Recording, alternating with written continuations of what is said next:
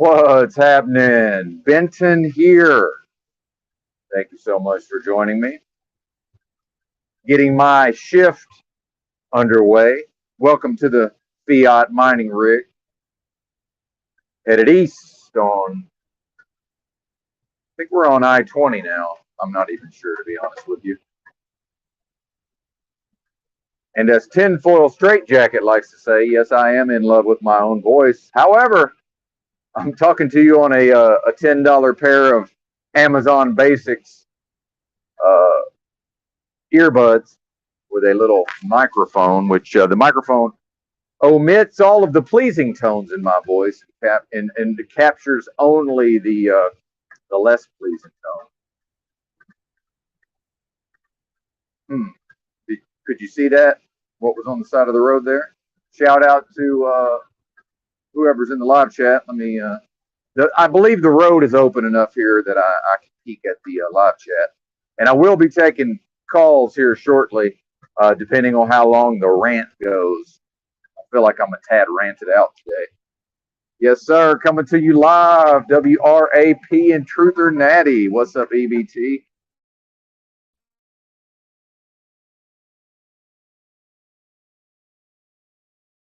What's happening, Razvan? Good, as it were. My my now famous bedtime of between 5 p.m. and 7 p.m. Typically, I pieced out right around, I believe, 3. And I've also got time changes involved in that. So it was probably closer to 2 since I had just came out of mountain time. So it was probably 2 mountain time. Yeah, 3 central. I woke up to a text message from my dispatcher wanting to know if everything was okay, because presumably when she was leaving for the day, she remembered, oh yeah, I've not sent Benton. He's picking up a load, preloaded trailer over the weekend. Probably ought to shoot him that info. And I'm generally responsive, so she's like, hey, is everything all right? We going into airplane mode, partner. Y'all not waking me up. Some of these truckers complain about the trucking company calling them, deep into their rest period, their 10-hour break. Oh, no. We in airplane mode, Jack. You ain't contacted me. Not finished. Oh, I got a great dispatcher, Razvan. See, this is what happens, I think, is when I was new with the company, I don't have no status. I've only been with this company, I don't know, probably not even 6 months yet. And they gave me this. First, I had the operations manager. I guess he wanted to observe my habits, which I believe is smart. And of course, he's an expert at his job. He was giving me the load assignment. Once I showed him what I could do, he kicked me over to this some bozo. And by the way, as we now know, the company is the fella that started the company is Eastern European. So a lot of these folks that I work with are in Eastern Europe. So some Euro trash. No offense, Razvan. Some piece of Euro trash. Con artist convinced this trucking company that he knew how to dispatch loads for a trucking company. I deduced very quickly that this guy had no fucking idea what he was doing. Oh, it was hilarious. But I said, fuck it, buy the ticket, take the ride. I can just fire this motherfucker, but I ain't got no standing, really, with the company. Let's just roll with this fool. I took everything he gave me. I took all the load assignments. Every once in a while, I had to push back on him. At one point, and he loved it. This is what I love, is he loved it. I bitched him out. He stayed on the phone with me for about 45 minutes while I explained to him in detail that he's not any good at his job. Oh, it was wonderful. Yeah, I just told him straight up. I said, man, I don't think you're good at your job. I said, how long have you been doing this, man? Like, what is this? You're not detail oriented. I mean, what's going on here? And he was trying to say, well, when I send you here or send you there, I said, man, you don't send me anywhere. I say, if I don't want to move the truck don't move. What are you talking about? I said, you're in fucking Bosnia, man. What do you want from me? What are you going to do from Bosnia? Just tell them like it is. Anyway, I don't want to get too inside baseball on the trucker talk. We're just warming up here. Thanks, everybody, for joining me. Shout out to the chat. What's happening, Sean? Oh, dude, my eyesight is terrible at this point. I wear bifocals. I'm strongly considering trifocals. I will not do those progressives. Oh no. I ordered a pair of progressives. Shout out to lensesrx.com. Wonderful website. I've had great experiences with those folks. Actually, that's not even true. I try to get progressives. Target Optical sent them to me. I put them on and was like immediately like, no, we're not doing progressives. It's like trying to look at the world through a fishbowl. No, thank you. Oh, but I need to attempt to retain my already gone youth. My youth is gone, but let me go out here and look at the world through a fishbowl because I don't want people to think I'm old uh, with my fucking bifocals. And shout out to Sans Memetics. He said, you better get you a landline. He said, because it's a SIM card, meaning it's a simulation. I said, motherfucker, I'm trying to get more SIM cards. So you want me to look at the world through a fishbowl, and I don't want to look old with my bifocals. Motherfucker, I'm going to trifocals. Partner, how about you? What you gonna do to me? What's happening, Musical's a Secret? Good to see you. I'm full of piss and vinegar, but I haven't really accessed any topics to reference yet. I'm trying to buy some time. I don't know if y'all can tell. And then I'm trying to pull out of the truck stop, and somebody's trying to enter the truck stop as I'm trying to exit the truck stop. A big rig, not a problem. Except it's midnight. They done parked all over the place. And as I'm leaving, there's some four-wheeler, some personal vehicle, trying to leave the pilot right off the interstate there. But now they're frozen. They're in a state of fear and trepidation. They're frozen because, oh my God, there's a big rig trying to creep out of the truck stop at 1.5 miles an hour, and there's one trying to enter the truck stop at 1.5 miles an hour. They've got their own entrance over there. But see, they don't understand that they're not even the same classification of wild beast as us truckers see. They're what these people are doing is they're in a state of unconsciousness. They have no awareness of the situation. And what they want to do is pull up, looking at their phone, listening to their music, got their fucking big gulp or whatever, trying to get things situated. And their strategy for life is let's observe the other animals and then proceed from there. But that don't work when the only animals around are motherfucking big rigs. So now they're frozen. I literally just pulled up and stopped and just started honking the air horn very gently. I don't want to wake anybody up. Gently tooting the air horn like, hey, man, how about y'all pull the fuck out of the truck stop? Because I'm about to creep out of here at 3.5 miles an hour, and then I'm going to make a right turn onto that interstate. And you bozos are probably dumb enough to just follow me. Not you, the listener. My apologies. And I know people don't like when I get annoyed and I'm talking about traffic, so I will rein this in. My apologies. Let's get all the apologies to the audience out of the way at the top of the show. How about that? Deep breath, Minton. Deep breaths. But do you see what's happening here? That's the moral of the story. Welcome to the early bird special. Here we all are once again. If I don't run you off. Goodness gracious. 5 days on, 2 days off every week. Who's that? Razvan? Living for the weekend. Trying to go home and play video games. Well, there's nothing wrong with playing video games. See, I'm cranky and agitated. What's happened is I've gone to sleep. I took a whole bunch of herbs and strong herbs and supplements. I'm on that form of magnesium that supposedly penetrates the blood-brain barrier. And I mix that in with some other bullshit that the internet has assured me is good for sleep. And I laid down and got rest. Well, now them tissues in my right upper back have loosened up, and now whatever's in there is coming out. So I'm spoiling for a fight. I'm cranky. I'm agitated. I'm on edge. Going to take call-ins here in a bit. Who wants to get yelled at first? Yeah, unslaved by truth, low key baller, 350K mortgage. Amen, brother. That probably got 150K in equity to 200K. I'm not trying to get into the man's finances because I'm here mining fiat. Hell, I was literally sleeping in a tent back in September, right before I got on here. I was like, well, shit, how long ago was I sleeping in a tent? Now I'm 10 G's liquid, Jack. I'm 10 G's liquid, got 2 phones. To me, that's rich. What do we call that? It's not inward rich. It's some other kind of rich. I'll come up with it. Yeah, it's a financial dick measuring contest in the chat there.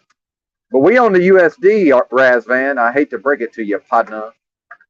You can't hang with us because we own that USD. What are you? Are you transacting in the euro, sir?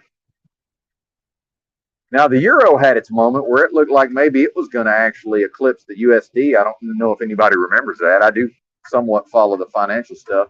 I'm very much a layperson, but they was pumping up the euro there for 5 minutes. How that didn't last.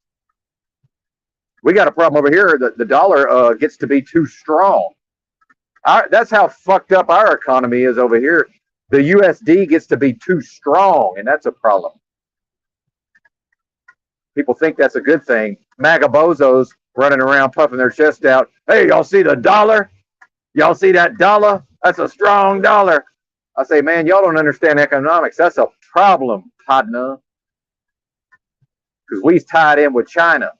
And I don't think that's a good thing when it comes to what China's trying to do over there. I don't think they want a strong dollar. But again, that's way outside of that's way outside of what I understand well enough to speak on. But I do enjoy the financial talk. And all crypto to zero, by the way, including Bitcoin. It's all going to zero, Jack. And let's talk about Bitcoin. I knew about Bitcoin when it was worth almost nothing. That's right. Now, I obviously wasn't smart enough to purchase any. I almost bought some Bitcoin. It was $35. I don't mean 3,500. I mean 35. I don't mean $350. I mean 35, and it was at an all-time high. But I was going to play internet poker with it. Shout out to Phil Galfond having a grudge match with my favorite online player, Jungle Man, Daniel Cates, that autistic fucking weirdo, and probably still the best pot limit Omaha player in the world. Although Phil's right up there in the top 5 most likely. But I can't fucking see good enough to even follow the match. How about that? Literally can't see it. Hey, I would have loved to have seen you guys play on a 4-minute delay. I can't see the screen. It's like, is that an 8 of diamonds? I don't know. What is that? Then I'm thinking I want to play, maybe stream me playing some 25-cent, 50-cent pot limit Omaha PLO 50. I'm not sure I can see the screen. Good Lord. EBT, you going to come on here, or I'm just going to ramble? What's going to happen here? What's happening, Woody? Shout out to Dark Glasses, Woody. Knew about Bitcoin when it was 15? Yes, sir. There you go. Yeah, Silk Road, man. I listened to that audiobook about, I love all that official fiction. What's that guy's name? Ross Ulbricht. Dude, I listened to that fucking audiobook like 3 times. And where they supposedly arrested that fool, I've been to that place many times. That bastion of homelessness known as the main library in downtown San Francisco. Been there many a time. Lovely place. And they created a disturbance, according to the official fiction, because they had to catch old Dread Pirate Roberts. They had to get him with his laptop. And this is like the Hollywood fucking storytelling angle. They had to get him with the laptop open, because if he shuts his laptop, all bets is off, because the laptop encrypts itself. And it supposedly can't be, unencrypted, because he's such a fucking hacker, right? Meanwhile, according to the official fiction, this bozo knew almost nothing about security. But then he got his start growing mushrooms. This is the official fiction, by the way. This guy who supposedly masterminded Silk Road. This bozo got his start manufacturing psychedelic mushrooms in I believe in the greater Austin area, if I recall. Of course, there's no psyops coming out of Austin now, is there? There's certainly no psyops coming out of Austin now, is there? Shout out to Alex Jones. Apologies, I got somebody that doesn't want to allow me to pass them. Probably a Southerner. Actually, they're looking at their phone. We'll just go 55 to better suit these people. How about that? Yeah. Wouldn't let me pass them at 71, but now look at them. Because I'm driving their vehicle also, but I won't. I'm driving multiple vehicles, but I won't get off into that. We'll stay on topic. Not that we have a topic. But they're on TikTok. They're looking at their screen, giggling at their feed. We'll mine fiat. We'll temporarily mine the fiat at a lower rate.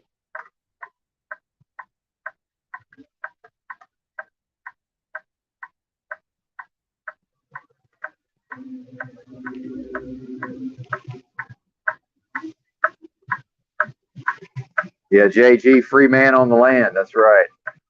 Is JG here? I haven't talked to JG in a couple days. I'm looking forward to potentially catching up with him.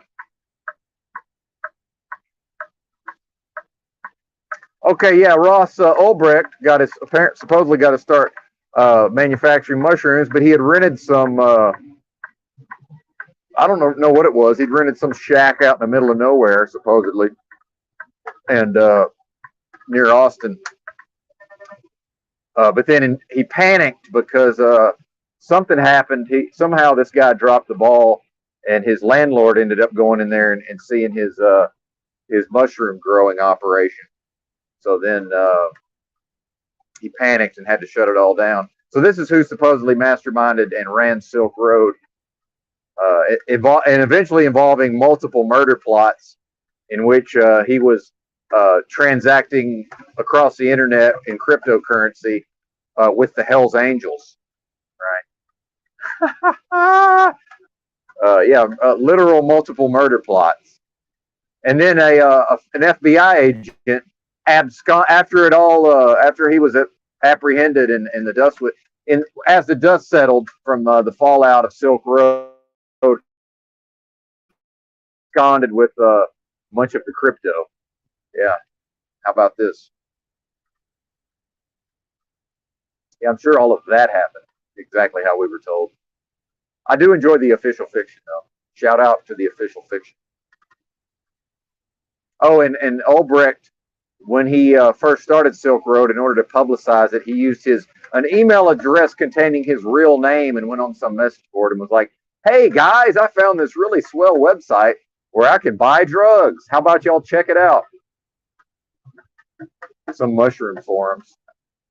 Yeah, apparently the post is still there to this day. And some African American, well, not African American, some dark colored gentleman who worked for the IRS, supposedly just did a Google search for Ross Ulbrecht's name and was like, "Hey, check this out. It's a drug website." Because see, what do they call that? You know, a by the numbers IRS agent, especially a dark colored gentleman who's risen to somewhat of a high position in the IRS. So he's not thinking, well, this is some half a hippie dude who's into psychedelics, man. No, it's a drug dealer. Do you see what's happening here? Oh yeah, I tried to grow mushrooms, EBT, and I'm such a pedantic. I'm so attentive to detail and so pedantic. I think I had kept my spores in the refrigerator for so long. I think they were bunk, or they might have been bunk to begin with because nothing grew. But I find it very unlikely, and there was no contamination. I find it very unlikely that I did anything wrong. Mainly because I am so attentive to detail, or I was at the time. Maybe not now. Mushroom. But since I'm a cool kid, I ate mushrooms for the first time at People's Park in Berkeley, California. Shout out to People's Park. Because I was wandering around on foot in Berkeley at like 2 in the morning, and I heard somebody go, "Mushrooms, mushrooms." And since I'm frequently referred to as a federal agent, you can imagine how difficult it is for me to generally speaking, for me to purchase psychedelic substances just on the street with no resources, no network of people. So I was filled with glee at the process, and just happened to have $20. The guy wanted 25 for an eighth. I said, "Sir, I have $20. It's a miracle I have the $20. Please take the $20. I need the 3.5 grams, sir." I was socialized in a backwards culture, born on the bayou on the edge of the Mississippi River Delta. I'm 35 years old. For the love of God, give me the mushroom. If anybody needs them, it's me. Take the fiat, sir. That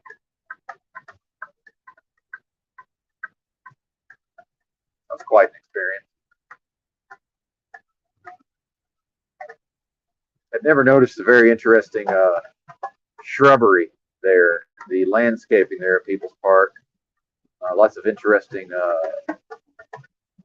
living sculptures, as it were. But I looked on Google Maps, and apparently the city has torn all that up now. I guess they're remodeling it. So much for that. So much for whatever interesting shrubbery the hippies had. What would be the word for that? Or whatever, to grow a plant lovingly and carefully over time. So much for that. Get the fuck out of here, hippies. Microdose. Yeah, I never got into microdosing myself, mainly probably because I find it very difficult to even access substances in the first place. Yep.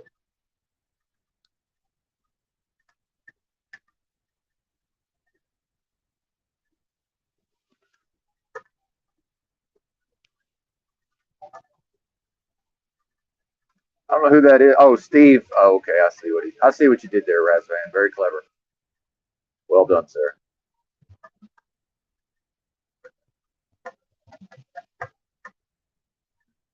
Well done, sir.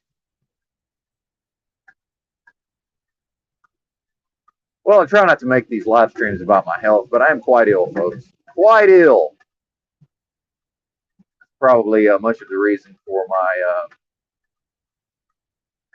long period of rest yesterday.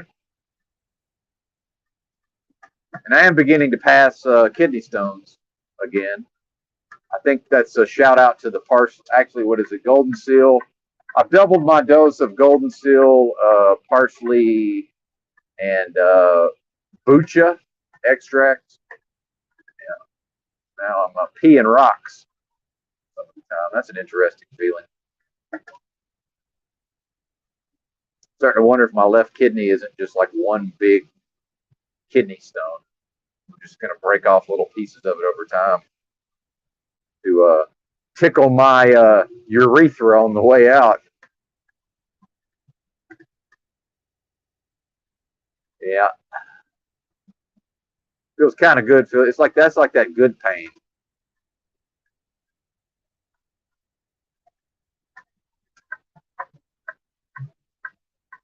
Oh, look at you, these fucking idiots! Get off your phones and navigate the fucking road. Oh my God! I went to all this trouble to get this fucking idiot away from me. Pardon me. I'm getting annoyed again. But here he is. Look at him. What is he doing? How about y'all press on the accelerator and get the fuck out of here? If you don't mind. Is that asking too much for y'all to get the fuck out of here? I mean, what has to happen here? I mean, if I had, dude, I would like to just be able to push a button and launch some missiles right now and just blow them the fuck up. I mean, I'm not violent. I don't want anything bad to happen to them. So that's just, once I start fantasizing that kind of way, I know it's not real. I'm not the problem. I mean, imagine driving like this, but then a big rig tries to pass you at 71 and you won't allow it. I mean, just imagine that while watching TikTok videos. We're mining fiat here.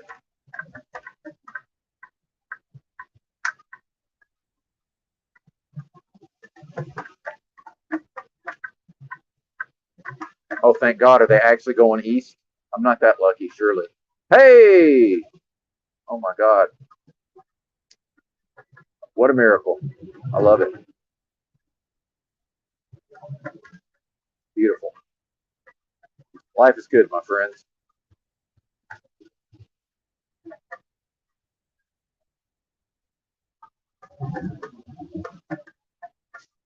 Yeah, yeah, yeah. Just catching up on the chat. Yeah. There you go, ABT.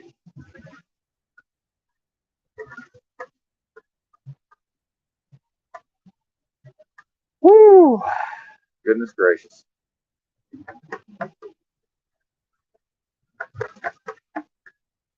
43 minutes of talking about nothing. Well, not quite 43. 30 minutes of talking about nothing.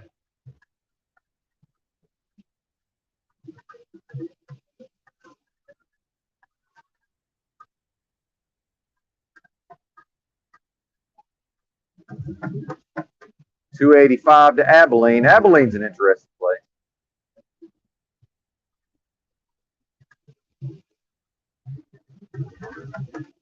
Not quite Amarillo though. Amarillo with the low key, funky art scene. Believe it or not. Some of these, I don't know that qualifies as a southern town, but a lot of these towns, these smaller cities, starting to low key become artsy fartsy. I don't know if anybody's noticed that, especially with the South kind of being behind the curve in some of those ways, and certainly less expensive. Less expensive in some of these southern cities. Still expensive. I don't think there's any cheap cities anymore. That's over with.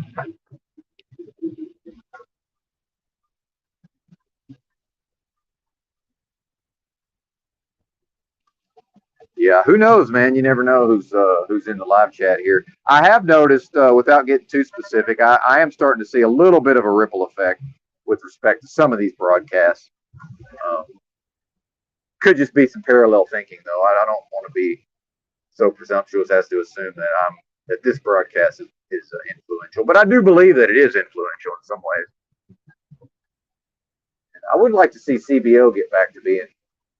CBO was definitely the most influential niche of the truth community there, for the so-called truth community there, for a while. I will say I've been enjoying these poly unslaved. Been enjoying that. His show, because I'm on such a weird sleep schedule compared to the rest of the world, I have trouble remembering when, but it was one of the last three shows. It was fucking the 10 out of 10 broadcast, man. It was high level, very entertaining.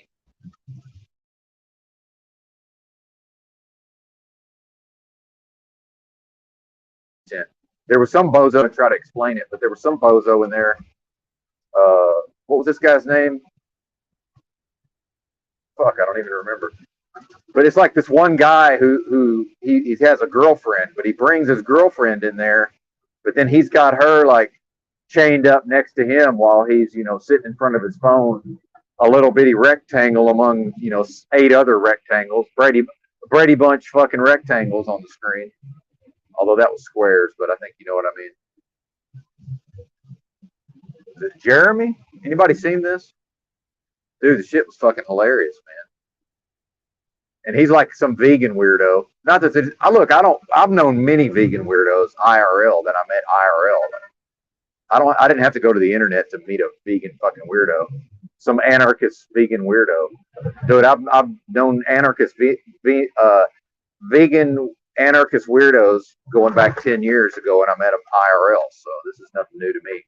I've observed these creatures in their natural habitat. 8 degrees Fahrenheit. Shout out to Music Cult Secret.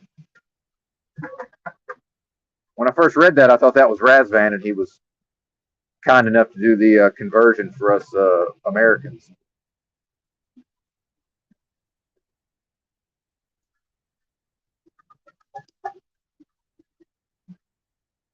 Uh-oh, now Razvan knows what I should do here.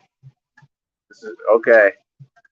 Well, I'm not. I'll choose not to get triggered by you knowing what I should do, but I'll let me better myself and read your comment without my liver beginning to excrete certain juices that will then go directly into my bloodstream and cause me to rant and rave like a lunatic.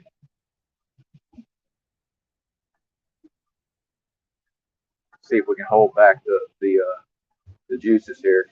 Okay. Well, I mean, I'll tell you what I should do, Razvan, and apologies for my poor eyesight, in which I can barely read your comment. Uh, what I should do, based on my lifespan, I should calculate the likelihood of a of an IRS audit versus how much longer I will most likely be able to drive a truck, and I should just go 1099 and quit.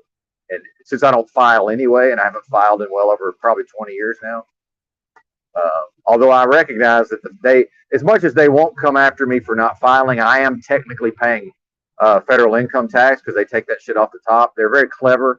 They're clever to create a situation in which if I just don't file, I won't actually owe them any money. And in fact, they'll just, I try to zero it out where I just don't owe them, where I don't get a refund, but I don't owe them anything, you know.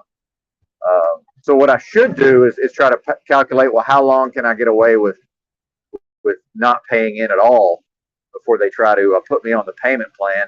And if, because that's what they don't charge me criminally and they don't take me off to jail. They just put me on a payment plan if I'm still employed. See, that's how that works.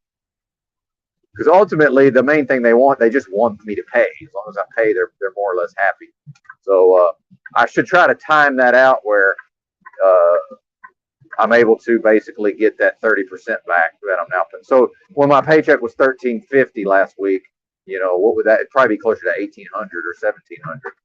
That's what I should do. I mean, let's face the fact. It's more or less a miracle I'm even able to do this right now. I'm not trying to cry.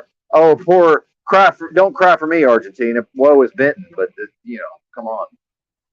Praise Almighty God in the mighty name of Christ Jesus. Not trying to trigger the non-believers here, but yeah, it's something of a miracle I'm even able to continue to perform this job, to mine the fiat 7 days a week. And I just had my second day off in, well, no, did I? Yeah, the last day of January was my second day off of the month. But I don't even feel like I'm doing anything. Well, that's called 6 straight years living in the streets. Shout out to JG. It's nothing. This job is nothing most of the time.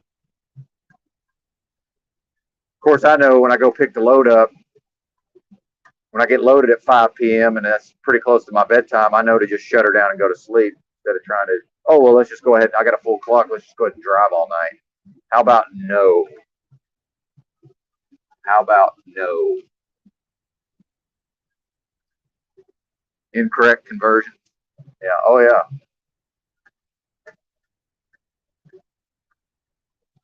I like the cold, but not the real cold. I like that, 25F, right around anywhere between 25 and 32F. That's the cold that I like.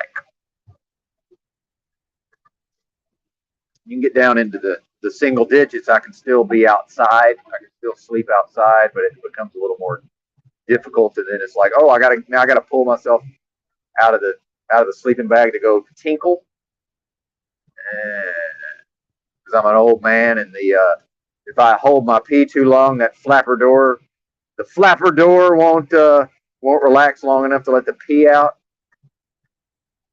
Shout out to whatever they call that. There's a name for the flapper door that lets the pee out.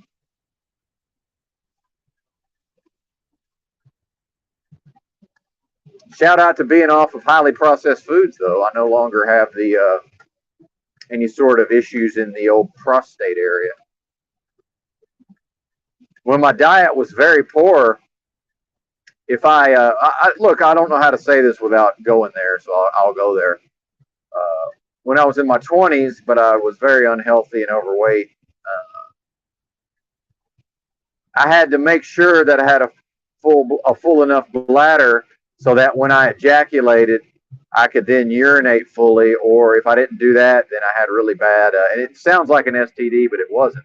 My fucking prostate was all fucked off because of my very poor diet. They don't have any of that anymore. No, it was my enlarged prostate.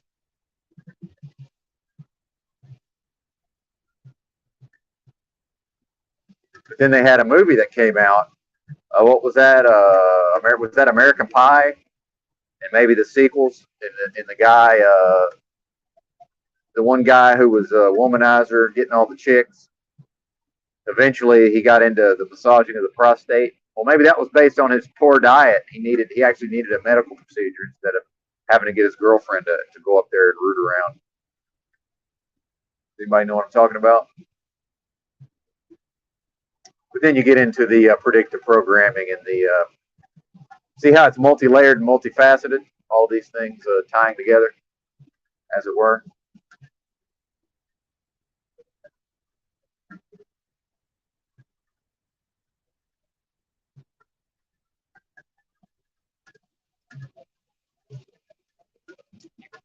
I'm going to drop that link here at some point in the near future.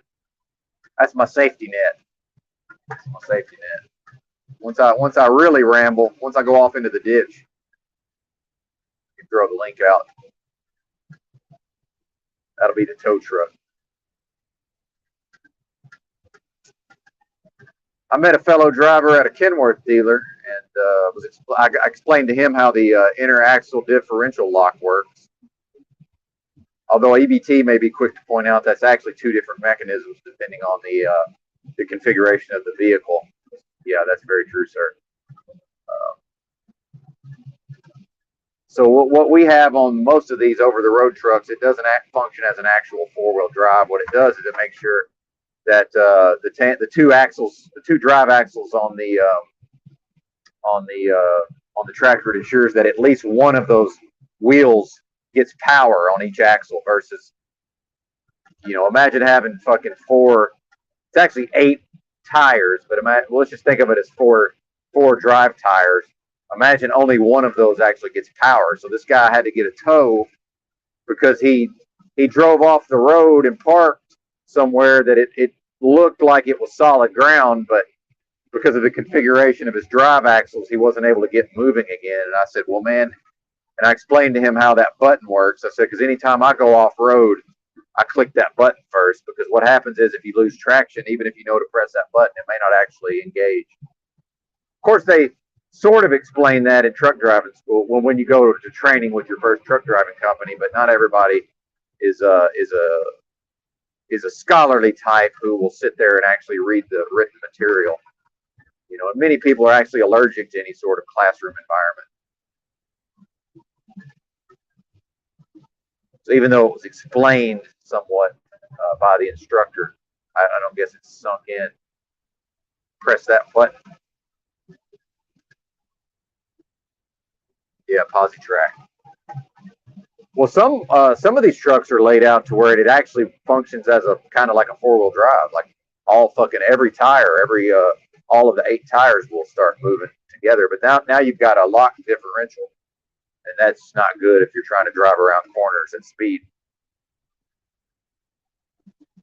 Wear the old tires out, the steering wheel can get hard to turn, and it would reduce the already poor turning radius, presumably.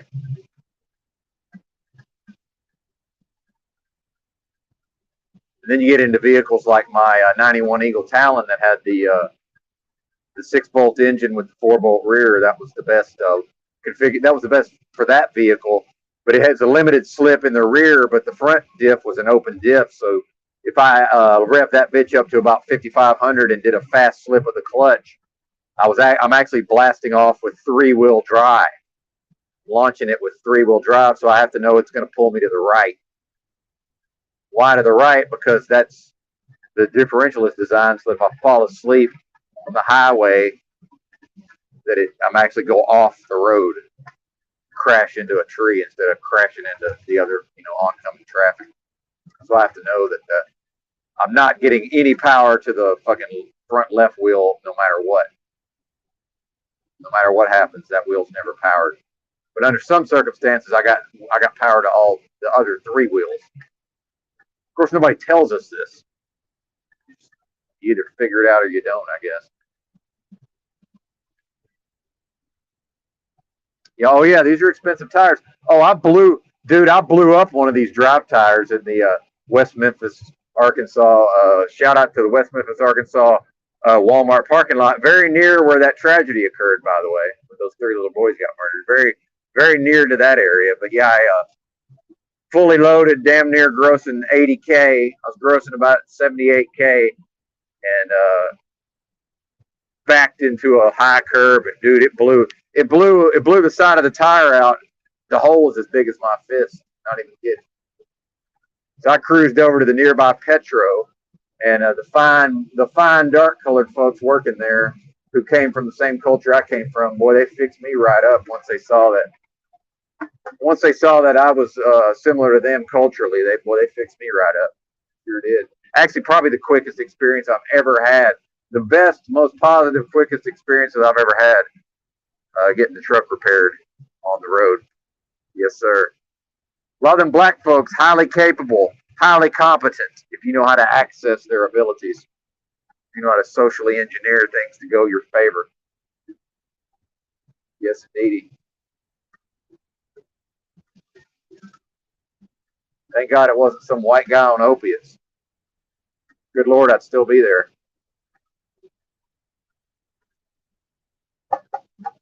And then the young generations. I hate to be critical of the young generations, but I went to actually just south of Chicagoland there, EBT. I tried to stop at a Love's and get some tires replaced on the trailer when I first started with this company because I didn't know how much of sticklers they were or not for getting shit repaired en route. But these fellas in their 20s, they all wanted to hang out in the office instead of being out there actually repairing the trucks. And then when I kept trying to come in there to very gently, as an old man, try to check on what was going on, one of them kind of got shitty with me, more or less like, hey, we told you we'd let you know, man. Why don't you just go wait your truck? More or less what he tried to say. Now, instead of me getting angry with him and trying to settle his hash, I just went and got my truck and drove away. I said, well, fuck this. And I got, guess what I did? I went to Effingham and got that shit fixed in Effingham by some country boys of the same generation. Them 25-year-old city boys, EBT, they couldn't, they didn't know what to do. They wanted to hang out in the office and chit chat like women. I went to Effingham. I said, well, shit, there ain't no way stations between here and Effingham. I went to Effingham, and the country boys of the same generation hooked me up, buddy. How about you? Fucking 25-year-old city boys. Get the fuck out of here. But since I was new with the company, I called the company. I said, well, shit, these boys here in Chicagoland, they don't want to fix me up at the Loves. I think I'll just cruise on to Effingham. Give me the go-ahead there, sir. Give me the go-ahead to cruise on down to Effingham. Yes, indeedy. Country boys.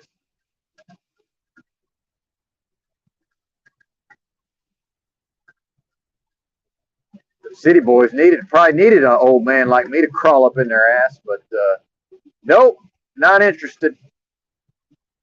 No, thank you. Of course, they called me after I left, trying to make excuses for their behavior. I said, no, man, I'm good. I just, I had other shit to do. I'll catch y'all never. Catch you never. I don't think I've stopped there since.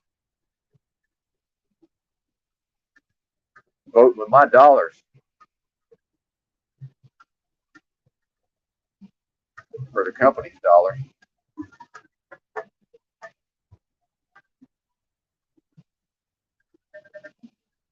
But imagine supposedly grown-ass men standing around in an office gossiping and chit-chatting like women, because that's what they was doing. Which is, look, that's fine. We all get into that sometimes, but that's not the part that's troublesome. It's that when there's work to do out in the fucking mechanic shop, but they're preferentially in the office on their phones and chit-chatting and gossiping like women, to the exclusion of picking up a wrench and fixing something. Imagine if they had daddies. My dad would have wrapped his one paw around my fucking shirt and tossed me across the room. But he never had to. Why? Because he put the fear of that in me well ahead of time. He never had to wrap one of his hands around my shirt, tossed me across the room, which he was certainly capable of. He never had to do that. By God, he had the fear of that in me. Yes, sir. It's not these young boys' faults. It's their daddies strung out on opiates, can't stay with their mamas long enough to raise their kids. Think my parents got along? Fuck no. That's why I can't never be too hard on my daddy. He stuck around. He was a workaholic to avoid being in the home, but by God, he showed up every night. At least went to sleep there before he left the next morning. There was always the threat of, well, wait till your daddy gets home. Oh my God, please. Not that. Whatever you do. Good gracious. Because it's not like he's coming home in a good mood, y'all.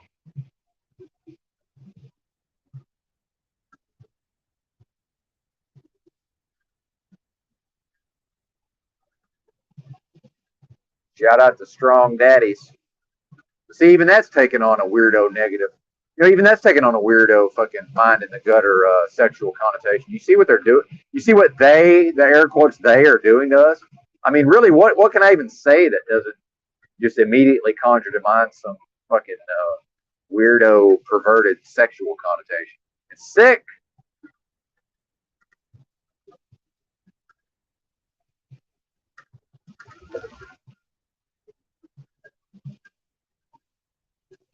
All right, dropping the link.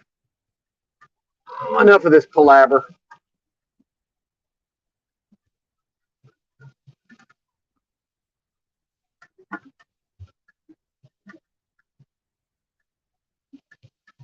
I'm feeling froggy, though, just be forewarned. Feeling a little froggy today.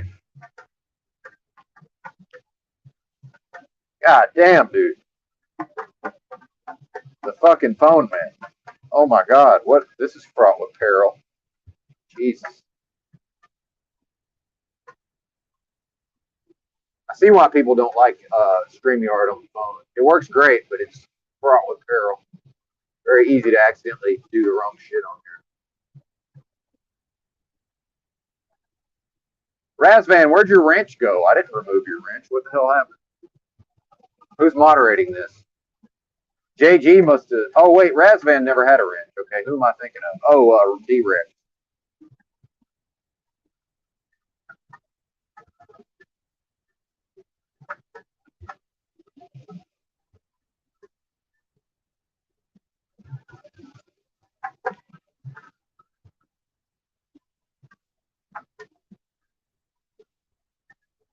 All right, message pin. Hey, we got a call in. Is it JG? Hey, it's Razvan. Fantastic. Razvan, how are you, sir?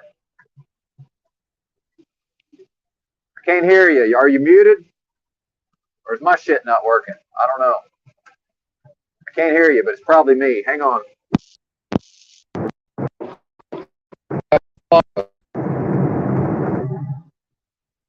Why don't I have audio? Shout out to Tranquil Vortex. Can everybody else hear Razvan? Because I cannot hear him. I feel nothing. Or I hear nothing, rather. Razvan, I cannot hear you. I don't know if anybody else can.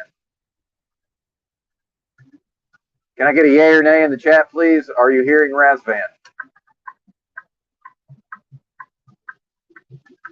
Okay, Razvan, you have no audio, sir. You are incommunicado.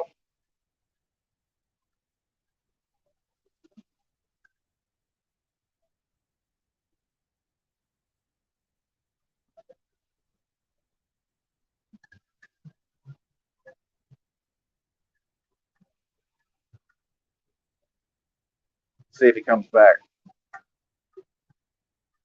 Oh, we're entering the Permian Basin here, very near to the oil fields. This is where all the slipping and sliding and big rigs rolling over. This is where this happened that one day when I drove on the tiniest, thinnest sheet of ice you could ever imagine for 7.5 hours.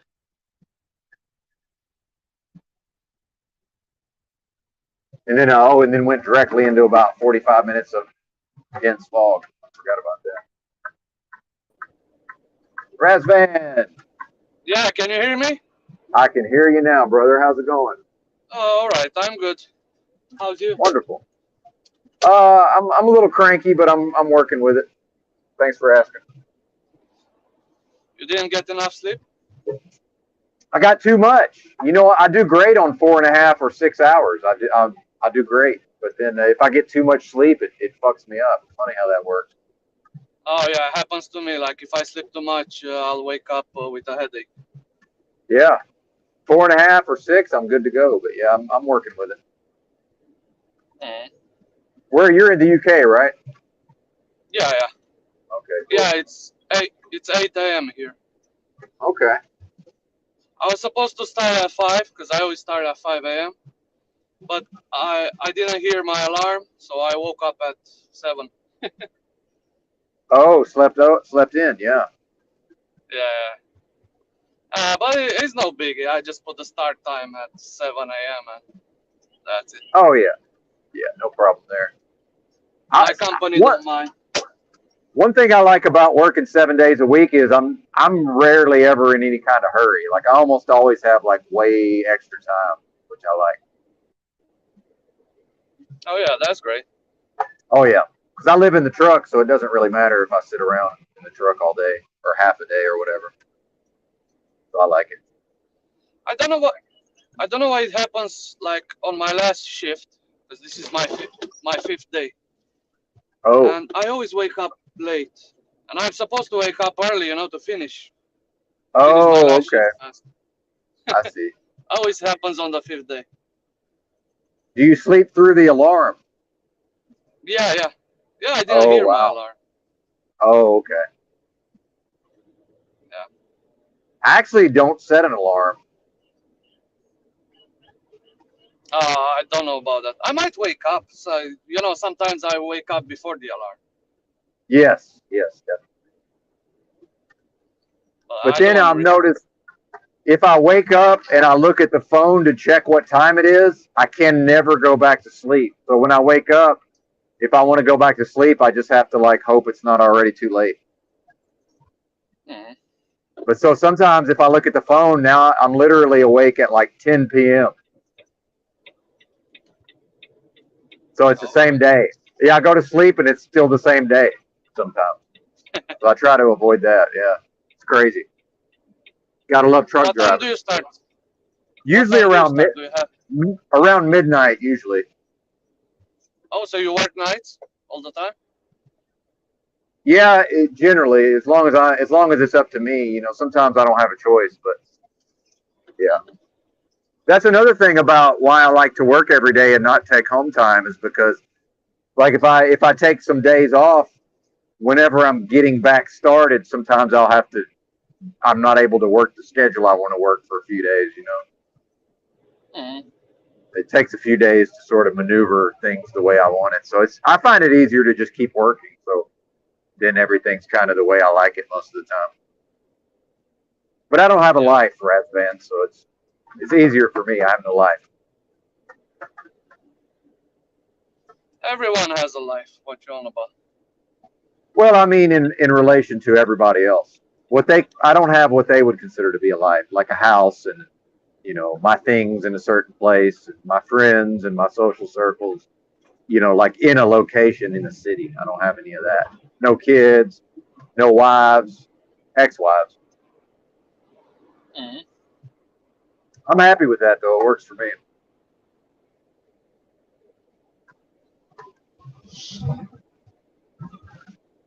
You're gonna go. What do You you get to mean play music? what music? Music? You Oh, can't okay. hear me? Oh, I can hear you. You're good. he's saying my I'm mic. pretty. He's I'm saying my pretty sure mic if I is can. low. I think if I can hear you, everybody can. But yeah, you might be a little low. That's possible.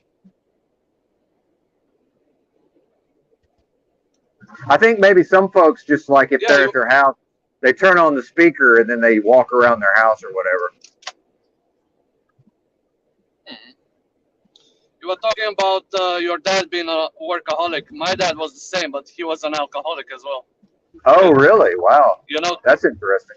yeah, to cope with to handle my mom. Oh, I see. I see. Although my mom is, she's like in the public, she's a very sweet lady, but uh, she has a way of annoying my dad. She has a subtle way. She she kind she kind of does it to me as well. so I they're try not to get upset with her, but so they're still together. it, oh yeah, yeah, still Well, married. Yeah, to me, that's all that matters. You know, all that other stuff, as long as they can figure it out, man. To me, that's what matters. Because my folks are divorced, but they stayed together until the kids were grown. Once the kids were all all right. grown, because I have two younger sisters. Once everybody was grown and out of the house, then they split up. I had a discussion with my ex-girlfriend. I was like, okay, if we get married and have kids, can you at least dedicate 12 years of your life, so the kid grows up until you get bored and fuck off? And she Yeah, was like, exactly. no. And she was like, no. And I told her, okay, then we can't get married. Yeah, they won't do it, man. And Yeah, I yeah, think that's. Go ahead. because they talk about happiness, like happiness, happiness, happiness. It's all about me, me, me. And I Yeah, told her it's about sacrifice. Because my absolutely. mom, my mom stayed with my dad as an alcoholic. Well, they stayed together, and for the kids, she Absolutely. always says she always says, "Oh, I stayed for you guys and whatever." And my dad says the same. Oh yeah, absolutely. But everybody quits real fast nowadays. Well, and then, some of that I think is that there's not a stigma like there used to be. Like my dad's generation, he really had to do everything to be responsible and raise his kids, or people would look down on him and not accept him in society. And same thing for my mom. But then over time, it's now just completely okay. Society doesn't care if people don't stick around and raise their kids. That Yeah, pressure is gone now for the most part. and plus they can get money like in UK. They can get money benefits. They can get free housing like a single mom. She can have a free house, free bills. The government pays the bills. She can have the guy's house. She can get everything. So if she's Oh bored yeah, and of not course. and not happy, obviously she can fuck off and take her children. Well, but what I've noticed is, and this is, I don't want to bash women. That's not the point of what I'm saying. But I've noticed that just women, I believe, feminine energy is rooted in chaos, and masculine energy is rooted in order. I think that's the nature of the energy. And of course, they're a combination of masculine and feminine, just like we're a combination of feminine and masculine. Although I said that backwards, but I think you know what I mean. But if everything is too calm, that Yeah, chaos energy can't deal with that. If everything's too ordered, the female energy will create problems. They can't handle it when everything's copacetic. They really can't. It's not to their nature. So it's not a criticism. It's, am I willing to accept that in the past, and I've never had kids, but when in the past when one of my wives gave me too much problems, it was not because I was not doing right. It was because everything was too calm, and everything was it was going too well. If that makes sense. Now they need to stir the pot. Now they need some yeah, drama, and that's natural. It's natural. Yeah. yeah. They need the drama. Yeah, yeah, because women usually consume like this murder documentaries, this crime Yeah. series, Absolutely. uh, telenovelas. That's about drama, about love, and Yep. Soap opera. yeah, soap opera. Yeah. Yeah. See, I used to watch soap operas with my high school girlfriend, who she was a candidate for wife number one, but she never became ex-wife number one. But I thought they were funny. Like I would watch them and like it's fucking hilarious. Just Oh yeah, me too. yeah, Yeah, me too. it's funny. Yeah, and I used to watch like Melrose Place with her, with ex-wife number one, not the high school girlfriend. But see, this is all like the narcissism is these people are extensions of me in a certain kind of way. So I actually confused my high school girlfriend for ex-wife number one because they're kind of the same person from my perspective. I mean that says a little bit about me that I can't really tell them apart in my memory some of the time, you know. Mm. But it is what it is. But yeah, it's funny, man. But I can see that they're feeding off of the drama, you know. Like she's getting her needs met. But back in the old Yeah. days, we weren't involved. You know, the boys and the men. You know, we weren't able to really be engaged in the drama. We're just not allowed, right, because of the social standards. So the women weren't really trying to engage with us on those levels. They would fuck off and go, you know, like at the schoolyard, the boys are running around throwing dirt clods at each other and trying to bash each other's brains in. And then the girls are standing around with their hands over their mouths, giggling, watching the boys, you know, studying our habits and becoming fucking experts in how to psychologically warfare us in the future. See, that's not, Yeah, I I don't don't think know. that's really happening anymore, but go ahead. I can't handle the drama. Like my dad's generation, all of them argue and stuff like that. Like I don't know, man. Yeah, definitely. My dad argued with my mom, but a lot of it was just he wasn't good at the verbal battles because, you know, I don't think he recognized that she's testing him just to make sure that he's maintaining his position as the leader. I don't think he recognized the dynamic. So they had a lot of arguments and a lot of yelling matches, but like, you know, he was always the top dog in the family. You know, it was never my mom. Now she's the leader type of thing. She wasn't able to, you know, because now what we have is the woman is more or less in charge in most families. It's the woman is actually the leader of the family most of the time, from what I'm seeing. Oh yeah, with my ex, I had a conversation. I was like, uh, also if we get married, you won't be wearing the pants in the relationship. And she was Yeah. like, so what if I do wear them? And I was like, if you can make if you can make more money than me, if you can bring more money in the house, so I have the house, I pay the bills, and if you can do that, if you can earn more than me, then I'll be a stay-at-home dad. I'll take care of the kids. Yeah, we can switch roles. And she was like, "How do you know? How do you know I won't?" I was like, "I know you won't." And she actually wanted to wear the pants in the house. Well, of I actually course. had that discussion with her. And no, that shit doesn't work with me No, of course not. because I'm not this British boys. Well, you can't Be- be a man because and have a woman. Go ahead. my Go ahead, dad, sir. because I grew up with my dad, he was the leader of the house. Yeah. I grew up the same way. I can't obey a woman. My mom obeyed my dad. Of course. She Because she gave him can't. Yeah. hell all the time, but Yeah.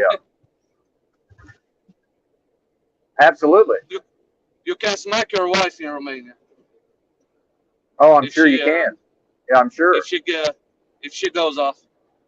Well, it's getting worse nowadays. You know, feminism is infiltrating. That cancer is spreading in Romania as well. Of But course. we still have the laws. Like, if you get divorced in Romania, if both if the guy had a house before you got married, she doesn't get shit. You Yeah. only get they split 50-50 whatever you build after the marriage. That's what Yeah. the court splits. So if you Gotcha. have the house before you got married, she doesn't get shit out of it. But then look at the old days. If the woman left the man, she left with whatever she could carry, and then the man just went to town and got another wife.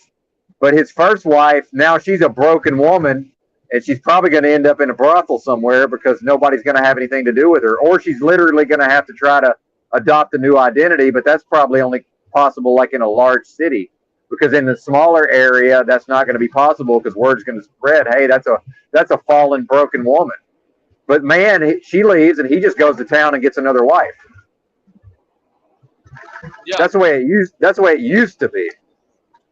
And I'm not saying that's better. I'm like comparing and contrasting. Now it's like the opposite of that. Now she's got a lot of the power, and the man is like, if he wants to have access to his kids and his resources, he's kind of got to do what she wants. Yeah, like the quitter gets everything in these Western countries, and it's usually the woman, and then Oh the yeah, guy gets punished, even if she cheats. The courts don't care if she's the one cheating and initiating divorce. well, although there are states like California where I can actually go to California, marry a rich woman, and divorce her, and I can take her shit. Like that, Oh yeah. there's some places, but yeah, most places it's all for the woman for sure. But and I'm one of these people. It's like, yeah, she should get something. I mean, she did put up with this motherfucker for that long. I don't Oh think she yeah, I'm should the just same. get nothing, Yeah, she should get something. Yeah, but not but everything. not. Why should she get everything? Yeah. Yeah, that's what I wanted to say.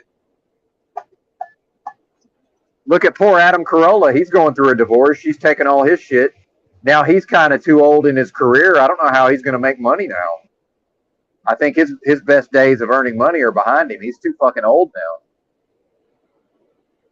You know, one thing I don't get about these rich couples, rich people, they should have an offshore account with tons of money, and Yeah, the second the wife initiates divorce, you grab your shit, even your kids, and just fuck off, fly off the fly yeah, outside the USA.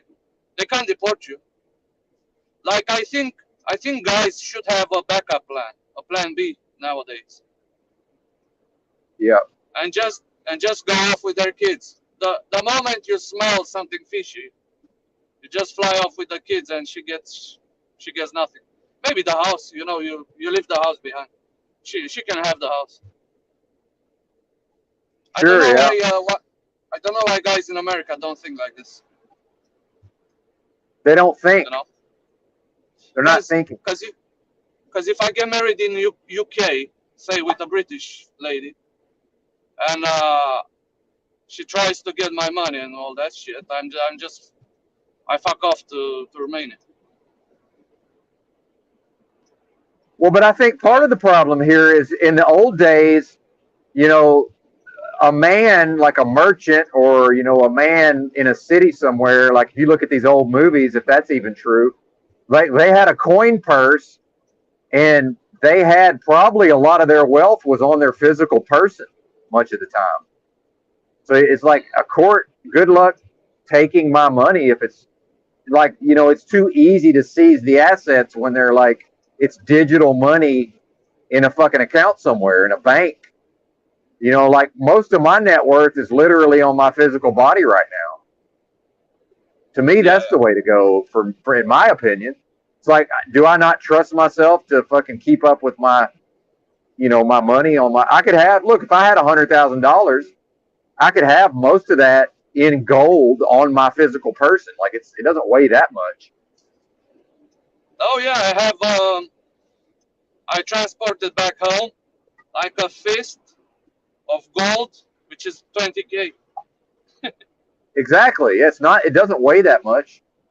You can hold 20,000 in your hand like this, in your fist. Yeah. Well, Couple of coins. if you've ever seen that meme of that Indian guy who's wearing like all that gold jewelry, that's what that is. He's transporting some of his money, and he can go Yeah. through customs. He can go through customs with all that jewelry, and there's no, he can't go through customs with $100,000 in cash necessarily, but he can go through customs with $100,000 worth of gold jewelry, no problem. People don't You know, think that way. in Europe, uh, if you have more than 10,000 on you, you need to declare it. Exactly.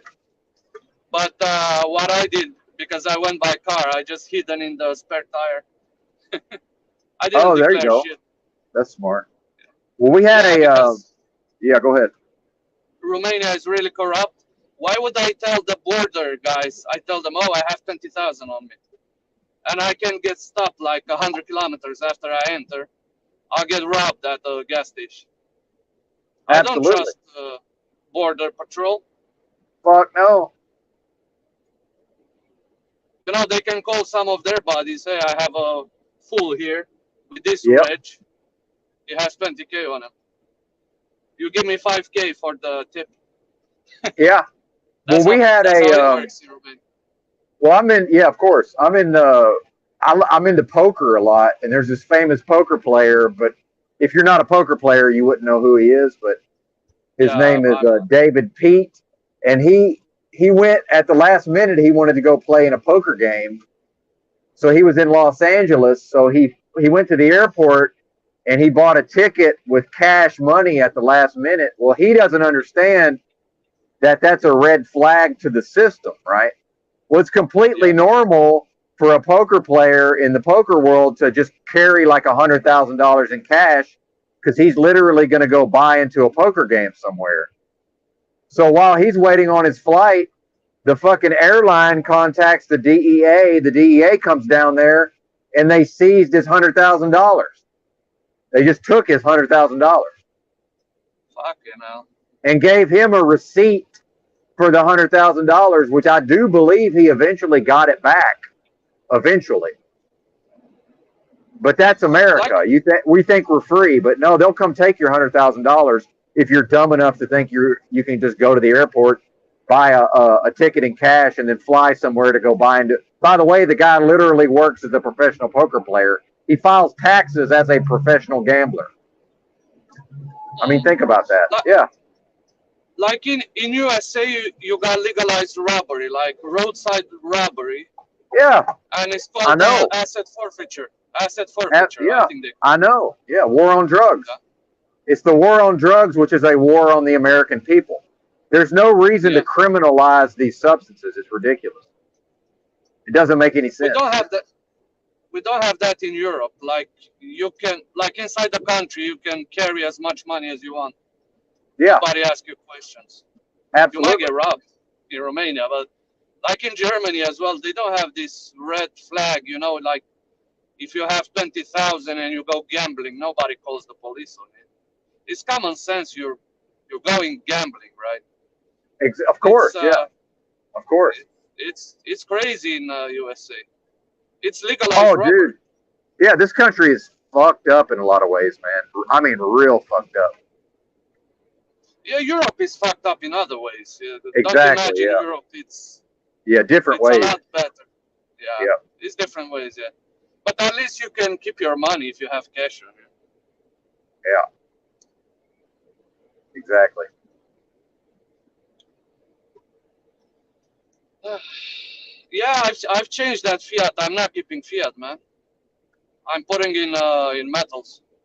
Oh, good. I think that's the way to go, I personally. I don't want to have a fat bank account. They're No, man. buried somewhere. My money is buried somewhere like pirates in Romania. Good, man. You Good. know. Yeah. I keep the fiat because of my lifestyle. I will probably end up needing to spend it at some point. So if I buy Yeah, gold, I if understand. I Yeah, sell it, if I sell it too fast, then I lose the spread. So it's actually better for me to just stay in the currency, me personally. But everybody's situation is different, you know. yeah. I like money, man. But I like money a lot. I'm not gonna lie. I like just having cash in my hand. I like money as well, but I'm expecting, the base system whenever it comes in. You don't wanna have a fat bank account when it comes in, No. because obviously, me, I already have a plan B when the base system comes in and they ask you to get the chip, the microchip. I'm Yes. going to my farm in the mountains, and I'm just gonna be farming the land because I grew up on a farm, Oh, good. so I know a lot about raising cattle, slaughtering animals, making Yes. food out of them. I used to cut my first pig. I cut my first pig when I was 14. Oh wow. Yeah, because in my village they kind of initiate you as a man at around 14, 15. They give you a knife and you have to cut the pig. Yeah, you become a Okay. man. You know. Nice. I mean, it was a traumatic event, but you know, it got that weakness out of me. You know Yeah, what of I mean? course. Of course, yeah. Killing Right. It's a killing rite of your passage. first animal. It's a Yeah, rite of passage. yeah. Yeah, that's something I talk about on these live streams a lot. Is that there we don't have rites of passage anymore for most of the young males, especially the ones that live in cities. There's no rites of passage.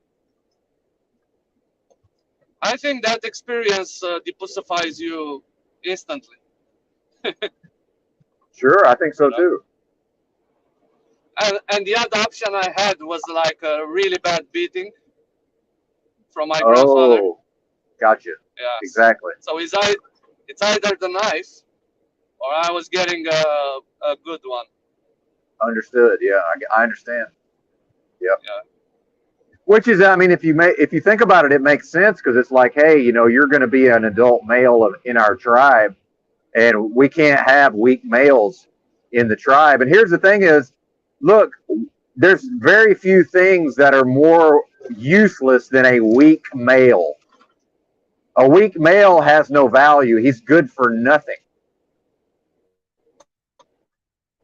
If we're going to have a weak male, I would rather have a Yeah, woman. and you have these And I don't people I don't mean nowadays. like well, I don't mean have a woman like for a partner. I just mean I would rather send a woman to go do the job instead of a weak male, whatever the job is.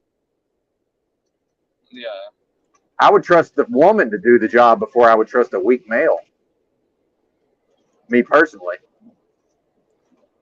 But then what are we raising in America? It's almost nothing but weak males.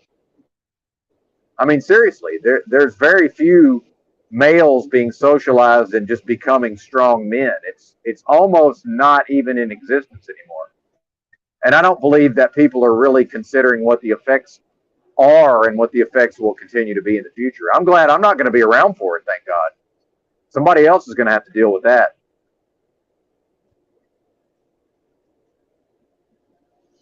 Like, have you seen Benton? Have you seen the ad for American Army recruitment and Russian Yeah. recruitment? Yes, yes. Have you seen the comparison? Like they had Yeah. that cartoon, like Yeah. with a California girl or whatever. Yep. Oh my gosh, that says everything. Of course it does. Everything you need to know Yeah. about the brainwashing in USA Yeah, absolutely. versus Russia. Of course. Yeah. But see, I don't need the comparison because I already know I can do the comparison in my head Yeah, you because I know, you know live in it. well, but I know they're not doing that in Russia. So my brain I think the problem is not the problem in that instance is that Americans don't understand that other countries are still more like they used to be.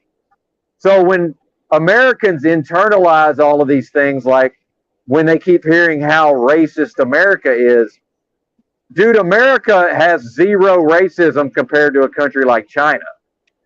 We have no Oh yeah. racism compared to China. But see, America internalizes racism and believes that America's racist. No, it's not.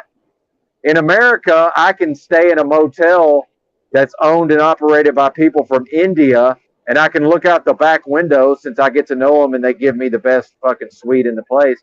I can look out the second story window, and there's a black man who's raising his family, and he's living next door to a Hispanic family that's raising their family. And I'm a white guy staying in the motel seeing all of this. That you cannot find that in China. That does not exist. You can't Oh have yeah. that in a country that's racist. It's not possible. America's not racist, but China is racist. But we're convinced that we're racist. See? But it's China Uh, that's racist. Yeah. I don't even believe in racism. No, it's just natural. It's just natural. It's yeah, you know, like Muhammad Ali had an interview. He's like, if birds of the same same kind. They stick Yeah. together. Are they racist to the other birds? No, they're No, not. it's natural. It's just nature. It's just preference. Like if you like vanilla ice cream, are you racist to chocolate? Yeah. But we're able to It's get just along. Since preference. I grew up with black people in Arkansas, we're able to get along. See, but we still stick to our own kind for the most part.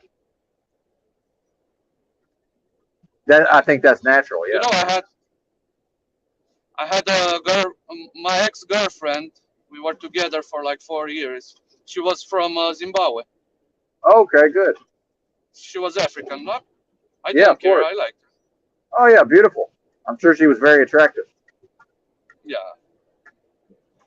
and very young as well. She was 20. I was 27. What was her level of education? Oh, she was in university. Like Exactly. Yeah. I think it's See, college in Americans. America.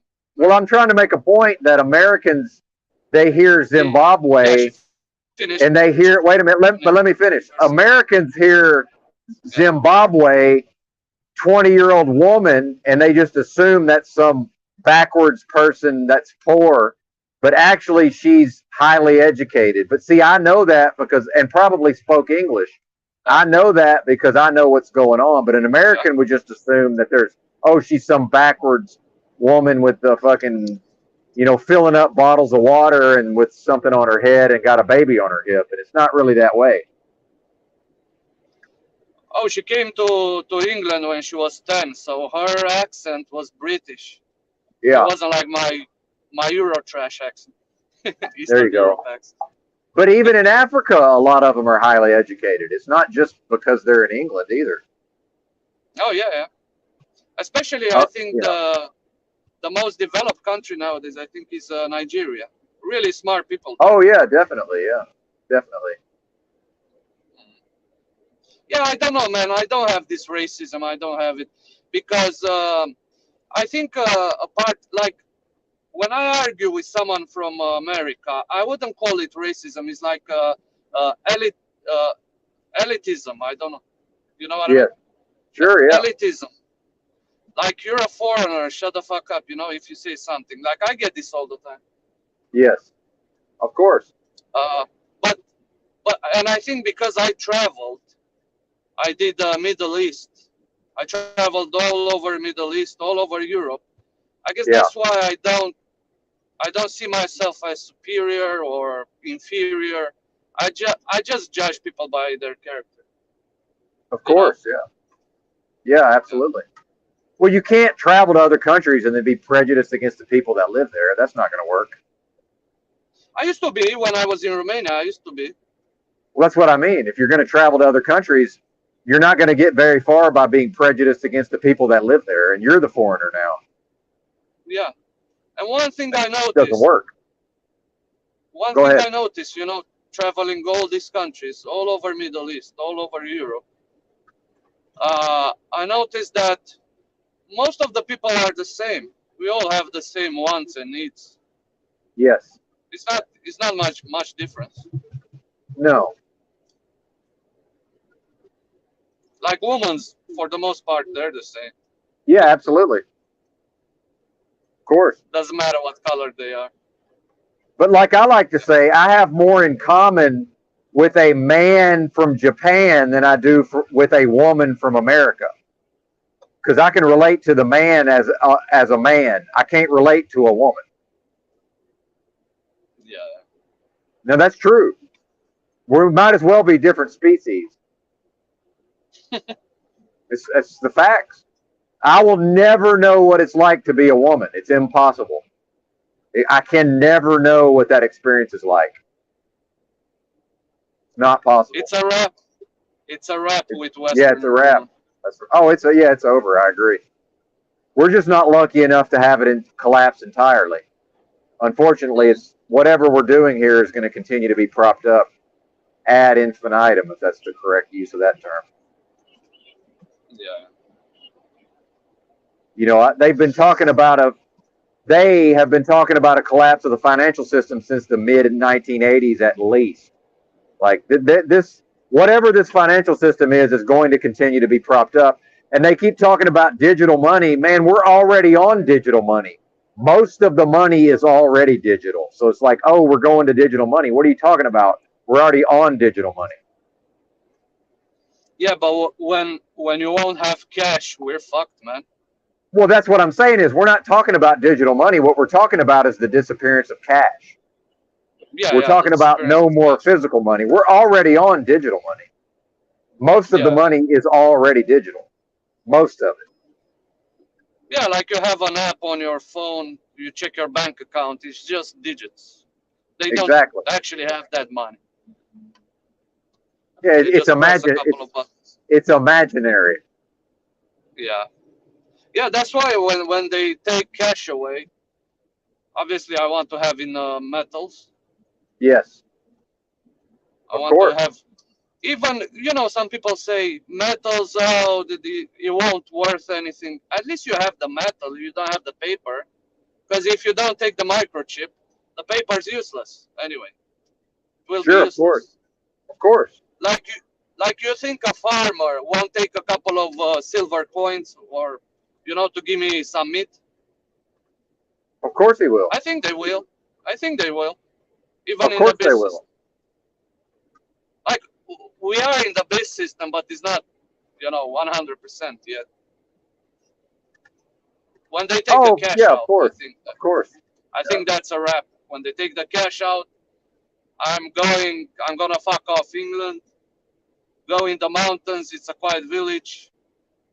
Raise a couple of goats, sheep, cow, and that's it. Yeah. Yeah. Absolutely. I won't stay in this fucking system. They can have it. Sure, yeah, of course. Yeah, definitely.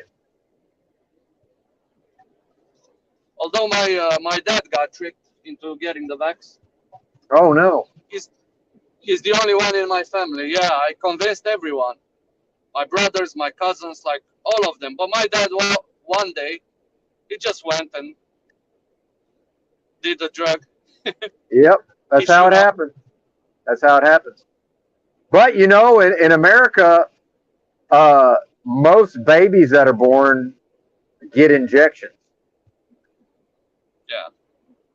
So why do we think that adults are not going to go get injected? It kind of doesn't make sense to be injecting all the babies for the most part, but then we expect that an adult's not going to go get an injection. If an adult will inject their baby, why wouldn't they inject themselves? Like it kind of doesn't even make sense. My sister, she used to work in a hospital, and she became friend with this lady doctor, Yeah, and she's well known. She's well known in Romania because they wanted to force vaccines on babies and stuff like that. Like it's in England, America, yeah, and whatever. absolutely. And because of her, they couldn't pass the law because she gathered other doctors, and they couldn't pass that law. Yeah. Yeah, So so the media tried to trash her name, saying she's an anti-vaxxer and whatever. yes, Uh, and she said, "Oh no, I'm not. I'm just for people's choice and stuff like that." So my sister had a chat in private with her. She has two kids, yeah, and she asked her, "Did you do any vaccines, any vax to your kids?" And she said, "No, zero." yeah.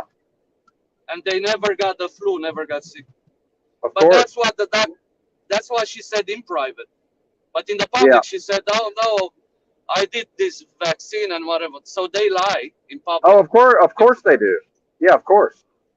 But for their children, they're not using all those drugs. They give to the slaves Yeah, of course. But of course. I mean, that's just, of course they do.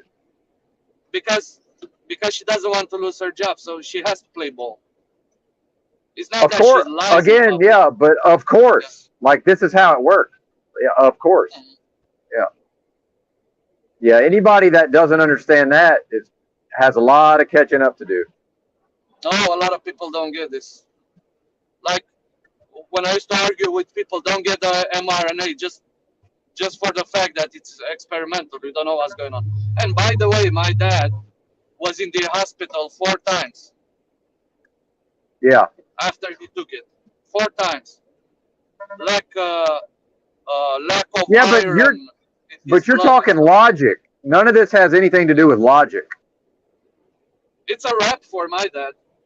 Well, but I It's a mean, wrap. I'm the point I'm making is that logic has nothing to do with what you're talking about. It's not involved in what's logical. Has literally nothing to do with it. it's See, not I don't it's even. not logic. It's not No, no, no. logical But to. my point is, you're wasting your time when you Oh speak yeah. logic to these people. It's point. Oh You're yeah. Yeah. literally wasting your time. It has nothing to do with anything. Mm. You know, my family for the longest time until COVID came.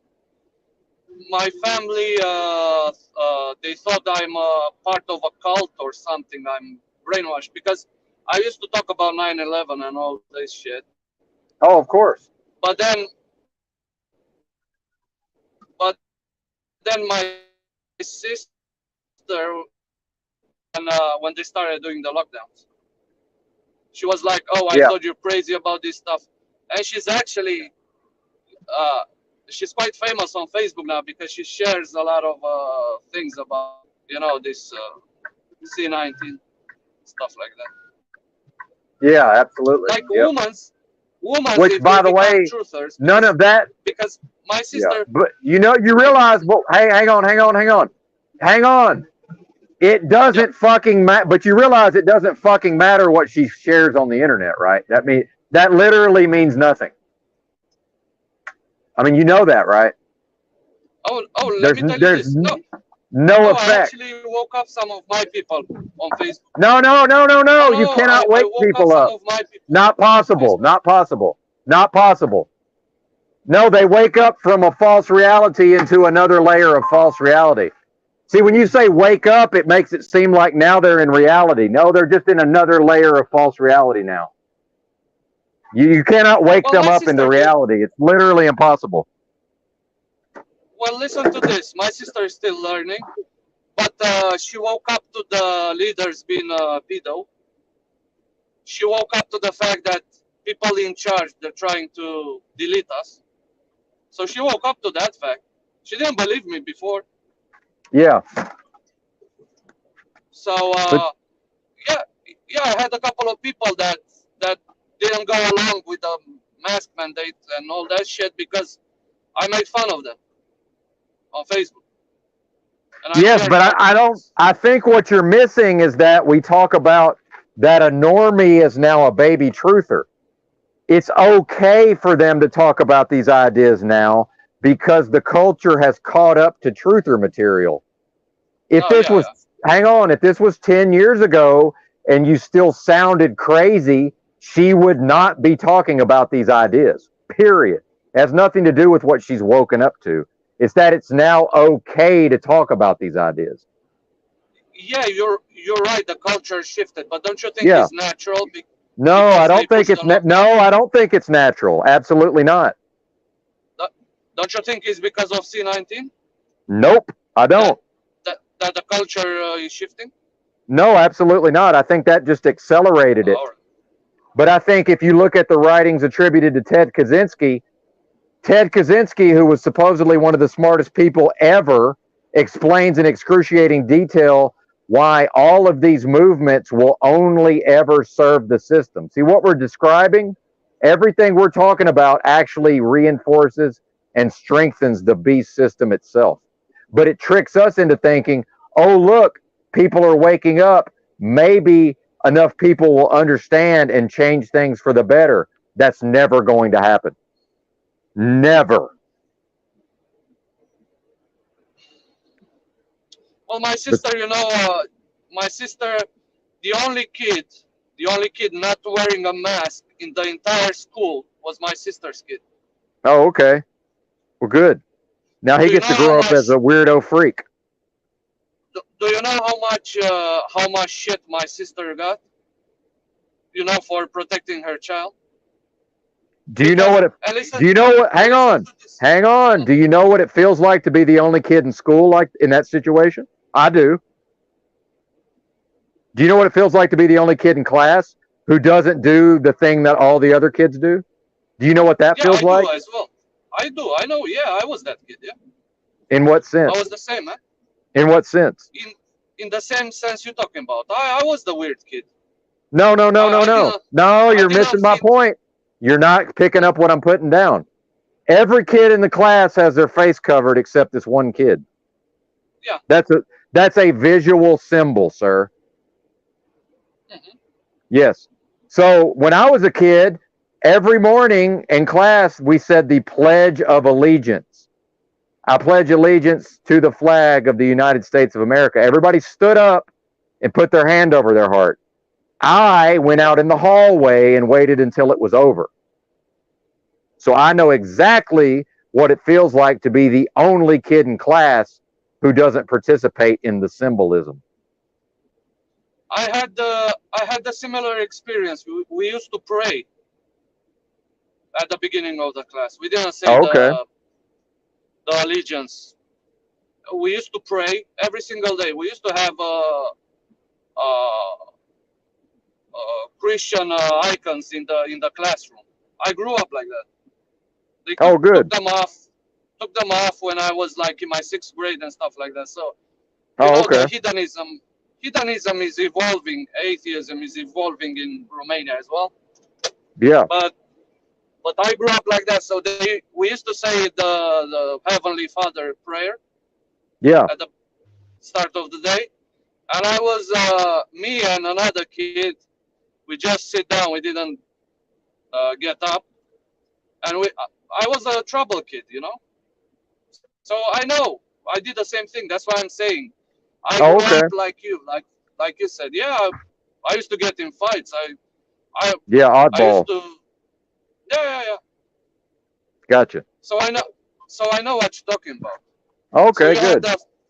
you had the Pledge of Allegiance. We had the Holy Father prayer, Yeah. and the reason I was anti-religious, and we also have a religion class every day, 1 hour of religion class, and I used to hate it. And listen to this. This is why, because my parents used to drag me in church every Sunday, and I hated it. I was bored in church, and then at school, I remember in my second grade, I used to ask questions to my religious religion teacher. And I used to ask questions about God, you know, because a lot of things didn't make sense to me, like how He created in 7 days and all that stuff. And he was patient. He had patience at first, but after a while, he thought I was making fun of him, you know, by asking questions about God and stuff. So he came to my desk and he slapped the fuck out of me for asking questions. I wasn't making fun of him. I actually wanted to know God, and he slapped the fuck out of me. So that's why Ouch. I hated religion. Gotcha. That's why I wouldn't say the prayer. And Oh, I see. my teacher would call my parents and stuff like that. I was like, fuck this, man. I'm not doing it. Real quick, I'm seeing comments in the chat about the event of the last few years, and remember, I don't refer to it by name, but because YouTube has trained me that I'm not able to say certain words. But someone said it's a litmus test. I say, well, it's multi-layered and multifaceted. It's not ever only one thing ever. But yeah, Oh yeah, you're right. it's Yeah. definitely part of it. It was a litmus test in certain ways. Yes, that's absolutely part of it.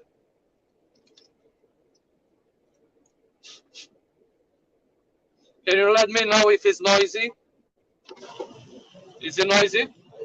Yeah, but I mean, I don't. It's going to sound as good as it's going to sound, so I wouldn't worry about it too much. I'm just gonna have a smoke and listen to it. Gonna mute my mic. Oh yeah, do what you got to do.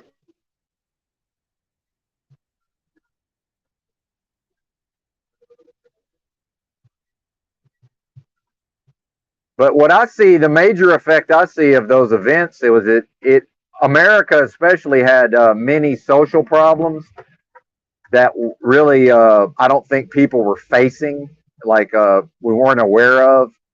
For example, in the several years before the event began, uh, middle-aged white people in particular, their rate of early death had skyrocketed statistically, and a lot of that had to do with drug addiction and opiates, especially. Lots of stuff going on with the opiates. And obesity as well. Obesity. Well, yeah, of course, yes, that as well, definitely, yeah, and the medical system itself was killing a lot of people, but then a lot of drug overdoses, and then also alcohol plus pills.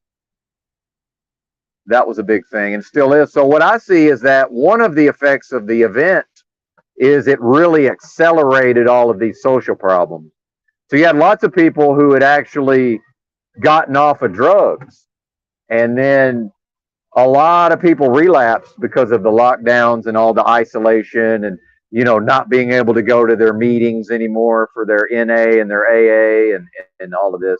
And then here's all this free money and you know it was and people were expected to remain in their homes. Um, a lot of damage was, and then the damage done to the children, obviously. Just the children not seeing faces for some period of time. That's a big part of development, is being able to see a face. You know, but this is what I mean. The general public, I can tell them this till I'm blue in the face. It's just neither here nor there. It's just like, oh well, yeah, you're right. But then we just move on to the next thing. Like there's no acknowledgement of these aspects in a they can't be placed into a proper context, because most people can only think about one idea at a time if they're lucky. So I already know not to try to talk logic to these people. It's just completely pointless. But there are, it is, if somebody knows how to listen, like my mom knew how to listen enough. She listened to me so much so that when she ended up in the ICU, she knew to say no to the ventilator. So she's still alive. If she went on the ventilator, she'd be dead. So there's always that. But for the most part, it's basically impossible to talk logic to these people. It doesn't matter what the logic is. It did. And look, the fact is, years ago you were talking logic to your family, but they weren't able to accept it. It wasn't because it was illogical. It's because they, at the level of societal engagement, they can't internalize those ideas and then interact in the real world. Well, now things have progressed to the point where enough people will entertain enough conspiracy theory that they can at least be like, wow, you were right. It's like, yeah, of course I was right, but I was just as right back then as I am now. What's the difference? The difference is you cannot accept logic now, just like you could not accept logic back then. Nothing's changed. It's just that you're willing to accept this piece of logic, but you won't accept the other piece of logic. So what the fuck are we even talking about? You know, like I told you, my sister thought for the longest time. I came to England in 2014. She she thought I'm part of a cult here Yeah, because I used to talk about Satanism and stuff like that. I used yeah, to tell her about the Church of Satan in America. She didn't believe me. yeah, She thought I was crazy or brainwashed into a cult or something.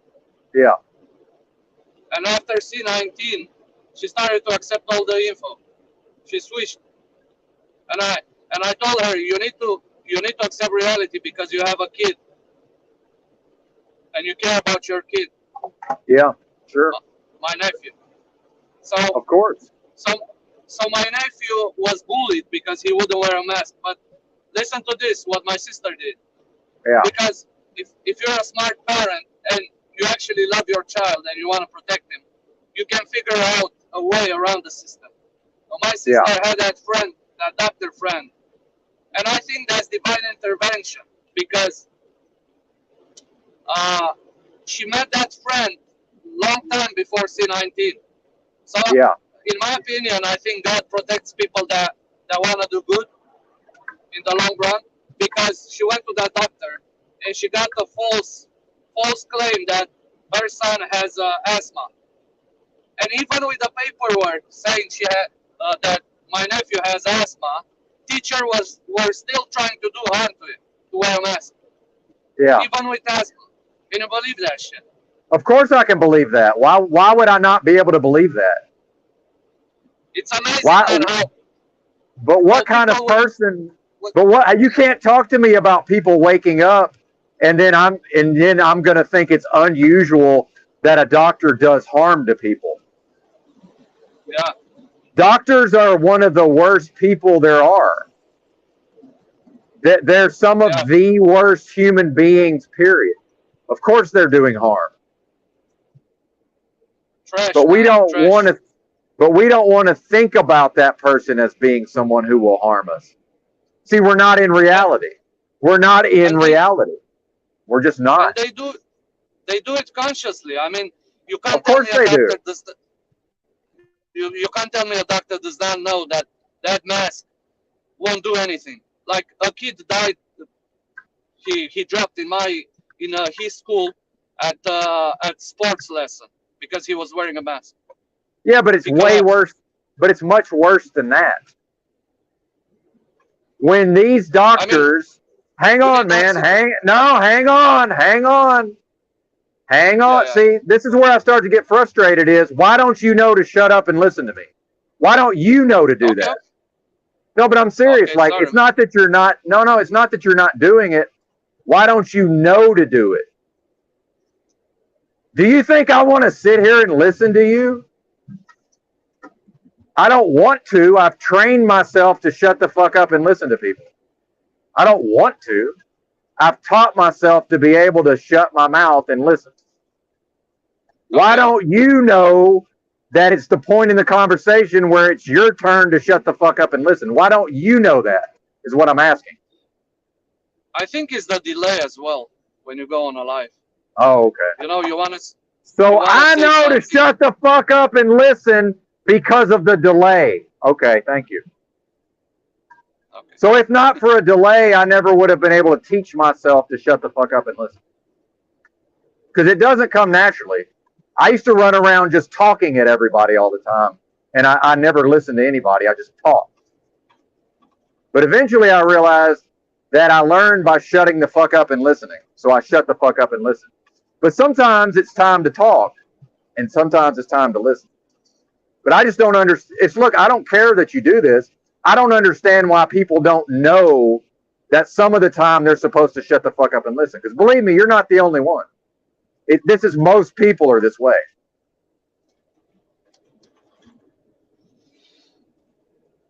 I just don't understand it. Like, what is going on? So we're going to talk about growth. We're going to talk about logic. We're going to talk about changing society for the better, but we won't teach ourselves to shut the fuck up and listen. I mean, do you see what's happening here? So please forgive me for not being able to get on board with this idea that somehow people are going to wake up and transform society and that the children are somehow going to have some good environment to live in. The children are going to live in hell just like me and you are because people will not pull their head out of their ass and do better for themselves. That's reality. Who wants to wake up every day and face that? Nobody. Do you think I want to wake up every day and face that reality that this is what we're living in? And that in fact, your nephew is going to live in a worse version of what me and you are living in now? Not only is he going to have a bad experience, he's going to have a worse experience than me and you are having. And it doesn't matter that you want better for him, and it doesn't matter that his mom wants better for him. Because metaphorically, your sister can't shut the fuck up and listen because she's if people are not going to do better and transform themselves over time, how can we expect society to transform itself and do better over time? We can't. We cannot expect that. And that's why I'm full doomer, by the way. I'm full because believe me, I had many excellent points to make, but I'm not going to have a fist fight with somebody first so that I can make the point. I need to be able to talk and have people know to shut the fuck up so I can make the points. If I have to have a fist fight first, now I don't even remember what the fuck I was going to say. But who loses? The audience loses. I already know what I was going to say. I mean, I already have access to the information. It's the audience that now doesn't get to hear what I was going to say, which is fine with me because I already know it. See how it works? But it's not my job to go out here and teach grown folks how to shut the fuck up. It's just like, yeah, okay, don't shut the fuck up. I guess I'll just keep listening. That's fine. But good Lord, man.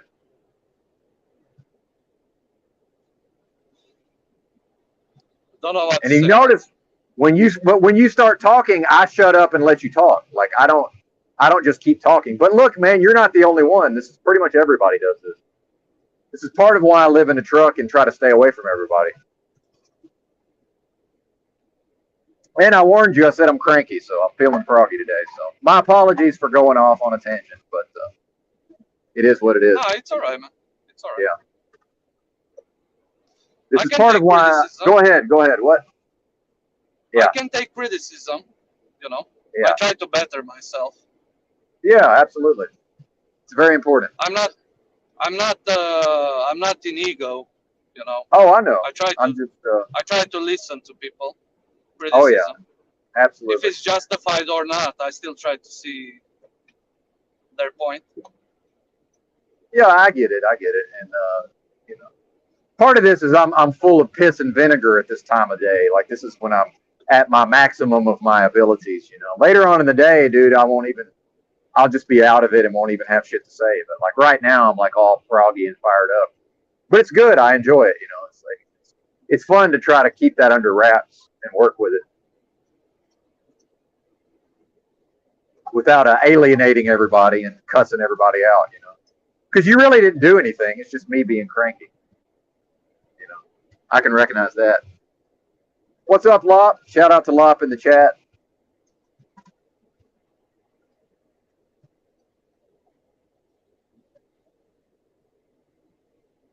See now he won't talk. See that's the unintended consequence. Now I'm punished because he's like, well, okay, you don't want me to talk, well then I won't talk at all.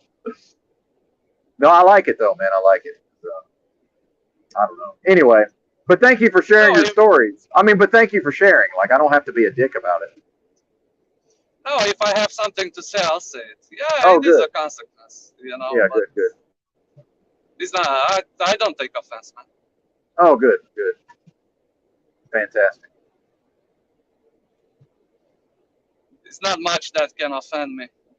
Well, that's good. That's good. Yeah, like it. Like if people criticize me or my accent or whatever, you know, it wouldn't be the first. Oh yeah, no, it's not your accent because see, what I like to do is listen to somebody long enough that I can understand them, even though they're speaking in an accent. Because I used to work for some people in America who were from India, and they had very strong accents. But I noticed that if I really focused and concentrated, I got to where I could understand probably about half of what they were saying, which is an advantage. If I can understand what they're saying and other people can't, that's an advantage to me. So I actually listen. I want to try to figure out how to, you know what I mean? Like over time, I'm understanding more of what you're saying. Yeah. It's good, man. I like it. I like the communication. I was the same here in Scotland. Oh my God. When I first went to Scotland, I couldn't understand anything they were saying. Yeah. And see, I like the cultural exchange. Like I like talking to people from different cultures. I enjoy it. Well, because of your job, you were exposed to different cultures, right? Well, actually, I traveled the country and lived out of a backpack. I lived like JG's living for many years, but I traveled to 40 states. So what I did was I went to all these different parts of America, but I really like immersed myself in the local culture. Like driving a truck, I really don't get to experience what it's like, you know, for the people who live there, if you know what I mean. I'm not there for long enough, really. But I do like truck driving. I like driving. You know, I think you probably do too. I enjoy driving. But you've been driving for a long time, right? Yeah, since I was 20. Yeah, so So I maybe you're have getting tired of it by now. Maybe I don't know. no, I have 14 years of driving Okay. trucks and lorries. Yeah, See, I'm only maybe 3 years experience, so I'm not tired of it yet. But also, you know, you're probably more skilled driver because of more experience. Like that is a real thing, you know. yeah. I don't really care to measure dicks. You know. I'm just saying, like, you know, what Yeah, I find is over time, like my skills get better, so it makes the job easier because I'm not having to use as much time and energy on certain tasks like I used to, you know. yeah, yeah. One thing I don't like is people, you know, bragging about their experience and stuff Oh like yeah, that. I don't like that either. No, I don't like that either. Yeah. No. I also don't like when they try to people want to try to help me when I'm backing up. Now I just say, listen, I get out, I climb down out of the rig, and I'm like, look, man, no offense, but if you try to help me, it's actually going to take longer because I can't interpret your fucking hand motion. No offense, but I don't know. When you make a circle with your finger, I can't. My brain cannot interpret which direction you want me to turn the wheel. And it literally Yeah. can't. I don't know what that means. Literally.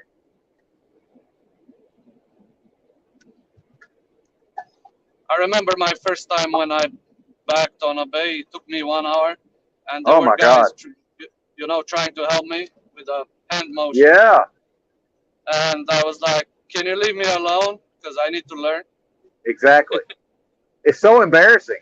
And another thing that I notice happens, like sometimes I deliver to a store that's under construction. So it's a retail store with a dock, but in order to back into the dock, I'm having to back in like off the road and like make a bunch of turns while I'm backing, which I can do now. But then also there's all these construction workers. So I get there and nothing's happening. But as soon as I start reversing, everybody wants to be in my mirrors, like doing shit behind me, right? Now there's like a guy driving around a forklift and stuff, like literally in my mirror. So I just stop the truck. I get out of the truck and I'm like, look, man, I can't back up while y'all are doing all this. So would y'all pretty please with sugar on top, get the fuck out of my way until I'm done. You know, and like if you talk to a construction worker like this, they halfway want to have a fight with you, you know.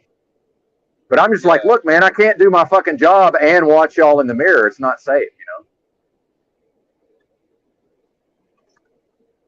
But I think it's funny because if I tried to wait for them to be over, if I waited for them to get done, I would be there all day. Meanwhile, when I first got there, like literally nothing was happening. Like half of it is they just want to fuck with me, you know. People love to fuck with you. That's I don't true. Yeah. have that, man. I don't fuck with people, like not in real life, not on that level. I fuck with people in different ways, I'm sure, but I don't have any desire to make whatever they're doing more difficult. Like why do we have to do this? I don't understand. But they do.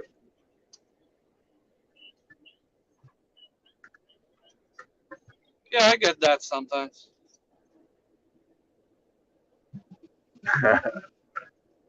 Yeah.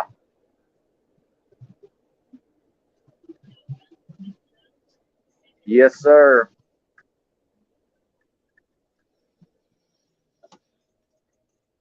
This is your last day, right? You're having the weekend off. Yeah, Sunday and Monday, I'm off every week. Oh, okay, good. Well, sort of the weekend, yeah. Yeah, Yeah. I'm gonna go. I've got a preloaded trailer I'm picking up, so I like it because I kind of get to make my own schedule. So a lot of drivers would go pick up the preloaded trailer today, but I'm gonna wait and do it early in the morning tomorrow because there won't be any traffic. So I won't have to deal with any of the Dallas Fort Worth traffic. How many days do you? What's the maximum days you can legally work? 6 every week or what? No, all of the days. I can work every day if I want to. Oh, really? I just can't. That's Yeah, what it is we have 70 hours on duty within 8 days. So what'll happen is as long as I don't work past about 8.5 hours any one day, what'll happen is when I get to the end of that 70 hours, I'll start whatever I worked on the first day of the cycle. at midnight, I will get those hours back. So, like on this cycle, I only worked like 3.5 hours on the first day. So when I get to that eighth day, at midnight of that eighth day, I'll get those 3.5 hours will be added to my clock. So it's kind of a way where I can just literally, if I want to, I can work every day if I want to, but only a certain number of hours. If that makes sense. Yeah, yeah. America, man, it's a scam. Like it's like they want to make it seem like, oh, it's safety and we're not going to let these guys work too much. But I can literally work every day if I want to. But I can't work. I can't drive 11 hours any of those days. I can't drive more than about 8 hours on average. All right. On average, yeah. So I like it that way. I don't want to work. I don't want to drive 11 hours a day. I don't like that shit. What about you? In Europe, is not that. I think you're allowed to work too much in America. In Europe, Oh yeah, definitely. you can do 5 days. It's the same all over. The Okay. driving times there in all Europe. You can work 5 days this week. The next you can do 6, and then the next 5 again. Oh, okay. And you're not allowed more than 90 hours driving in 2 weeks. Oh, okay.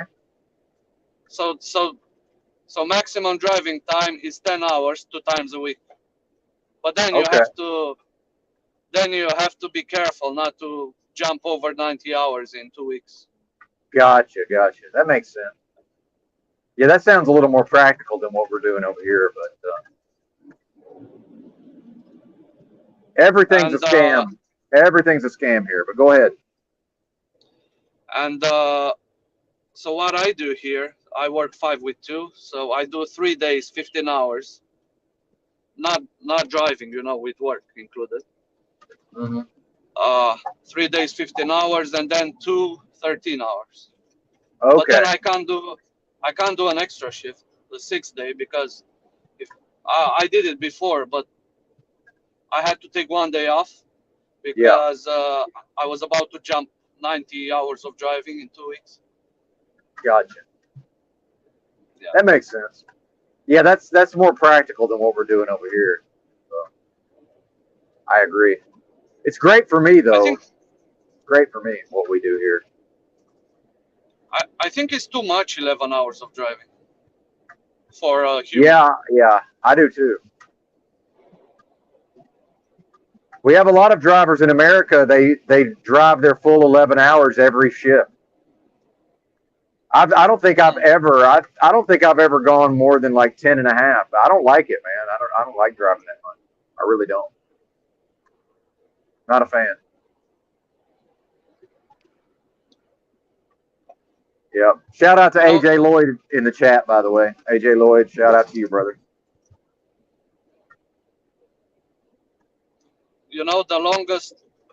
the longest time I drove was 21 hours Oh my God. That's without in the Middle stopping East. from Turkey Yeah. to Romania. Good Because Lord.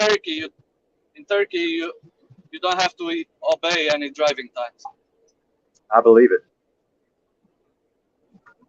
And I wanted to That's get back home after a month and a half, oh my God. and 21 hours of driving. Just stop by a gas station, take a piss, buy a coffee, a Coke, and keep driving. Wow.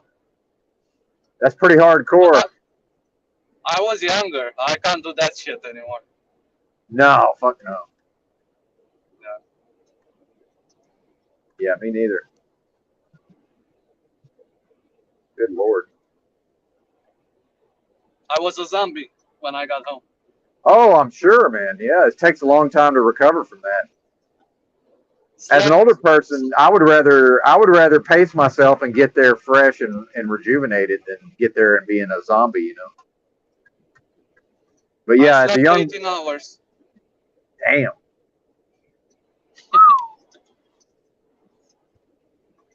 that's crazy.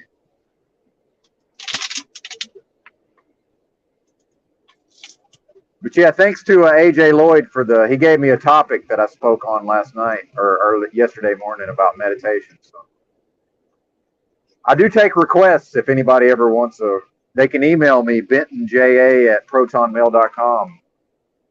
Because sometimes if I have a topic and I think about it ahead of time, I can sort of formulate what I want to say,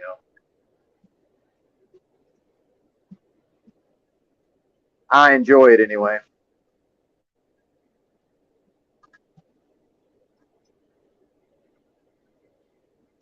I don't know, man. I can sit cross-legged, but Oh yeah, I'm not. I Well, I tried want to say this. meditation. Yeah, go ahead. I tried meditation, but I didn't feel anything. I didn't see anything. I don't know. Well, yeah, I hear you on that. It's what I found is that it's really something that it's like a skill versus at first you're probably not going to get any enjoyment out of it initially. That was my experience of it. But I want to say this: I'm not even really advocating for it. It's up to the individual to decide if it's of value or not. Like, it doesn't matter to me if people want to do it or not do it. I mean, that's up to them. Because if I don't want to do something, I'm not going to concern myself with, well, other people want me to do this thing. Like, I don't even care. Like, oh, you should, maybe do this, maybe do that. Like, I don't want to. If I don't want to, I'm not going to. That's just how I've always been that way. I pretty much just done whatever the fuck I wanted to do pretty much my whole life. So that's what I'm used to. Believe me, if I didn't want to meditate, I never would have. That's for damn sure.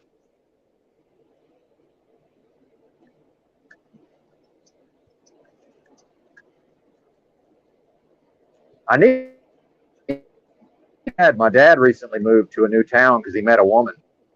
He met him a woman, so he moved to be closer to where she lives. So I haven't talked to him since he actually moved.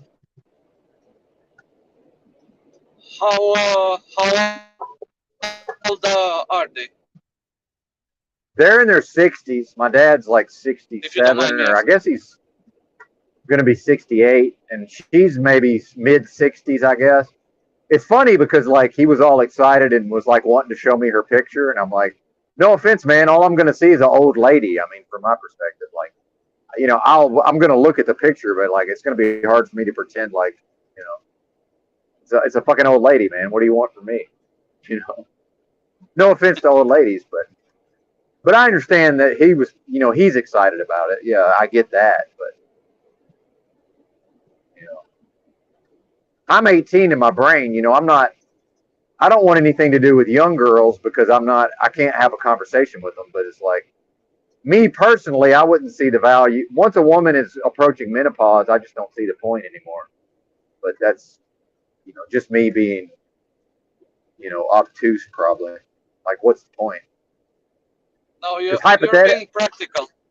yeah, hypothetically, he could get a woman pregnant even at his advanced age, hypothetically. But like, he cannot.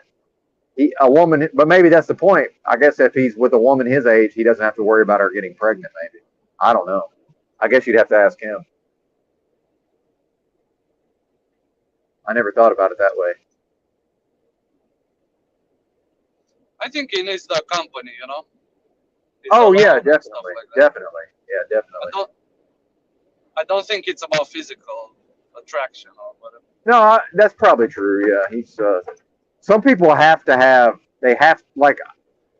I understand that I'm a weirdo hermit and I can just be by myself most of the time. But even me, I'm here talking to people on the internet. But like, he has to have somebody in the physical space to interact with. He has to. So I understand it. I get it. Most people are that way. I would say they can't just be in a fucking apartment by themselves. Or like some people, it makes them go fucking crazy. I think. And I feel bad for some of these people who really are alone in an apartment somewhere. And now now they have to try to get their interaction online. And it's like, it would be better for them if they had some people they could interact with in real life. So I do think there's some value in whatever this is that we are participating in over the internet. Is like, if we're so strange and unusual and we subscribe to certain ideas, I do believe there's a benefit in, well, now at least we can talk to people who at least understand what the hell we're talking about. Because Lord knows I can go out here in public and I have the skills to meet people because of how I grew up, and I know how to start conversations with people, but I'm not going to be able to talk to them about these ideas. So it always comes back to the basics of we all need people to talk to, right? Like we have to have that. Yeah, we're social creatures. Yeah, absolutely. And I recognize that I'm on the far end of the spectrum. I don't need as much of that as other people. But dude, I go fucking crazy if I go too long without talking to people. I like really, I start going nuts, man. I have to have somebody to talk to. At least some of the time.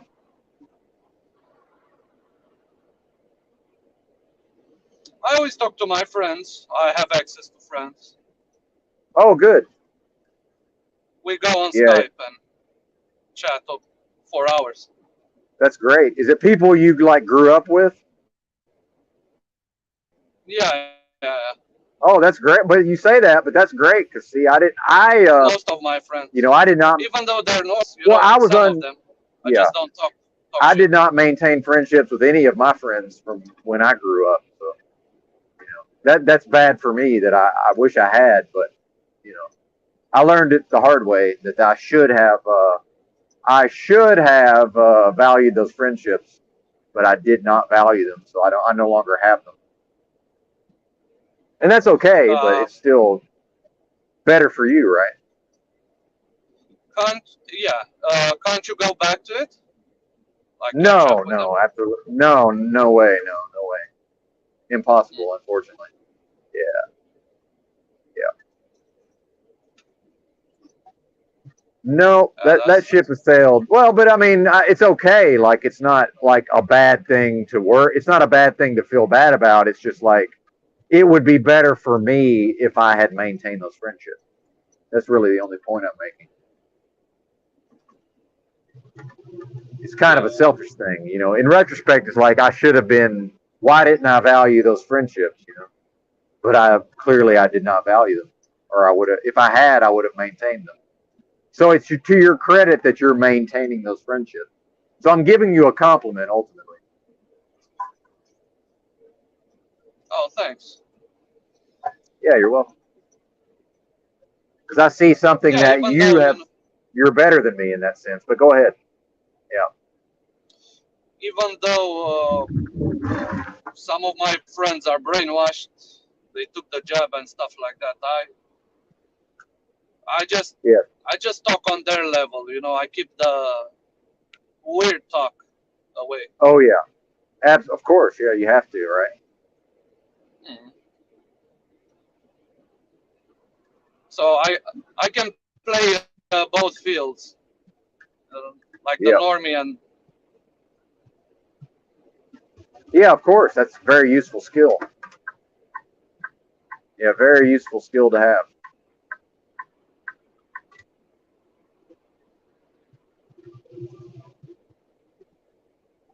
Man. So when but I you're get to right. Fort, what's that? Oh yeah, go ahead. You're right. I enjoy being lonely, but not for too long. I can Well, do 2 months. yeah. But it's Go on. interesting that you say lonely. I have never experienced loneliness in my life. I literally don't know what that is because I don't experience it. Yeah, I didn't want to say lonely, like, because when you say lonely, like you want someone. No, I mean by myself. Yeah, absolute So solitude or yeah, yeah, solitude. Yeah, yeah, that's what I meant. yeah. I think because I've spent so much time in solitude, I think people they interpret that as loneliness. But I'm like, well, I've never been lonely. I don't. I just not something I experienced. Because a hermit, they don't process. Somebody who is actually a hermit, I don't process reality that way. Like because I'm never alone because I'm always with myself. So I've never been alone. I always have myself to talk to, no matter what. I have conversations with myself, like all the time. I don't know if that's normal, but that's normal for me. Yeah, it's like the inner voice. Yeah, absolutely. You know, I can talk to my inner voice as well. Yeah, definitely. It might be crazy, I don't know, but I don't think it's uh, crazy. I think it's normal. the, the same inner voice when I do something that's bad is telling me. Yeah, intuition. Yeah. Absolutely. Yeah, we all have intuition. It's just a matter of being tapped into it or not. So I've done a lot of this stuff I talk about with meditation and spiritual practices. A lot of that is just was me understanding how to get out of my own way so I could access my intuition. Because I'm really not that smart, but my intuition is a genius, and we all have intuition. Literally everybody has access to intuition. But then how Every much are time, we able to tap into it? What's that? every time I got into trouble was when I ignored my intuition. Me too. Yes, Every absolutely. every Every single time. time. Yeah, me too. Every time. Yep, absolutely. Yep. So I listen. Now I listen. That's for damn sure.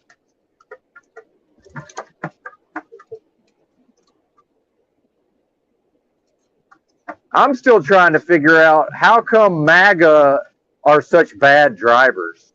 Because I'm out here where it's all MAGA, and there's nothing out here but MAGA. They're the worst fucking drivers possible. I just don't understand it. Why is that? There's something about those people. They just cannot drive. I don't I don't understand it. know, man. Yeah, it's funny. Anytime I'm in an area where almost everybody is "Make America Great Again" Trump supporters, it's a terrible experience from a perspective of trying to drive. By the way, on the subject of intuition, I think if you ignore it long enough, I think you lose it. Well, I would agree with that. You no longer know how to tap into it. I would agree. I would agree with that. It's still there, but it's dormant. You know, it's like a I think radio that's why station that you never tune into. I Eventually, think the that's why dial. atheists. Oh, sorry. Yeah, well, eventually the dial will just no longer tune to that station. But go ahead. I think that's why atheists lose it. They don't listen to it. Maybe. I think they have it at the beginning, but when they do their hair blue and whatever, I think they lose that inner voice. Oh, well, I think that's something different personally. I think we're not going to make this a Bible talk because it's not a Bible channel, but the Bible Oh says, yeah, all they that hate me love death. The people you're talking about love death, literally. So we don't for sure. Yeah. understand that. Yeah, but it's hard for us to relate to that. It's hard to process that these people actually love death, but they do. Like, look at these colors of hair. It's very it's ugly, right? It's very ugly the way they present themselves physically. Yeah, yeah. It's like bad on purpose. Why are they doing that? It's like the embrace of death. So if that's rooted in some sort of, connection to God, if we can call it that, like they don't want anything to do with it. No conscience, right? Like like why not do some natural colors like blonde? They choose pink, blue, green, all unnatural colors. Yeah. Yeah, it's disgusting.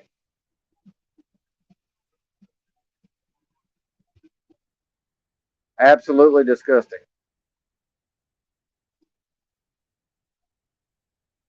But then look at their skin. Their skin is so unhealthy. It's I'm telling you, they love death. it's hard to realize that, but I finally figured it out. It's, oh, they actually love death. You know, they love abortion. They love that mothers are killing their babies. They literally love it. They think it's wonderful. It's a You know, sickness, man. I was reading that Bible verse because I have a Bible in my truck Oh, good. during C19, and then it clicked with me as well. They love Yeah, it. they love. Yeah, they love it. Yeah, they love injecting their children with poison. They love the idea of modifying their child's DNA. Absolutely. They love the destruction of the nuclear family because what more powerful symbol of God is there than a man and a woman getting together and creating new life? You know, that's the biological male with the biological female making, the way we all got here, by the way. 99.999% of everybody that's ever existed got here because a penis entered a vagina and the sperm fertilized the egg within the woman, and then the baby was, gestated and grew to term and was, came out of the woman. But see, we're so things are so sick nowadays. Like just that is controversial. Just me saying that basic thing is now controversial. I mean, that's how crazy and mixed up everything is. You want to trigger a young person, just say that to them. Just say, well, almost every human being got here because a penis entered a vagina and a sperm fertilized an egg, and then a baby grew in a mother's womb, and then came out of the mom, came out of a woman, right? Even if it was a C-section, it still came out of a woman. That's now controversial because they're going to be like, well, what about this? What about that? What about it? Who cares? I'm not interested in the what about it. Who cares? Yeah, what about this? What about that? Shut the fuck up. Who cares? But the fact is that society has now decided that it's no longer polite and acceptable to tell those people to shut the fuck up. It's like, yeah, I understand that there's such a thing as intersex and like chromosomal fucking birth defects. So what? That's such a tiny percentage of the time. Who cares? Like, why should I give a shit that some small tiny portion of the time the baby comes out and there's some sort of birth defect that affects the biological sex of the baby, arguably. What does that have to do with me? I'm here with my XY chromosome, so that's their problem as far as I'm concerned. I got my own problems. What do you think, Razvan? Yeah, I think it's difficult for some people to understand that a baby can become a person. They just refer it as a fetus, and Yeah, destroying it makes sense to them. I yeah. don't That's I don't that. know that logic. Well, I think it's a love of death. I mean, I really think because they have to Yeah, know. They have to know on some level what that is. They can't just be ignorant and be like, "Oh, I didn't realize that was a real live baby that's being killed." I just don't. They have to know. There's no way they don't know that. I don't think it's possible. And I don't have a dog in the fight. Like I don't have a uterus, but I if I ever knocked a woman up, I wouldn't be involved in the killing of the baby. Now, the woman, I obviously don't have control over what she does in that way. Not anymore. In the old days, I did. Bitch, you gonna kill my baby? I might kill you. I mean, literally. It's like in the olden days, you probably could do that, but not now. That's not possible. Not without possibly going to prison. Would I have mercy on somebody that killed my unborn baby? I'm not sure I would. yeah, for sure. Not if it was I up don't to know me in a how vacuum. I don't know how I would react to that shit. Yeah. Well, but I think there's a reason why I haven't been exposed to a lot of this. Like the whole C19 thing. Dude, if I had kids during this, I'm not sure I would have been able to cope with society. Like I think I would have been put in positions where it would have been very difficult for me to behave based on the current social standards. You know, of what we accept. I think it might have been difficult for me to avoid behaving in ways that were more old fashioned, right? But maybe I'm Yeah. just fantasizing. I don't know. I mean, it's hard to say. But I don't think it's a coincidence that people like me, I don't have children during all of this.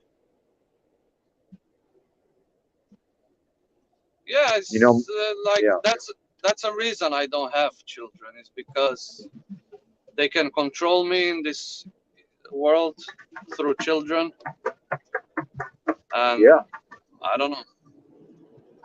I think that's it's a very bit true. selfish to bring children in this evil world. Yeah, well, some people would say it's selfish not to have children. Yeah, it kind of Yeah, works both ways. yeah, that's true. But I will say this: if I had had them when I was 20, like both of my sisters did, I would have. I was so unevolved back then. I would have perpetuated the cycle that my parents perpetuated.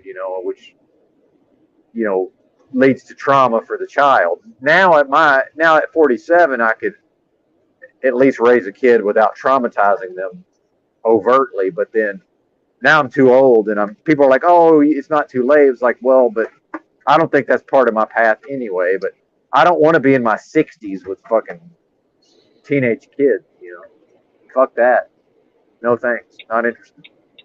And I may not even live to be 60. I forget I have these health issues. I may not even live that long, which is fine with me. I mean, I don't really have a problem with it personally.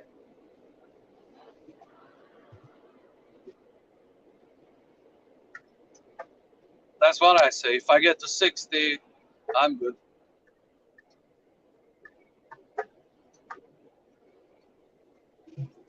I think you're breaking up, but it might be me. I don't know.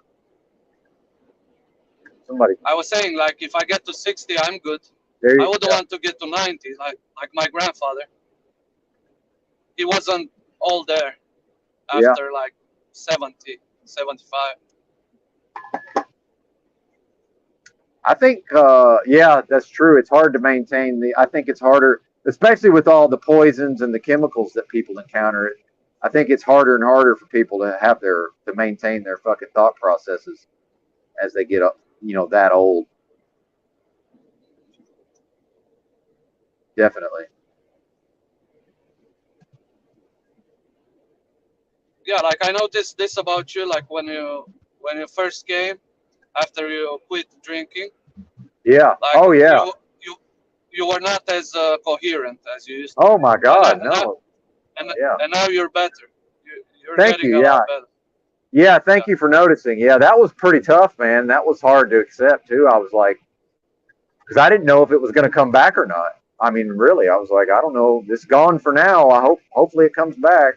I feel like I'm pretty close to what I was. I'm not all the way there, but I feel like I'm pretty close to what I was before. that's I why don't. I was pissed Yeah. on. Go ahead. That's why I was pissed on EBT and Drew because Oh they yeah. didn't show any empathy of you, recovering from that No, state. but yeah, you're right. That's But why. then I understand why you didn't like that. But at the same time, like as males, they kind of are supposed to. I mean, they're kind of supposed to attack my weaknesses. I feel like. As a man, there's a certain like I feel like I should be kind of. Why shouldn't I be kicked when I'm down? You know. I don't know. That's not. We Yeah. don't have that culture in Europe. Yeah, I know.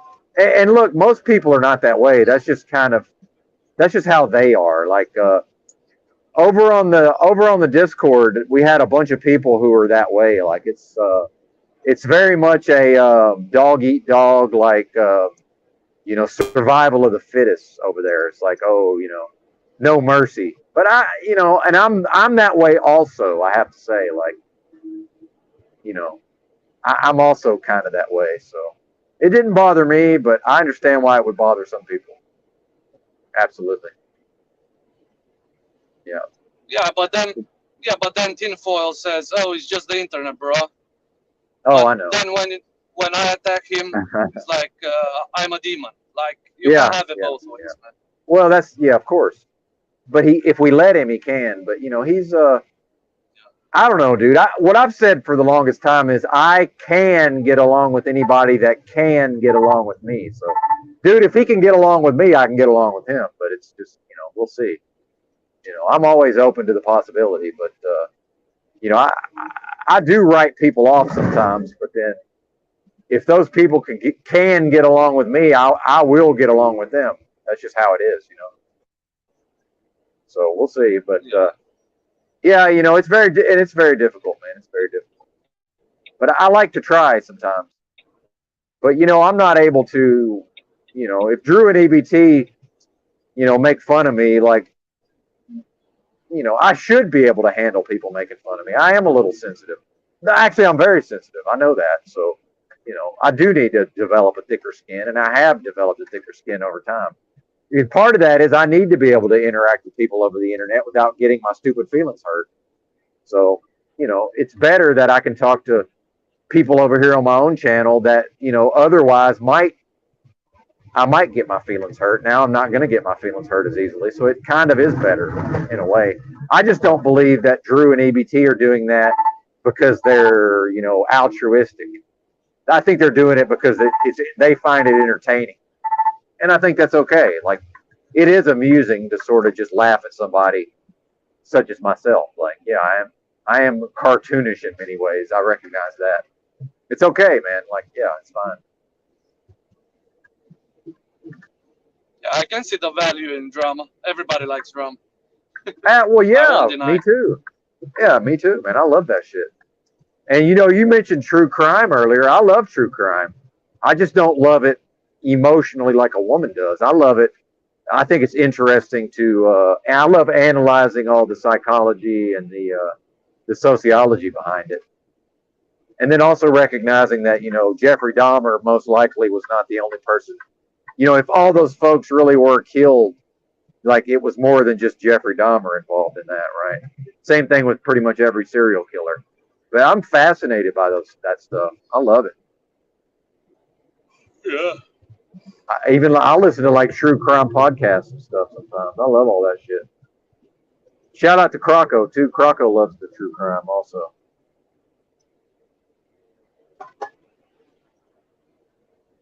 There's a channel, I forgot the name, where you can see like police interviews with Oh the yeah. killers. Yep. I find that fascinating. Oh yeah, me too, man. I analyze that stuff too. Yeah. Oh yeah. Yep. How police get into their head and make them slip out. Oh It's yeah, interesting. it's a real thing for sure. Oh yeah, definitely. Yeah, there's a lot to that. And then even the ones who are smart enough to know to just shut the fuck up and ask for a lawyer, they're still not able to because of their own psychology. Like, their own psychology prevents them from doing what they know is correct to do anyway. It's fascinating. Yeah.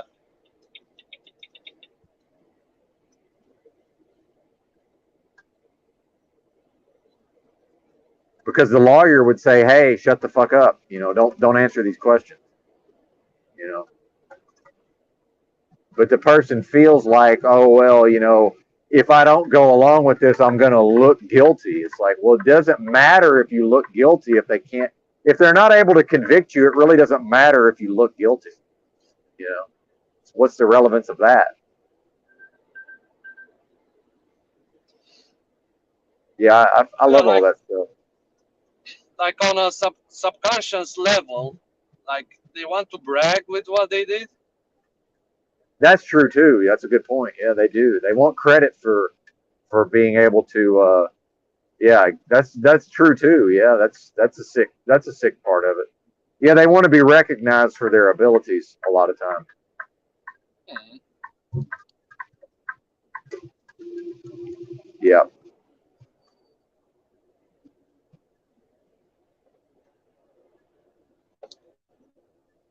sicko.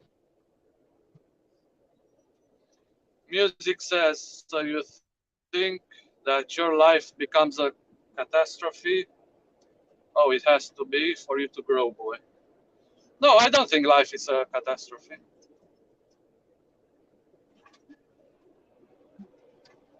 Well, I think we all have creative. I think we all have creative force and free will, so we are actually free to create our own realities for ourselves if we want to. I think it is what it is, and I accepted it. I'm a Yeah, bit there you boomer go. as well, but Yeah. it's not that bad. I Well, can enjoy myself. I will say exactly. And since I love my life, always have. But uh, I will say, as far as a catastrophe, that with my mindset, I have to go into the catastrophe first to get my mentality correct for later on. That's why I tend to do that. I tend to go worst case scenario, but then over time, I tend to balance it out. So yeah, I do find it necessary to go into in my own mind when something happens. It is a catastrophe. When I first experience it, it's like, yeah, this is a complete and total catastrophe. So yeah, I do have that. Absolutely, I do. Yeah, definitely. But I'm only talking for me in that regard. Yeah. But I've noticed that, and this gets back to the meditation that AJ Lloyd was asking me about, because I have an increased ability to observe myself. That I've detected this in my, because it's harder. Like if I watch you and I watch my friends, not that I have any, but if I watch my coworkers and I watch the interrogations, it's much easier to observe and analyze at that level. It's much more difficult to observe and analyze myself, right? So a lot of this stuff I figured out because I've taught myself how to observe and analyze myself. So I figured out, so what happened is like 5 years ago, if somebody was like, "Hey man, you have a tendency to fucking make everything into a catastrophe," I would have said, "No, I don't." I would have been very defensive. But actually, that person was observing something that I wasn't able to observe about myself at the time, right? And if I can actually shut the fuck up and listen to them, it's actually to my benefit. So I tend to listen to people if they tell me something about me. I at least try to listen and say, well, maybe that's right. And sometimes they just don't know what the fuck they're talking about. But yeah, I have noticed that I tend to do that. Yeah, absolutely. It's probably just part of who I am as a person that I tend to go worst case scenario all the time. You know, Chicken Little, the sky's falling type of thing. Yeah, I panic. I tend to panic right off the bat. Yeah, definitely. Well, it saved you from sudden deletion. So a lot of people that don't have the doomer mindset, they dropped. Don't know why. Yeah, and yeah, definitely. Yeah. Well, but see, it helps me with my health issues because I'm just immediately able to accept, oh yeah, my health is fucked, and actually, there's really no way to unfuck it. So let's just now I'm just completely fine with it. So it's like okay, and it's like with drinking, like I'm able to just accept, okay, well, my fucking organs can no longer process alcohol, so now I don't have to worry about going to AA meetings for the rest of my life just to keep from destroying myself. See what I mean? Like I've already kind of destroyed myself on that level, so there's really nothing left to worry about. So when people like Chuck in Tennessee talk about, oh, well, it's not possible to overcome drinking. No, Chuck, it's not possible for you to overcome it. I can overcome it instantaneously given the right circumstances, which I've done, by the way.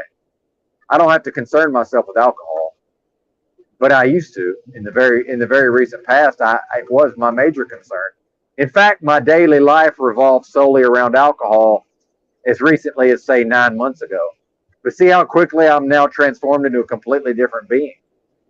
That's the power of my mind did that. Yeah. We all have that power, all of us. Can you tap into the power of your mind, Chuck? No, you can't, and that's not my problem. That's his problem. It's not for me to convince him that he, in fact, has the power to do that if he would just get out of his own way. That's for him to figure out.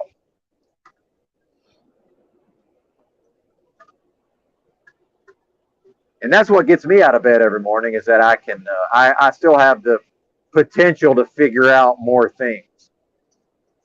And then I get to show off. Sometimes I get to show off my level of attainment. Well, and I do want to get into some astrology because I do enjoy astrology. Although I view it more as entertainment, but I do think there's some value there. You know, some of the things I say, if you understand, if you understand certain things about my astrology, it makes complete and total sense. And in fact, some of these things I just think is funny that I say. It's like, I just find it funny. Cat ass trophy. There you go. Music holds a secret. I do like going into more of the schizo type of thinking sometimes because it's funny to think about the gematria or just how schizophrenic some of this stuff is. The coding, the numbers. I love it. And it comes in cycles, Yeah, you know. numerology is interesting. Yeah, numerology. Yeah, definitely. Yeah, absolutely.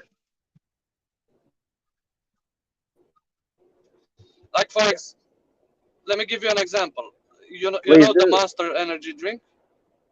Yes. It has that 666 on it. I find that interesting. Yeah, You know definitely. those lines? Those lines are in Yeah. Hebrew. Oh, It's yeah. Yeah. 666. Of course. Yeah. But see, I never knew until recent. I found out maybe a year ago about that. Yeah. It's fascinating. But here's the thing: is There's a lot of sixes. yeah, a lot of sixes. Yep. Same thing with the event. They started putting sixes everywhere in America, like on the floor. You come into a store and it would say something like they even put stickers on the floor about stay 6 feet apart. So there was just sixes everywhere. Yeah, that's not a coincidence. There's a reason for that. I don't know what the reason is, but there's definitely a reason. Yeah, and everyone can Google this. You can just Google Hebrew numbers, Oh and you yeah, see it. absolutely. Yeah, it's not a conspiracy theory. It's true. Yeah. Yeah, each one of those symbols that is supposed to look like a claw print, it's actually is a Hebrew symbol for it's a letter and a number, and the number is a six apparently. Yeah, but I think most of the people listening already know that. But Can I I understand I understand what you're saying. can I share another one? Yeah, of course, go for it. Uh, I don't know if you have in America, but there's a water that's been sponsored by Wimbledon. It's called Envian. Envian. Okay, we don't have that, I don't think. But if we do, I just don't know about it. And Envian, if you read it backwards, it spells naive. Oh yeah, we have that. Yeah, we pronounce it differently, but yeah, here it's Yeah. avion. And Uh-huh. then some of these words I can't really say properly because of my accent. So yeah, avion. Yeah, yeah. See, you're not the only one with an accent, Razvan. Mhm. Some words are really hard for me to say properly because of my accent. It's a real I thing. like the southern accent. Oh, I think thanks. it's Yeah, funny. I find it hilarious myself. Yeah. And see, I never knew this, but people in America, some of the men from other cultures, we sound effeminate to them, which I find funny because I never knew that. Because I don't, to other Southerners, we don't sound effeminate to each other. But now I kind of see that from their perspective. It does sound kind of feminine in a way that I just never knew. I never understood, which I find I hilarious. can't agree with that. I don't agree. It There's sounds something to it though. I mean, feminine. if it sounds feminine to other people, then it kind of does, Yeah, yeah. because we think we're all macho. Like that's like the Southern culture is kind of has that macho element to it. So it is kind of funny.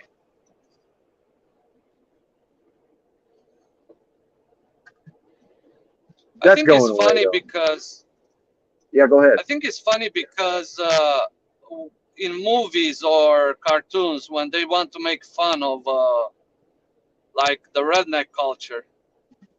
You always see like a drunk guy and saying, "Howdy, feller. How's it going, feller?" Yeah, that's true. And I, and I think that's why it's funny to me because I was programmed in movies because they always make fun of Southern people Yes, in movies, like the redneck type and stuff like that. yes, yes. The only thing I don't like, I don't mind when people make fun of my accent. The only thing is, where I'm from, nobody speaks slowly. There's other some Southern people do speak very slowly, but nobody does where I'm from. We all speak fairly quickly. So that's what I don't like is when anytime somebody makes fun of the way I talk, they start slowing down how they talk, and I'm like, yeah, but I don't speak slowly. So what are we doing here? That's not how I talk. I get that with English people. When they hear my accent, they start talking slowly to me, Yeah, thinking I, thinking I don't understand them. But I understand English perfectly, but I don't have practice, communicating in English exactly. because I mostly talk to my friends, Romanian. So Yep. I did have my girlfriend speaking in English. My accent was getting better, but yeah. Oh, I still sound like Borat, like JG said. Yeah, that's funny. Yeah, if I could go back in I can laugh time, at myself. if I could go back in time and change one thing, which is I know it's a fantasy, but there's only one thing I would change is I would have learned Spanish as a young person, and I would have remained fluent in Spanish. Because I would literally, dude, Oh, I would go live half the year in Mexico if I could. But I'm not going to go down there and not be able to speak the language. And I can't learn it. People are like, oh, you can learn it. No, believe me. I know how my brain works. It's too late. I'm not able to learn Spanish now. No fucking way. It's impossible. I could learn to read and write it before I could learn to hear it and speak it. My brain doesn't work that way. habla español. Hola, chica, ¿cómo estás? ¿Te gusta el coca? Yeah, there you go. No, I can I under know a bit of yeah. Spanish. I can understand little bits here and there, but I can't get very deep into it.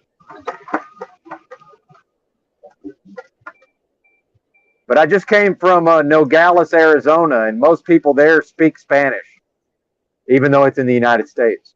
Most people are speak Spanish first with a little bit of English. Yeah. So now I've I'm the learned weirdo. from Yeah. Go ahead. I I learned from operas Oh yeah. There you go. Yeah. growing up, Yep. but just a bit. I can't hold a conversation. I also know French and Italian. I like cursing in Italian. Like cazzo mio, vaffanculo. I like the cursing. It sounds funny. Oh yeah. Yeah. Language is fascinating. Yeah,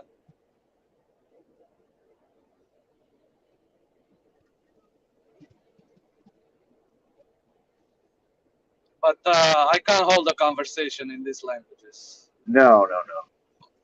Only English. Well, you speak one language more than most of us, so you're ahead of the game.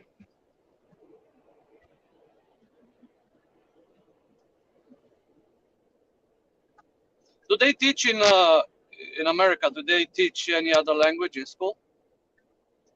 We had Spanish and I think French in my school actually, but uh, uh, they made us. We had to take it in school where I went to school. You had to, and then in university courses, you also have to take it. Generally speaking, you have to at least study a foreign language. Mm. But I took Spanish, but I didn't really learn anything. I just learned enough to pass the class. So I didn't really learn how to speak it.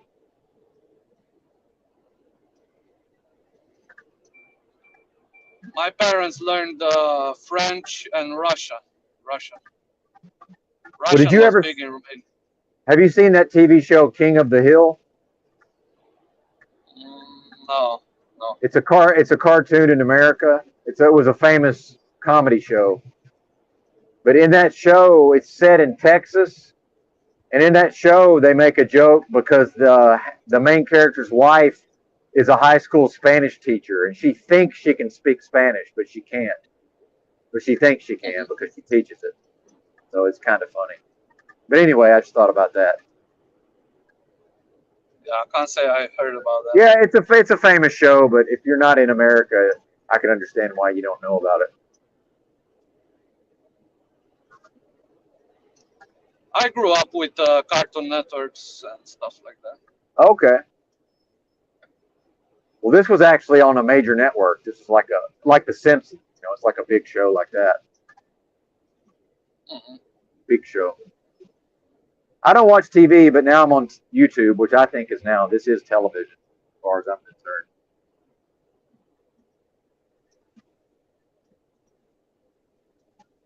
Yeah, the ads are there, like on TV. Well, if you pay It's still for it, they're better not. than TV. Or if you pay Yeah, for it, I'm not. they're not there. Yeah, I pay for it. I pay to Oh, make you the pay ads for. go away. Yeah, because I tell you why I do that is because I was paying for Amazon Music because when I drive a truck, I figure I make enough money, and some of the time I want to listen to music, I might as well pay the $10 a month for Amazon Music.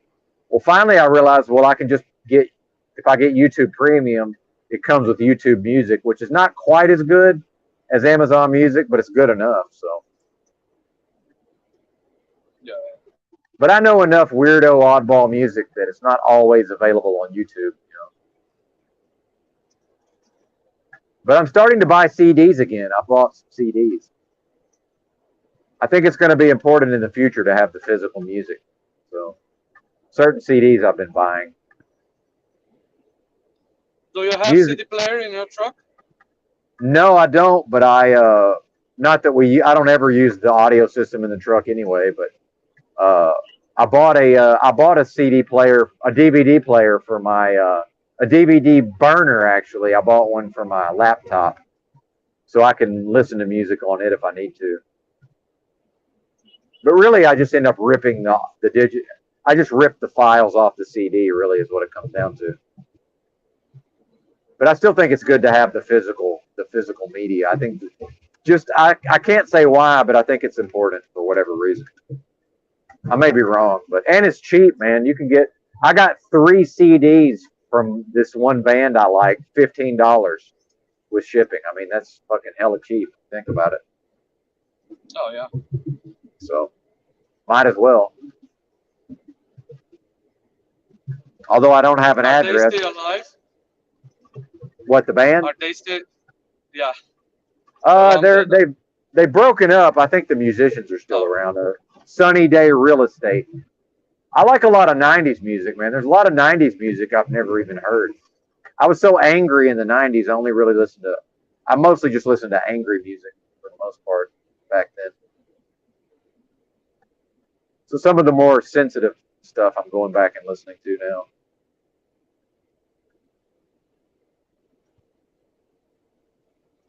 Since I'm still pissed off, but I'm not quite as pissed off as I was back then.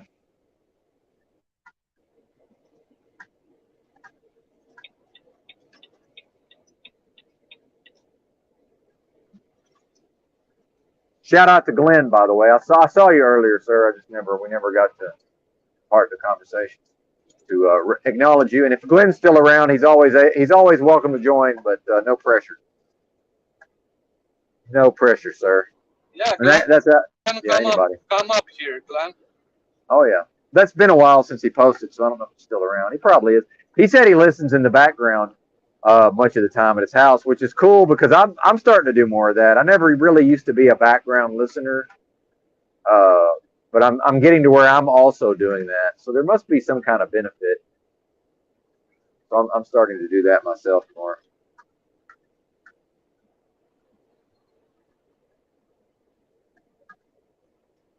But it would be nice to get somebody else on here because I really need to take a break and eat something. So maybe if somebody shows up, they can do that if they want to. They can come on and chat it up with Razvan. Well, Benton, thank you for having me. I have to Oh go because yeah, I'm man. getting close to my Oh depot. yeah, no. Thanks for chopping it up. I do appreciate it. Yeah, I appreciate chatting with. Yeah, man. We'll talk to you next time. I'll be in the background. Oh, cool, man. Take care. Right on. Talk to you later. There he goes, Razvan. Thank you, sir. Much appreciated. Where are we at? How many hours are we at on this thing? Uh-oh. We have traffic up ahead. What's going on? I can't even see. Yeah. I'm thinking about when I get to Fort Worth. The problem for me is I will be already at the end of my work day, but I'm considering I found a place where I think I can go today and get I think I can go get eyeglasses same day.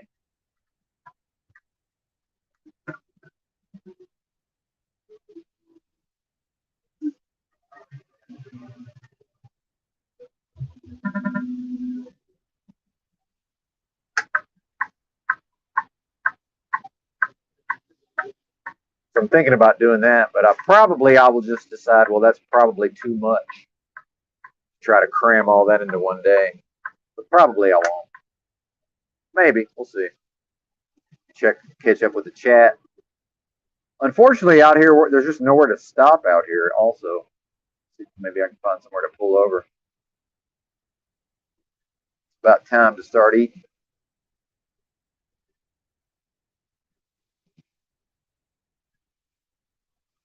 Oh, there's a rest area up here. Too bad that's not an option this time of the morning. It's full and all.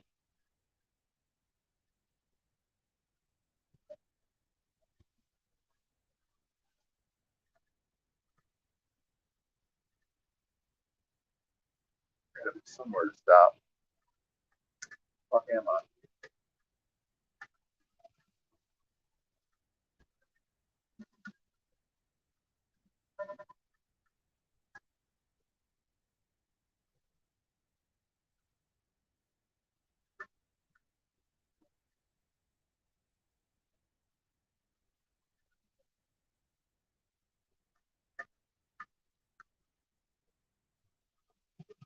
There's a little spot to pull over, but it looks like there's already people there.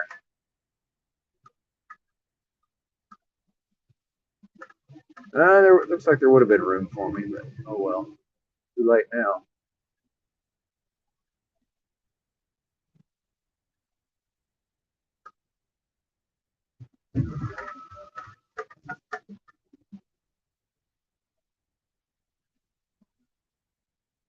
Yeah, and see, I kind of make a joke about that in Chalk Body Outline, his last live stream, that one he did with Kim before the storm. I typed into the chat, and Drew put it on screen. Something about, yeah, let's all go live out in the middle of fucking nowhere where the internet doesn't work. And I'm kind of that as I'm annoyed, and then kind of that as I'm also making a joke, because I do find it funny. Like, as people are increasingly connecting online, I observe a lot of people who go live out in the middle of fucking nowhere and their internet is like barely usable. So to me, that's kind of, I find that funny. Uh, but I probably sound like I'm complaining about it.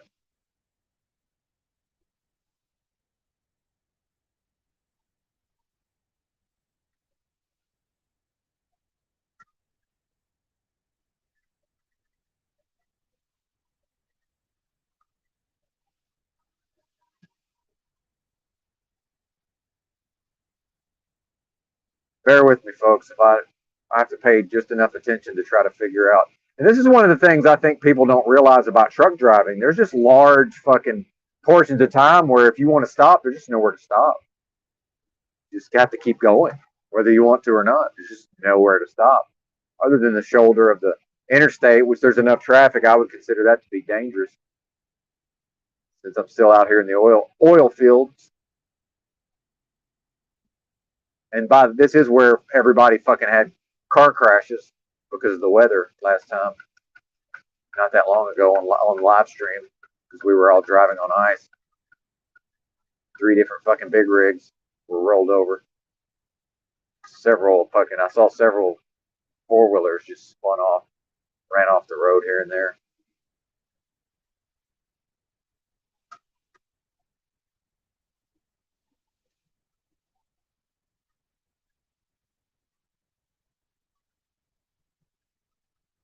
Without what I'm doing with the truck driving and the internet, I pretty much have to have fucking multiple carriers because it's like some places it's like last night some places it's like oh the Verizon works great most places but every once in a while it's like well the Verizon's not really working but oh look I got Mint Mobile and it's actually working T-Mobile but and vice versa.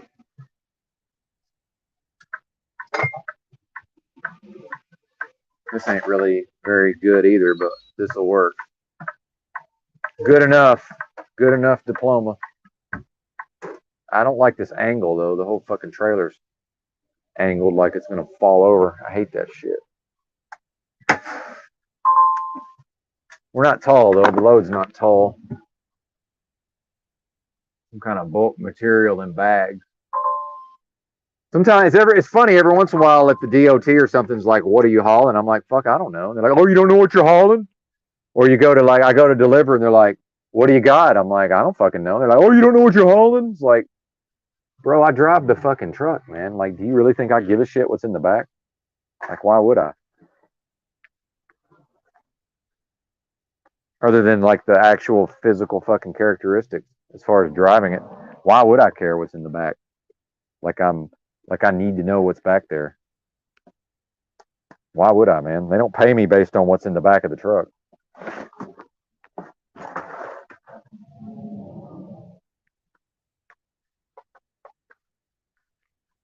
Oh yeah, no, there's advantages to being away from everybody. I'm not even no, that's why I say I'm really joking because it's like, bro, there's lots of benefits to living out in the middle of fucking nowhere. Believe me.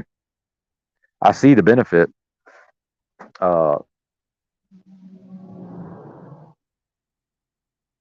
oh, don't know how to press the right buttons.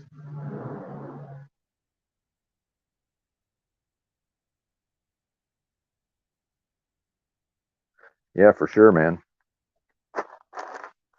It's just that's one of the things. You're probably not going to have good internet out in the sticks. It's like a trade off, obviously.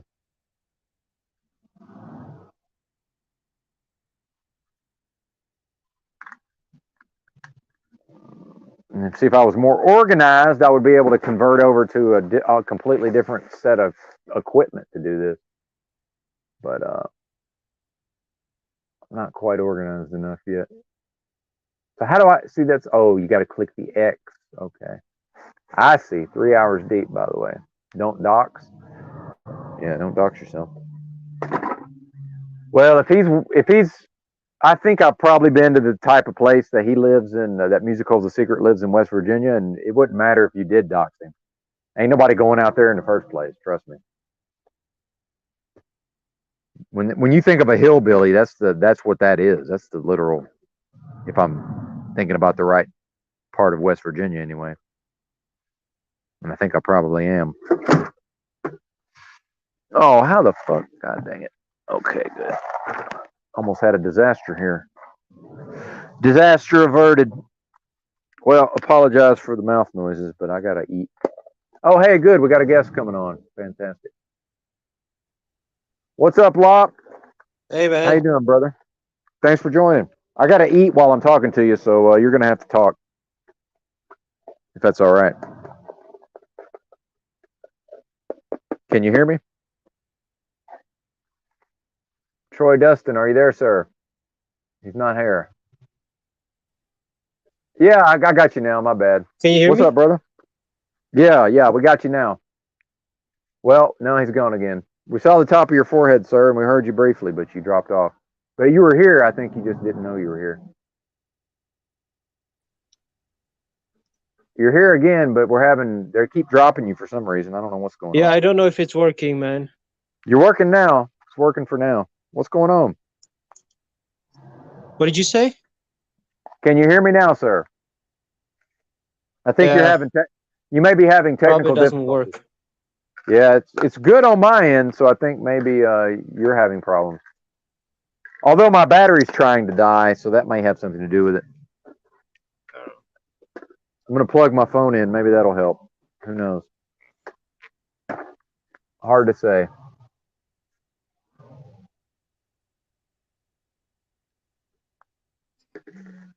All right. Can you hear me now?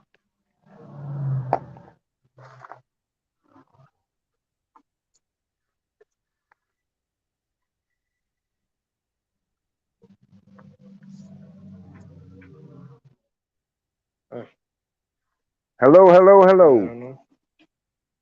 Ain't no Settings, telling, brother. audio. Hello. Default. Hello.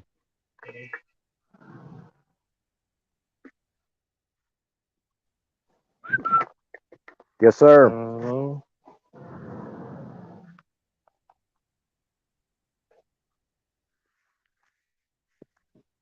That doesn't work. Damn it.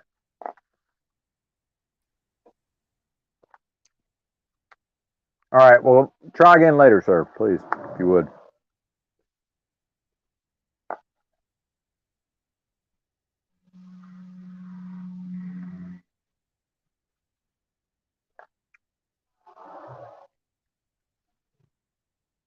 Hopefully, I don't know if you can hear me chewing or not. Let me take this off.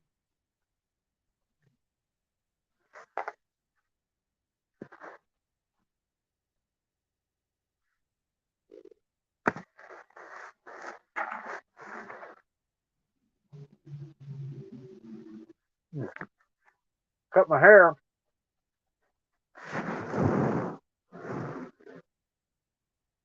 Yesterday.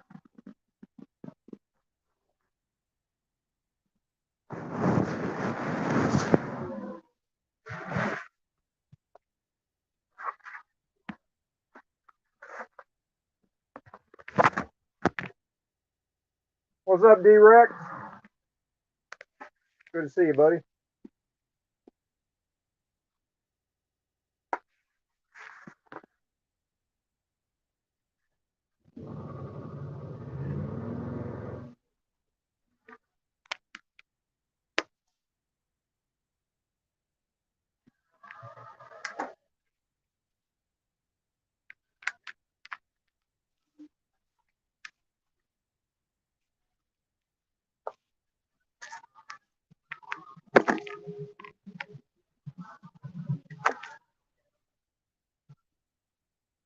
Bear with me, folks. I'll be done in a minute.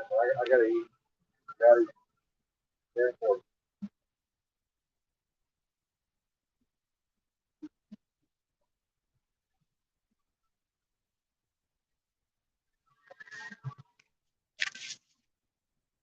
Yeah, Lop tried to come on, but he was having technical difficulties. Anybody else is welcome if they want to, but I gotta. Y'all bear with me. I gotta eat so I can take these nutritional supplements.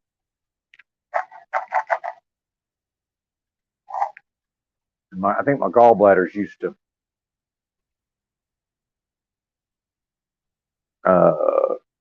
putting out the bile on a regular schedule. So it's like, hey man, we got all this bile ready to go. Why ain't you giving us some food?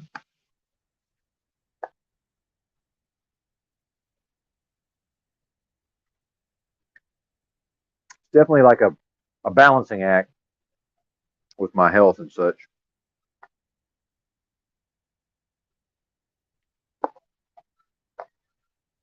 Hmm. All right, you're all good, Lop. Thanks for coming on. It's sometimes the technology doesn't work out properly. Yeah, I'm pretty sure it was you. Yeah, everything's good over here, so that happens sometimes. No worries.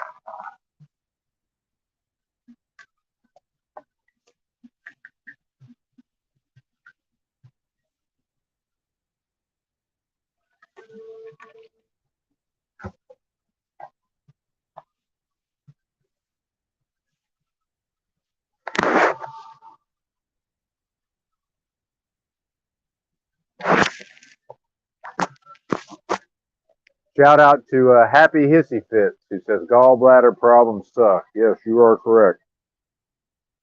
Mine are going okay. It's a spectrum though, but I'm on the last bad, the less bad end of the spectrum. But yeah, it's not good. That's for sure.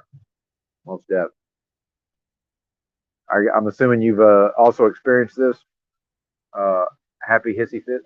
I like that name, by the way. I've been known to throw a hissy fit or two.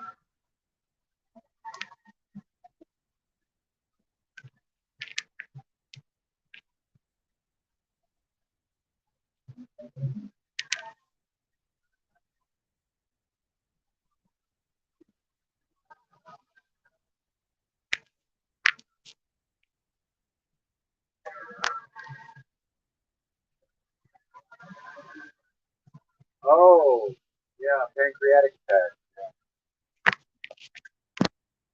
That's very true. I know a little bit about that as well.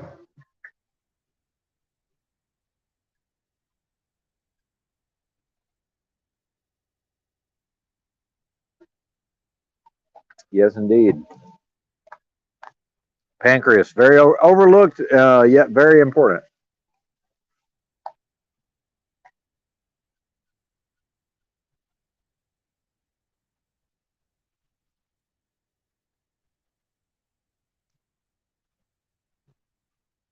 Yeah, Razvan, maybe time to get something to eat there, sir.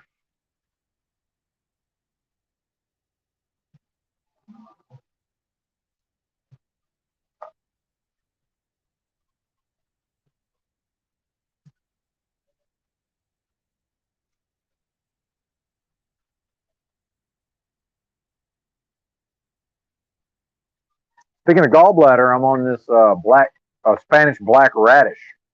Seems to be helping quite a bit.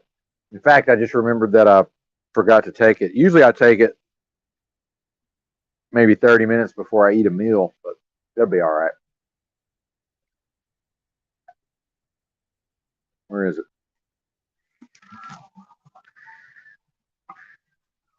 Yeah, this.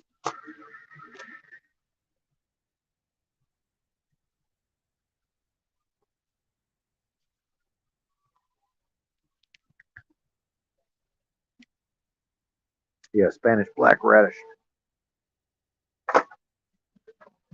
Oh, gallbladder removed. Oh man, see, I've still got mine. I aim to keep it. Hmm.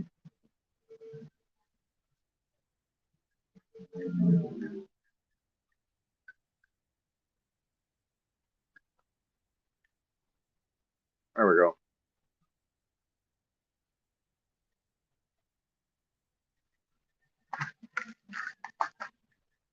But assuming that the rest of your digestive system works, you might just need something like that. Not giving advice. I'm just generally. That's just to help with fat. The other ones are enzymes for across the board. Yeah. Well, he says pancreatic attacks are more painful in natural childbirth. Are you a lady, may I ask? If that's any of my business.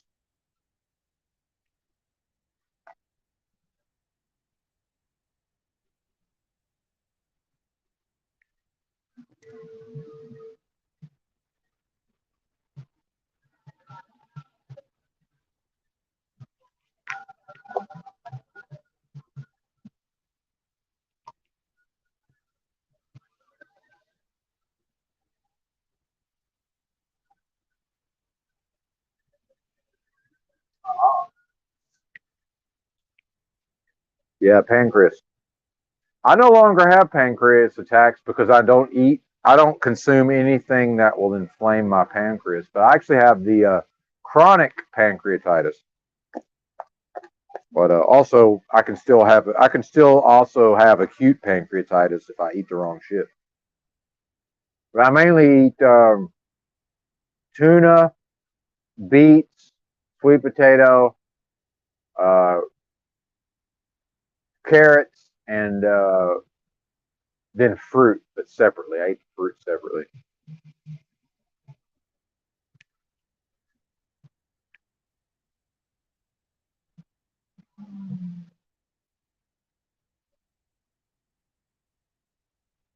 But most people find it impossible to alter their diet. So that's when I started researching pancreatitis, chronic pancreatitis, I came to realize that, oh, well, most of this is geared towards people who are unable to change their diet. In fact, most of this could be mitigated through diet.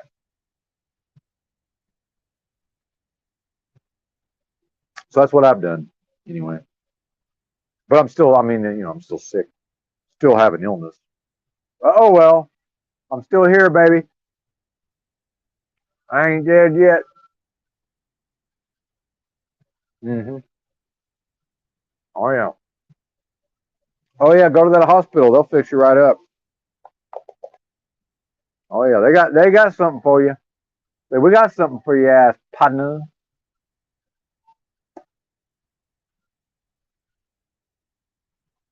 Well, if you had chronic, then you still have it. That's what chronic means, which you probably do, I'm assuming.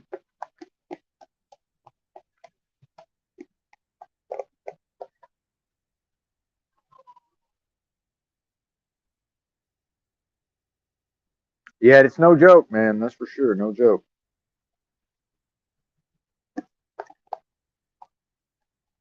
Did you have the unexplained weight loss? That's fun.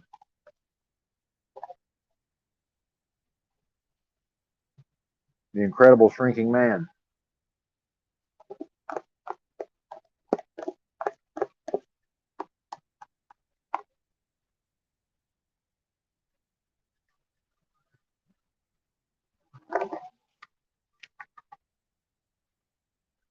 I start my day with one of them. Actually, that's what I start my day with. The bitter herbs, squeeze the juice of a lemon into water, and then also have coffee, of course. Coffee actually can be good for those issues, believe it or not.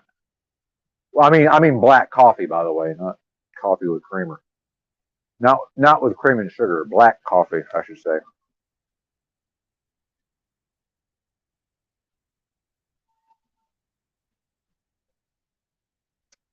What am I looking for? Oh,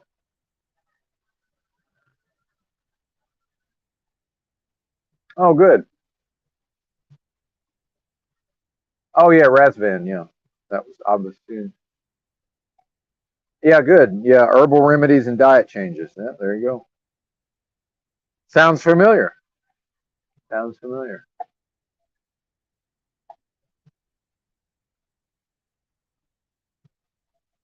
Now you do realize, person in the chat, that this is the internet, and I will just assume that I'm being mirrored until proven otherwise. I mean, you know that, right? So it doesn't actually see this is, and I think this is kind of the point of Drew saying it's the internet, that like literally I will just because I put out there enough information about my issues. But some people say, "Oh, you're being paranoid." Well, no, it's the internet. Now, if I was out at Walmart and just whoever was shopping next to me turned out to also have the exact same issues I'm facing, then I would be like less likely to assume that it was anything other than organic happenstance. But on the internet, I mean, you do realize that when I talk for an extended period of time about my specific health issues, and then somebody shows up in the chat with the exact same issues, that I will just assume that you're mirroring me until proven otherwise. I mean, we all know that, right? But that has nothing to do with that. May be an actual human being that just happened to show up here with the exact same health issues I'm experiencing, who's also dealing with them in the exact. Although I didn't go to the hospital, but you realize this, right? That is kind of the sick, twisted part of the internet. That I've been on the internet so long that when I start reading these things, and I'm like, well, wait a minute, that sounds like me. Oh, okay, I see. Occam's razor says this is somebody who's attempting to mirror, to use mirroring as a strategy to get in, to somehow get into some sort of relationship with me. But then that may not be right. But what I'm saying is that's the default. That's the default position until proven otherwise. But proven. I'm not gonna take your word for it. Also, I don't care because I'm not. Thankfully, I'm immune to getting involved in any sort of weirdo codependent type of relationship. over the internet, especially, but even in real life, even in real life. And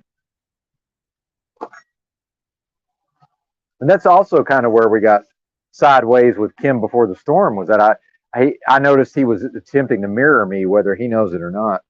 That any attempts at mirroring, I will just see them right away. Although this is so blatantly obvious, it may not be what it is at all. Um,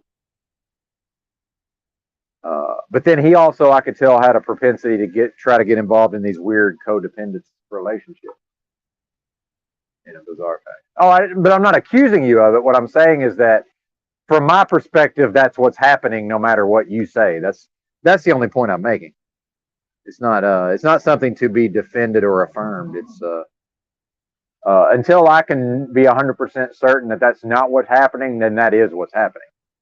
But that's not a function of the person typing at me over the internet. That's a function of the internet itself as a medium, which I do think is an interesting discussion. Because, like I said, if I was just like happened to be at the grocery store and just happened to bump into somebody, and then, oh well, it turns out that we actually have this thing in common, then I wouldn't be thinking, oh, this is somebody who's mirroring me. It's specifically because it's occurring via the internet. So it's not even you, the human. It's the medium itself, which is, I find interesting. And it's something we talk about here. Yeah. Well, that's possible too, Razvan. I mean, we don't know, but and there's another thing about being in love with oneself is I you know, I don't really care, honestly. Okay, musicals and secrets gone carnivore. Oh, there you go. Yeah.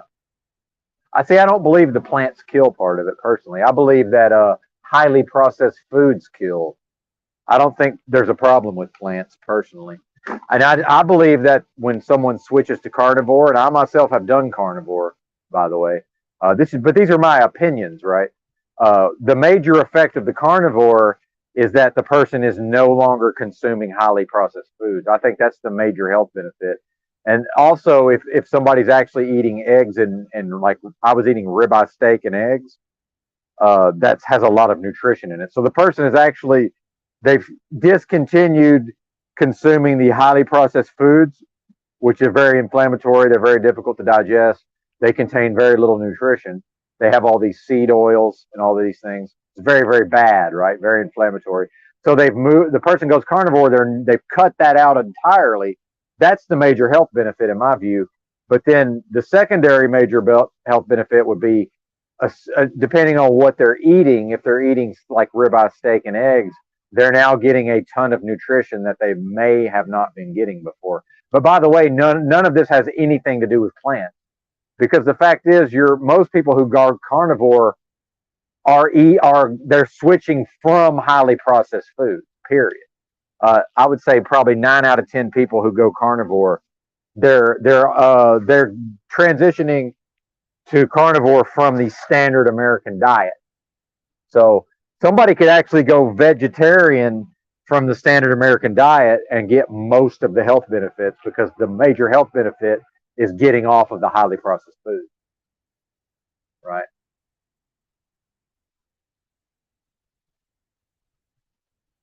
Oh, you're good. You don't have to explain yourself, Happy. I'll still talk to you. I mean, look, there's people that I know. There's people that specific people I'm aware of that I know have specific personality disorders that I'll still talk to over the internet. It's not a problem. Yeah, it's not.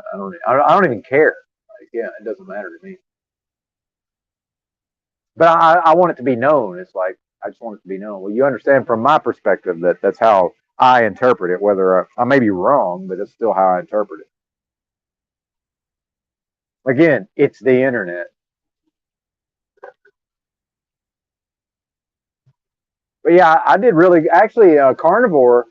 Um, although I wasn't full carnivore because I was eating a lot of avocados also, but and like I was eating like pumpkin seeds, uh, which in retrospect may not be that great for you actually, but I was mostly basically it isn't even that I was carnivore. I eliminated processed foods for about 6 months, and that just happened to coincide with when I finally started going to truck driving school. I got a job, got it, and went to truck driving school. So I don't think that's a coincidence that getting off of those processed foods, I was able to begin the transition process out of the homeless lifestyle. Although I'm still technically homeless.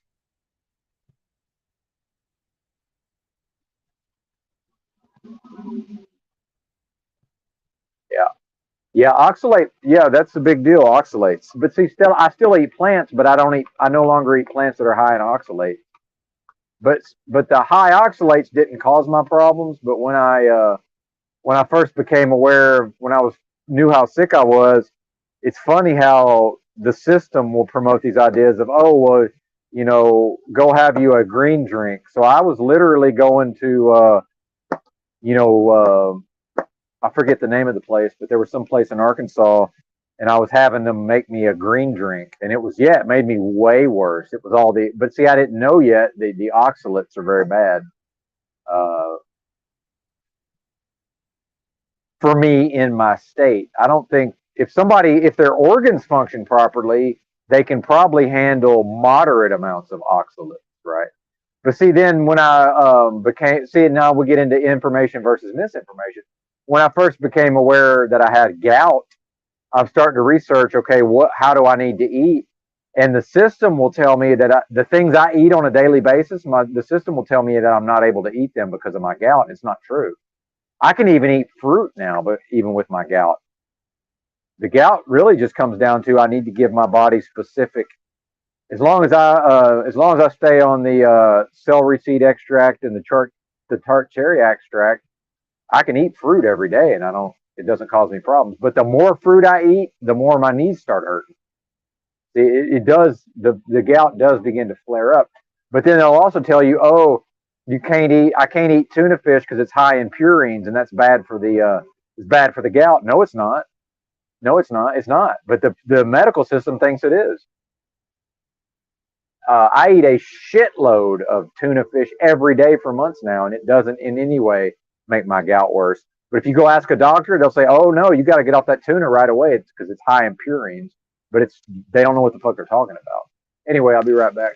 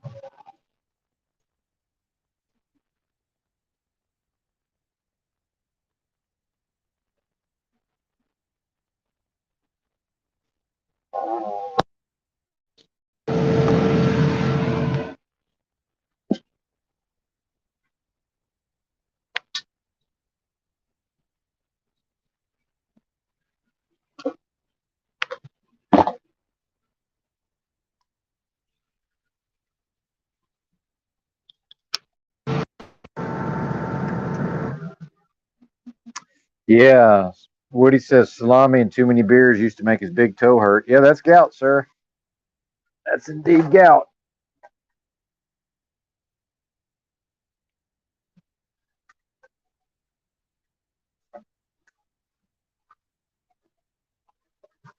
Well, imagine having these kidney issues that I have. Musical's a secret, and then going online and trying to find out what to eat and actually being recommended high amounts of oxalates.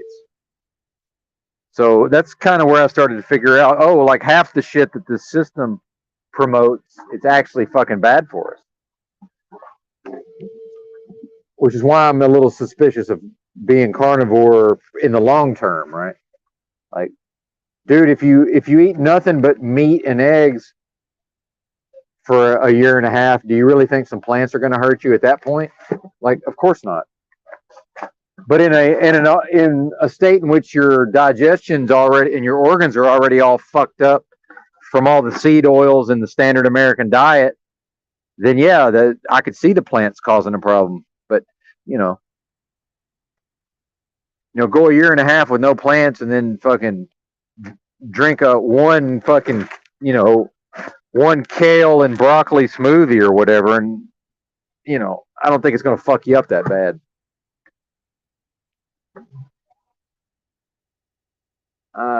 Kidney stones can be more than one thing, though. But yeah, that definitely oxalates can definitely have something to do with that. Absolutely. But I believe I'd have to go back and look again, but I think there can be more than one kind. But yeah, you're not wrong. I just try to get away. I try to avoid this thing where we just completely demonize something across the board because I'm just not convinced that it's something that is just across the board fucking wicked. I'm just not convinced. But it was bad for me at the time. It definitely, I was sick and it made me worse. I can tell you that from personal experience.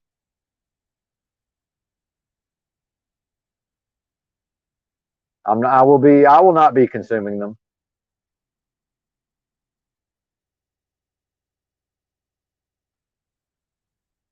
That's for damn sure. Okay.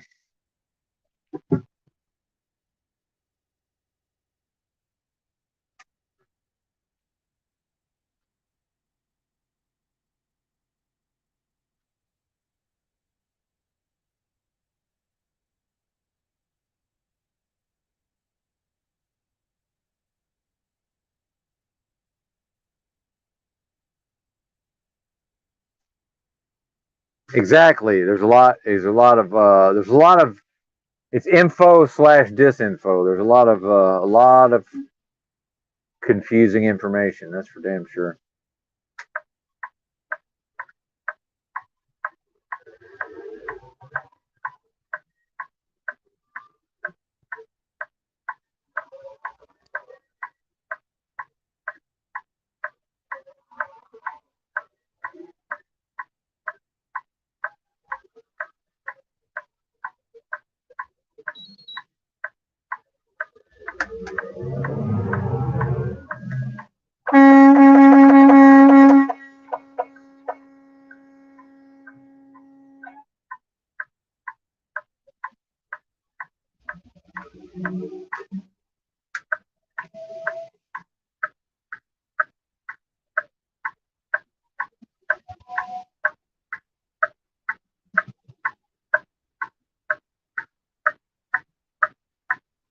Oh, dude, I grew up and never ate a plant. I used to be the pickiest eater you could ever imagine. Like, I'm not advocating for eating plants. I can assure you, dude. My whole life, if it wasn't rice or corn, if it was a vegetable, I wouldn't touch it. When I was like 7 years old, my parents decided that they were done with my pickiness, and they said you're going to sit there at that table until you eat those green beans. And then we found out who had the strongest will in the house, and it wasn't anybody other than yours truly, because I would have sat there however long it took. I wasn't eating those fucking green beans.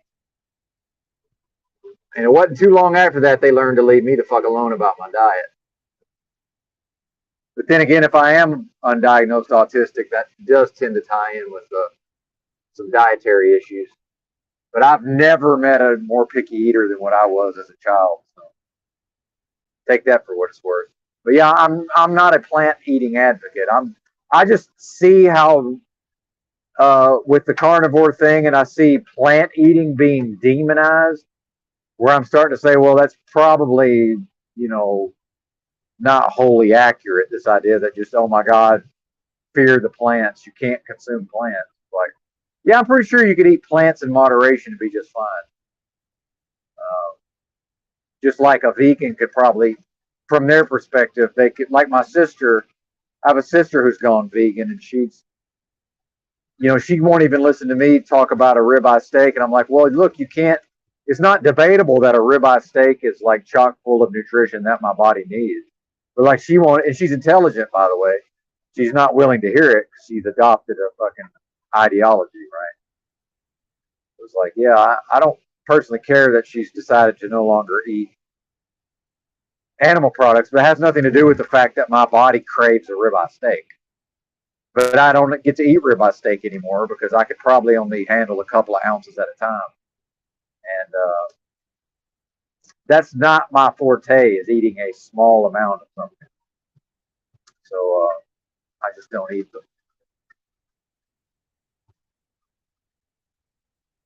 Oh yeah. Oh, dude, I was there for hours sitting there. Like, my parents they were very strict disciplinarians. These were not half-assed people when it came to disciplining their children. It was just they realized at a certain point, it's like, oh, this fucking lunatic will sit here however long he has to sit here. Like, at some point, it's like we're gonna have to go to bed and like continue on with our lives. My thing is like, oh well, if this is this what we're doing now? We're finding out who's got the willpower. Meanwhile, I'm 7 years old. I don't know that I've got the strongest fucking mental will in the family, but I did. It's not bragging. I just got stronger willpower than the rest of them. And they're, by the way, every damn one of them's stubborn, strong-willed people. Probably says something about me.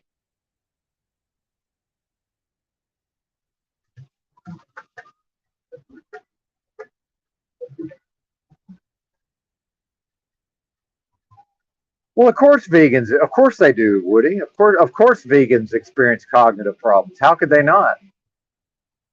Look, I don't care what anybody says. Our brains need animal fats. Period. End of story. Yeah, can somebody substitute fucking olive oil for some of that? Yeah, sure, of course. But in the long run, you got people 20 years off of animal fats. Of course, it affects their brains. How could it not affect their brains? By the way, the presenter on this live stream suffers from malabsorption. So believe me, when me and Razvan were, or don't believe me, I don't know why I keep saying that, but when me and Razvan were talking about my, oh fuck, every once in a while I forget to close the, the cabinet door back there in the sleeper, and then I've got this, I've got like a plastic shelf, 3 plastic shelves I bought, and then fell out of the back. So there's always that.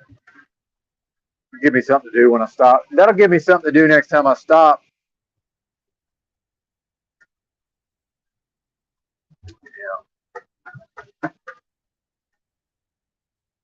Yeah, the mobile apartment, not always the best thing to have. A mobile apartment, especially if somebody like myself is prone to distraction. Occasionally, although not very often, I do occasionally forget to secure my cabinet back there. My cabinet door was not shut all the way.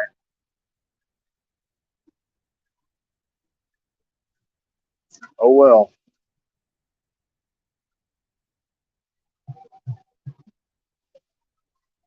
Well, yeah, that's. But yeah, the malabsorption. You know, I'm not, whatever I'm put in my mouth. I'm not even able to absorb all the nutrition from what I'm eating. So yeah, and that's something I realized when I was working out my issues, living as a homeless person. I realized that I need a lot of dietary fat. I need a lot of animal fat, and I need a lot of dietary cholesterol. And there's certain things that autistic people, we need higher amounts of. And I'm convinced that animal fats is one of them, man. Fucking brain food, dude. Of course, I can get some of that. I get a lot of that from fish now. I get most of my fat from fish. Are we considering fish an animal? But then when I see the system promoting veganism, why would I, now I'm thinking, okay, why is the system promoting that? Now, I'm sure there's more than one reason, but I don't believe it's being promoted because it's good for us, you know?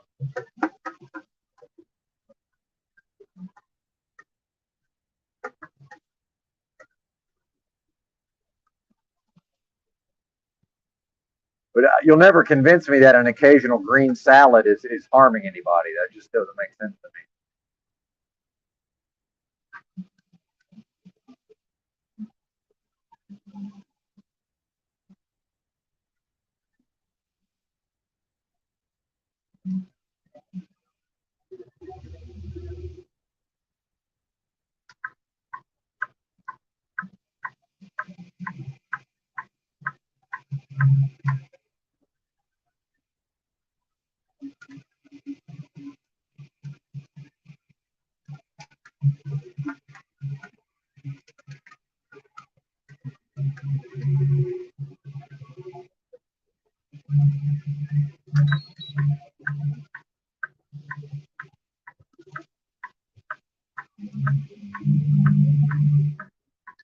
Well, but here's the thing about nutrition is if you've got Americans talking about nutrition, the fact is that the number one restaurant is McDonald's. And if somebody talks about nutrition, I just assume that they regularly go through the fast food drive-thru. Now, some people never touch fast food, right? But that's the vast majority of all Americans. I'm sorry, yeah, the vast minority of all Americans.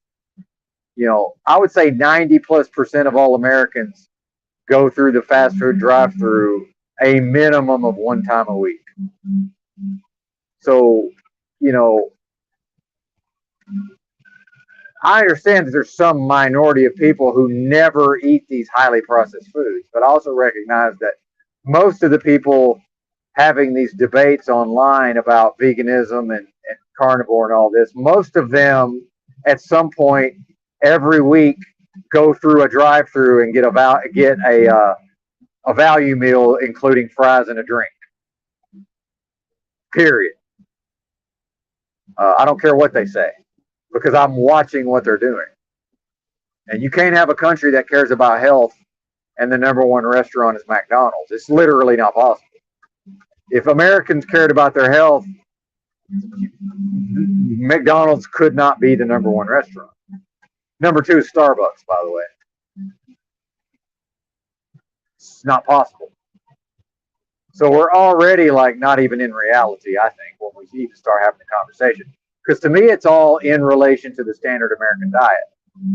So yeah, carnivore is fantastic compared to the standard American diet. Guess what else can be, although not necessarily, because it's certainly possible to eat vegan.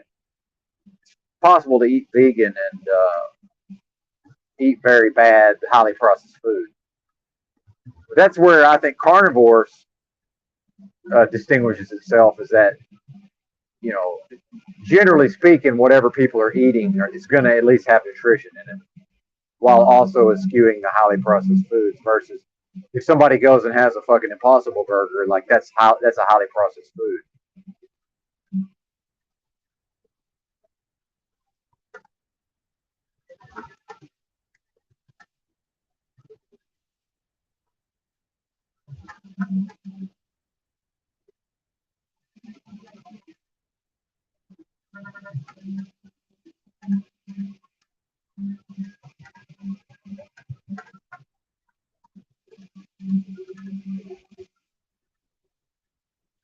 Oh yeah, for sure, yeah.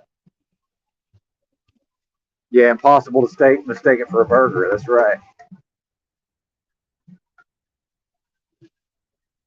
Oh no, I'm not. I'm not being critical.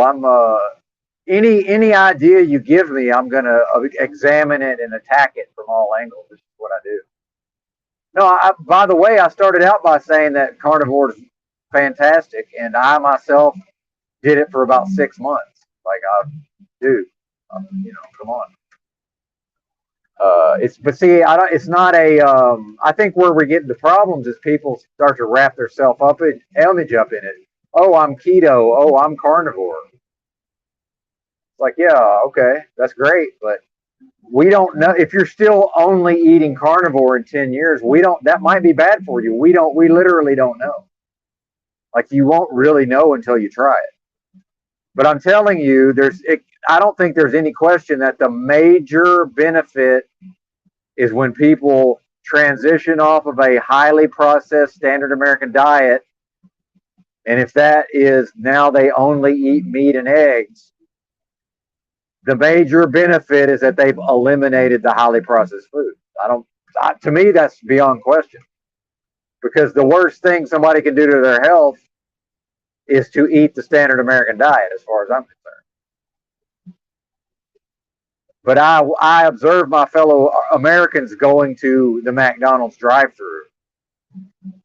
So, I can't live in some fantasy world where people are having these debates about vegan or carnivore in a vacuum, and I just pretend like they never pull up to the Wendy's drive-thru. Because 9 out of 10 of these vegan motherfuckers pull up to the Wendy's drive-thru at some point, just like 9 out of 10 of these carnivores do.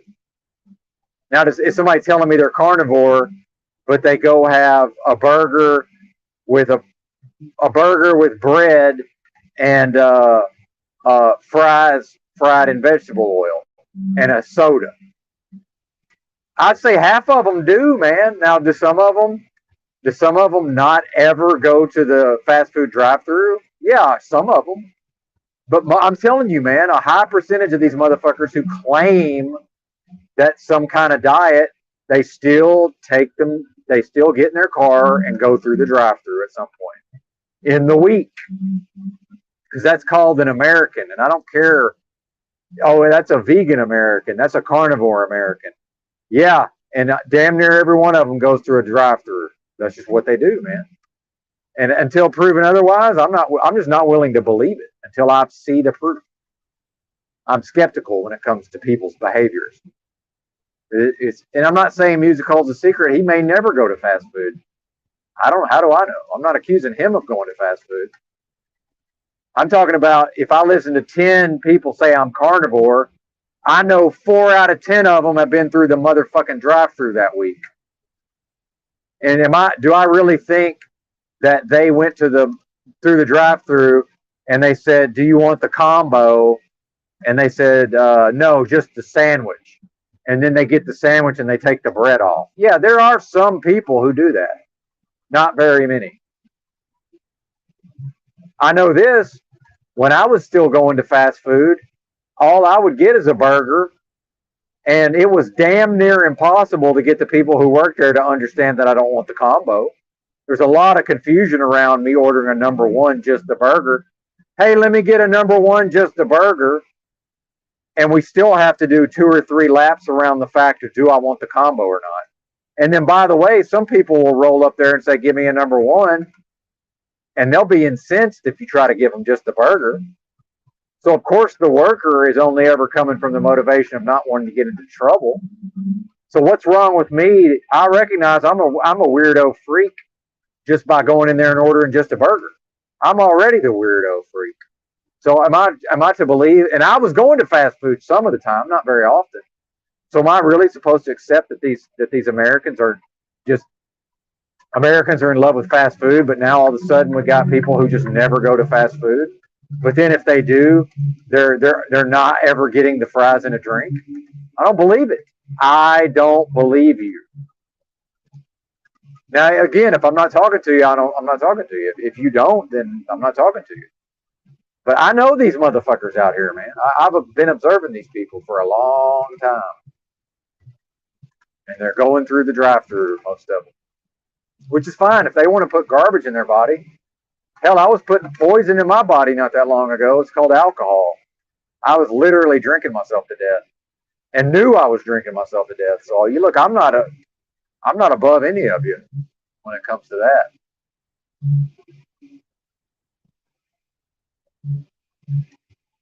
If your diet works for you, good. Stick to it. That's what I say. If it's working, don't worry about it. But then I also look around at a whole bunch of people with expanded waistlines. And when I see an expanded waistline, that's fast food, period. Or it's going to the grocery store and eating out of what I call boxes and bags. I mean, your waistline speaks for itself. You know, I mean, just that tells the story. When you put your pants on every morning, that tells the tale. So, you know, I don't need to be convinced at any other level. And if a person eats strict carnivore, they're gonna be at a normal body weight. That's how that works.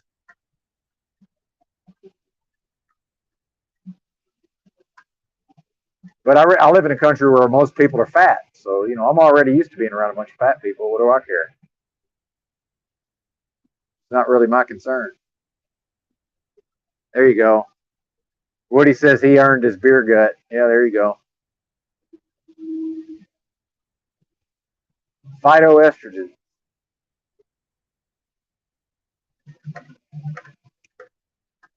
Liquid bread, my friend. Liquid bread.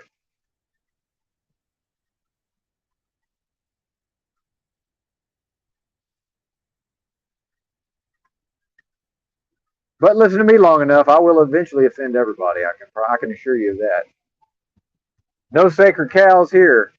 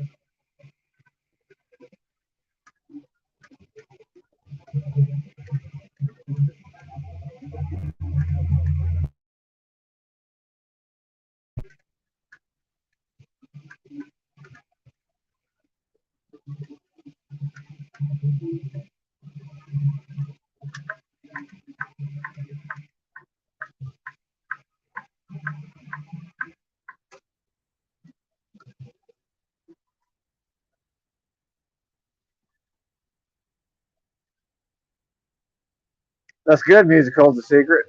Yeah, weight loss from the carnivore, definitely. Yeah, I used to be up to I was up to a 40-inch waist, 40 size 40 pants in my 20s, in my late 20s. I dropped like 45 pounds in 4 months. I think I lost like 60 pounds in 6 months, and I ate a whole lot of vegetables and fruit along with a lot of chicken. Of course, I was in my 20s, so a little easier to lose weight back then. Gets older as we age, of course. And you know, at the risk of, I mean, look, just again, it's all you know. There's always exceptions to everything, and a lot of what I do is I speak generally. Uh, so again, if it doesn't apply, it doesn't apply. But you know, my dad's in that boomer generation, and dude, they fall for shit hook, line, and motherfucking sinker, man. They just do. You know, it's what they do. Fine. You know, I have a version of that myself, but yeah, carnivores, like I say, carnivore's great. And look, if you're 60 something and you're, you know, maybe you can just eat carnivore for however long you live, you know. But I would say if somebody's in their 20s, I don't know that going to an all meat diet, meat and egg diet, and staying on that for 40 years, I don't know that that's necessarily going to be good for them in the long run. I mean, I guess we don't really know, right? It's definitely better than the standard American diet, though. So it's like the standard American diet is so bad that like it's basically nothing can compete with the standard American diet for level of harm. So pretty much as long as somebody's not on the standard American diet, they really in a lot of ways can't go wrong. Other than I would say some of the veganism. But probably if you think about it, I probably could eat vegan for a year and be completely fine. But what am I going to be like in 15 years? That's the thing. That's the question. Because I've actually known many vegans in real life. It's called being half a hippie and living a bohemian lifestyle on the West Coast part of the year, every year for close to 10 years. I've interacted with many of those type of folks.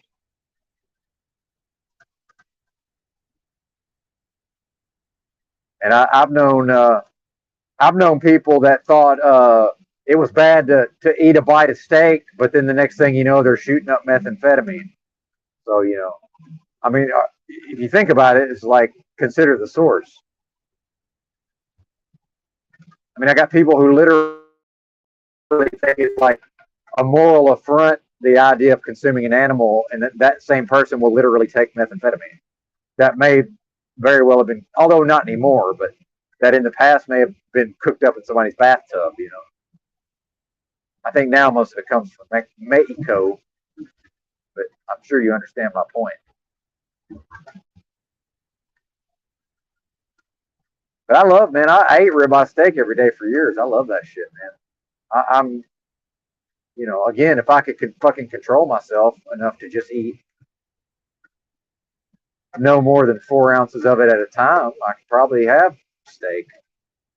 But I don't really have that degree of self control. I'm used to being able to eat. I was eating 2 ribeye steaks a day, like most days. Not that many years ago. And like, I don't know, 6 eggs probably. But then every once in a while, I would crush like between 3 and 5 Snicker bars every once in a while. Maybe once or twice a month at the most. And then I would have fruit some of the time.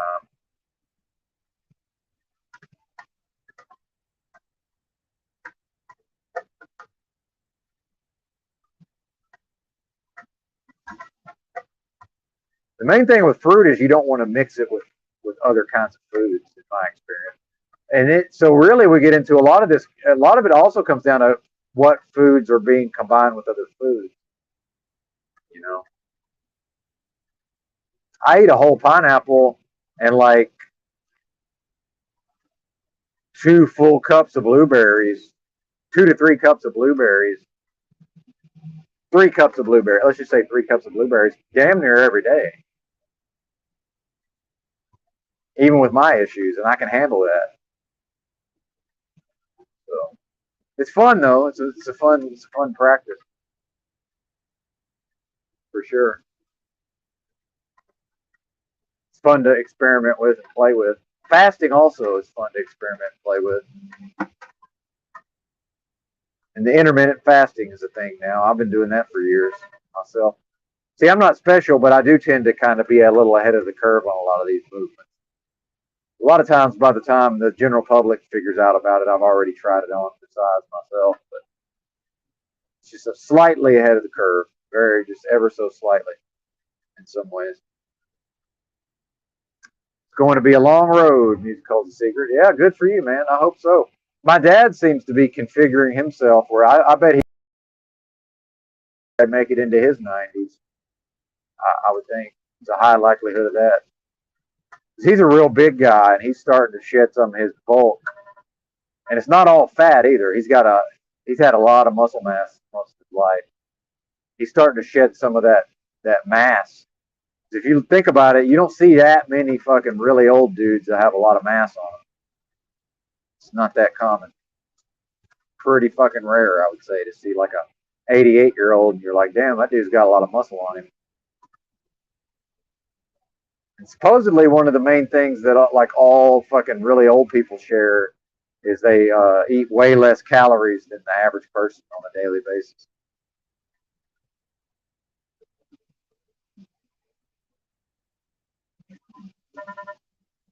and I'm at about 3,000 a day, and I'm just barely maintaining my body weight, 132 pounds. Although I think maybe I might have gained a couple. I think maybe I got down to like 128, maybe. I wasn't weighing back then, but I got a little.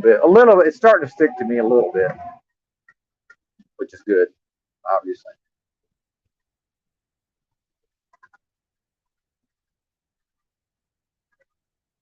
It's crazy, man. I used to have a backside. It's just gone now. There's just nothing there, dude. It's actually pretty alarming.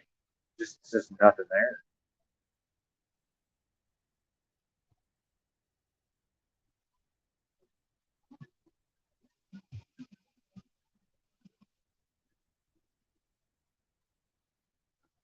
2 weeks. Oh, got 2 week. Yeah, I don't think me personally, I don't think the 40-day fasts are a good idea. Just my opinion, but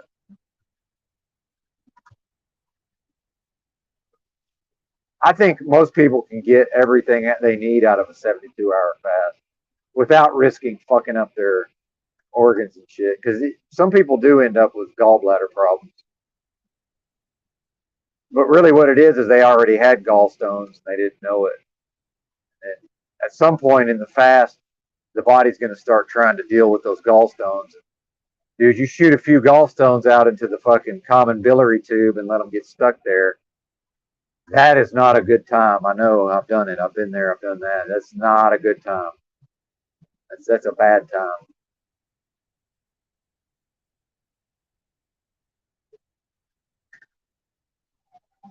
Yeah, that was a funny thing. I did 17 days on the master cleanse, and that was back during my weightlifting days. And like, that was my main concern was I was like, damn, I don't want to lose this muscle. And then just something I guess I had to see what it was like. And man, I did kind of shrink up, man, where I was worried. But dude, all the muscle just came right back. It was weird. I did look like kind of shrunken down after that 17 days. But dude, once I started eating again, all my muscles, it's like it all came right back.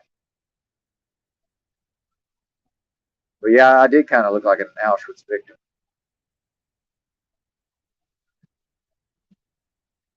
And some of us, you might think you'll get muscle tone. I didn't. I didn't have the muscle tone either. That was another thing. It was like, fuck,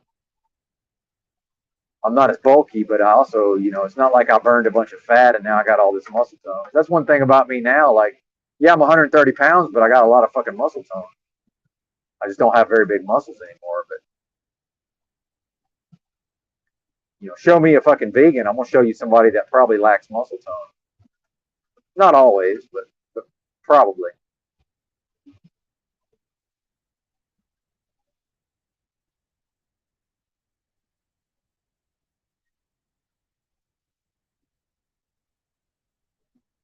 Christian Bale and the Machinist. Yeah, I love that movie. I'm a big fan of that filmmaker. Well, Christopher Nolan, although I don't like his Batmans, interestingly, but I do like his filmmaking. I thought his which one was it? The first one that Nolan did? I thought that was trash, dude.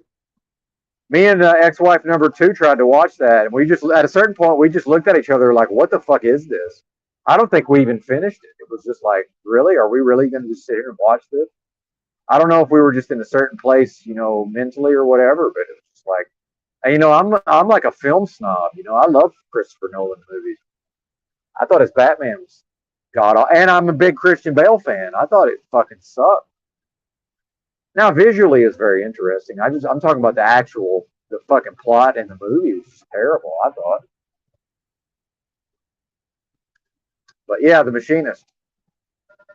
Yeah, Christian Bale. And then the next movie he did after that was Batman Begins. So that was like what? That was like an 80-pound swing in his body weight, probably. He said he couldn't even do one push-up when he started training for Batman Begins. And he said to lose all that weight for The Machinist, he was eating like a hard-boiled egg and like drinking coffee, and maybe like half a piece of toast or something.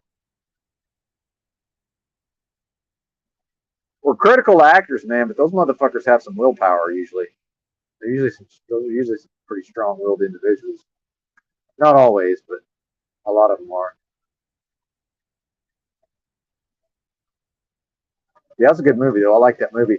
That movie has a lot to do with micro sleep also, which is as a truck driver, I never really knew anything about micro sleep until I started driving a truck. Like that is a real thing. Like, yeah, you can somebody can say, "Oh, I haven't slept in however many days," but he was getting sleep. He was only getting micro sleep.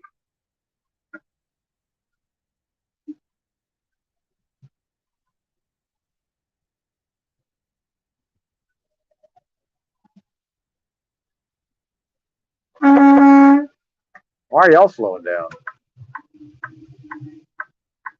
There go the sheeple. They they don't know what they do, so they need forgiveness because they damn sure don't know what the fuck they're doing.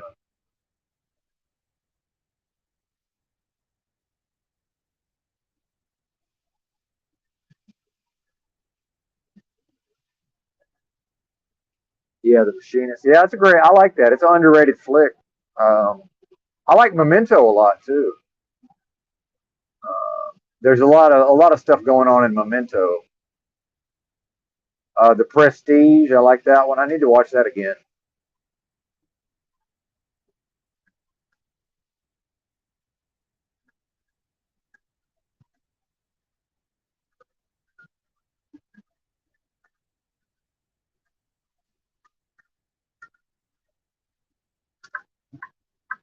I need to watch Dunkirk again. Also,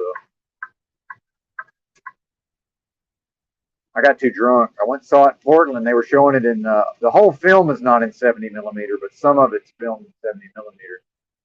And they showed it instead of 70 millimeter, a theater with 70 millimeter projection in Portland, Oregon. I went and saw it, but I got too drunk.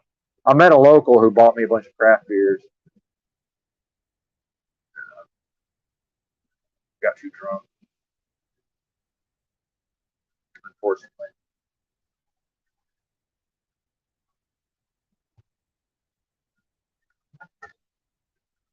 Well, actually, he had driven from another town. He lived on the coast, I think. Drove up for the movie. I guess I shouldn't even say a local.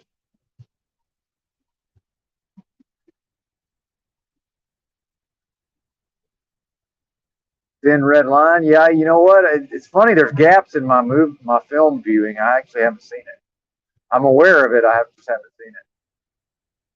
There's so many good movies, man. That's what I'm trying to tell my dad. It's like, dude, there's all these great movies you've never seen, man. Why don't you just in your retirement? And by the way, the technology's super cheap. Like, dude could literally fucking watch DVDs. It's still cheap. Wouldn't even really even have to mess with the streaming services. Hell, just the public library is going to have some stuff he hasn't seen. Hey, in a thought experiment, what's happening? Good to see you, brother.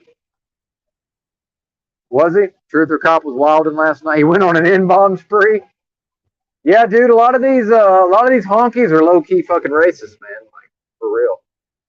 Like it's not. I don't. It's not for me to straighten them out, but yeah, a lot of these honkies are low key fucking racist, man. Closeted racist. I'm not saying he's that, dude. I'll drop an N-bomb if I feel like it. That's for sure. I grew up with the blacks though in Arkansas. Not that that gives me any right to say it. It's more of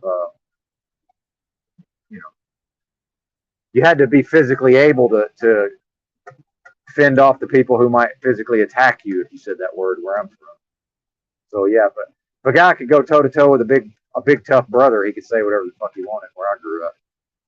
So I didn't say them words. More of the story. I'm sure some of my relatives did.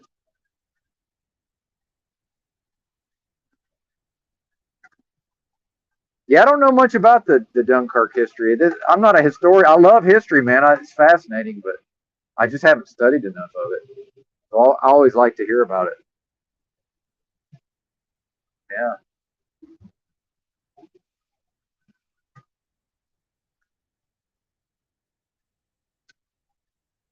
Yeah, I don't know what's up with Truth or Cops in bombs. I mean, I'm assuming that happened. I don't know why you would make something like that up. So, yeah, I don't know. Who knows? Does he drink? I'm not trying to make excuses. I'm just trying to figure it out.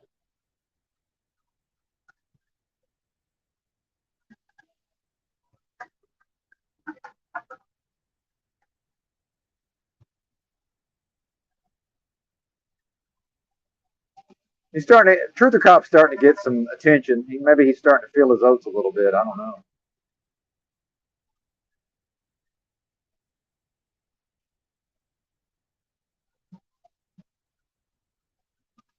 But yeah, World War II in general is fascinating. And I don't know if people thought I was making a joke or what, but dude, Pat Buchanan really did write a really good book about it called Hitler, Churchill, and the Unnecessary War. It's an excellent book, especially well researched, excellent book. And he goes into a lot of the, if we can set aside Pat Buchanan, the politician, for a moment, he really researched a lot of the treaties and such, and it really tied it in with, the conditions that came out of, World War One. Having a lot to do with basically, that led to World War II, but then that it really could have all been avoided, and a lot of the problems were created because of all the harsh ways in which Germany was dealt with after World War One. But again, according to the official fiction, like I'm always understanding that it's probably not what we're being told it was. Like, yeah, I'm factoring that in. Obviously, it's an interesting topic to think about for sure.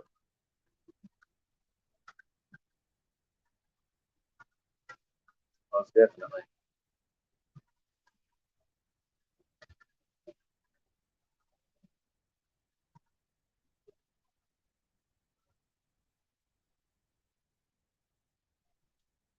I wonder if Austin's too busy to come give us an early morning lecture. And I don't mean lecture in the negative sense. I mean, like, I like lectures.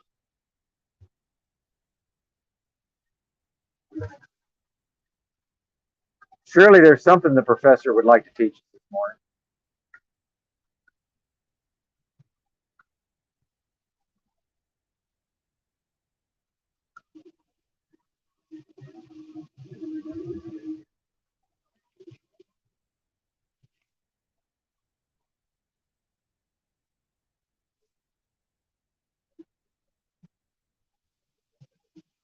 Shout out to the chat, by the way.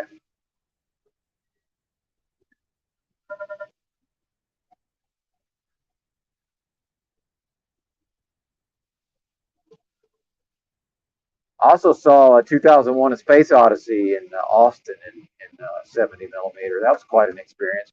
I had actually never seen the film, so very impressive. Very impressive. Big Kubrick fan for sure. Although it's kind of funny to say that, I've never even seen one of his most famous movies. Hey, that's a paradox, right? Show me a human, I'll show you a hypocrite.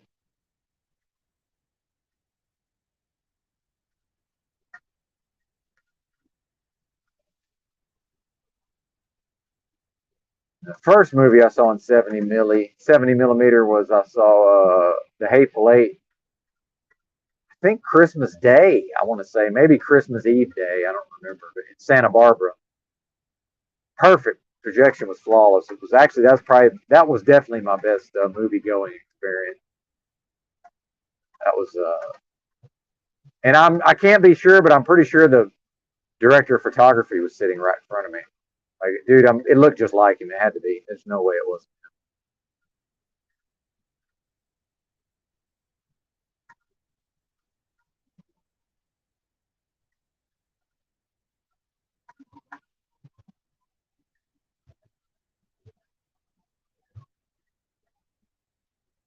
It was the roadshow format. It had an intermission. It had like a prelude music, and then it had like a 15-minute intermission, and then music. And they gave us like a booklet, which I no longer have, unfortunately, but like a booklet they gave us. Pretty cool, man. Very cool, actually. Tarantino, that's my guy. And I've said it before, man. 50 years from now, all they're going to be talking about is Tarantino. That's the only one that's going to be talked about, I think, in the future. It's all going to be about Tarantino. Maybe I'm wrong, but I don't think I am. And I like a lot of these other filmmakers, but he will be the guy in the future. Looking back.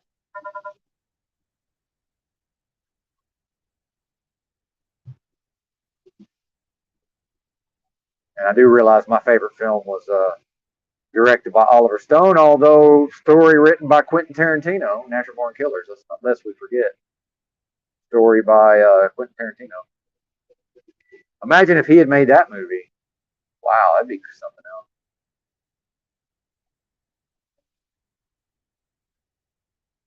Yeah, you are old. Fuck. Musical's a Secret saw 2001 when it came out.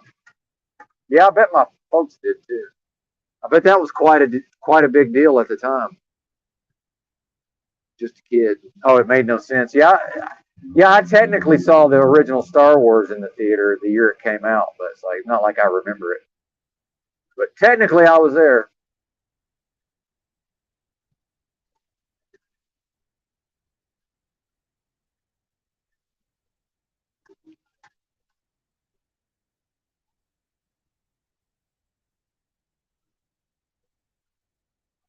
Oh, you're talking about Kubrick, Woody? You're talking about Kubrick with his moon landing stuff?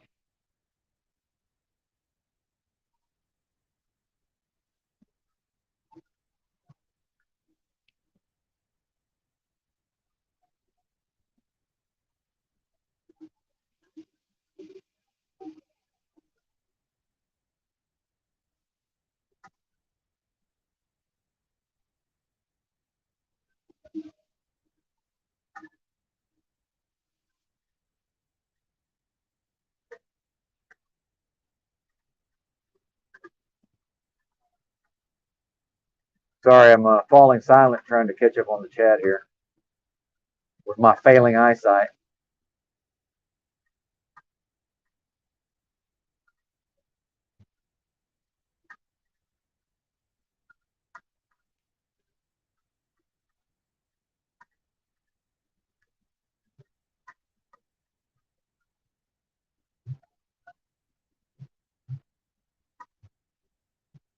When I get done today, will I go chillax or will I actually go above and beyond for the day and go subject myself to the process of getting some new glasses? And I'm cheap, so obviously you don't want to drop the $600 or whatever the hell it's going to cost.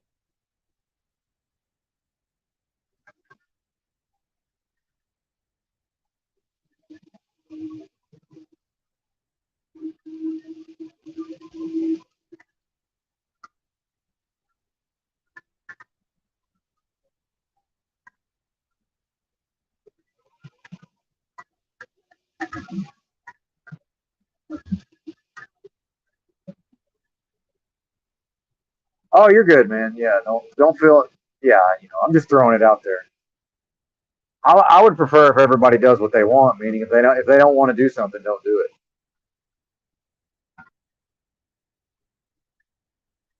Yeah, that's my preference. Do whatever you want to do.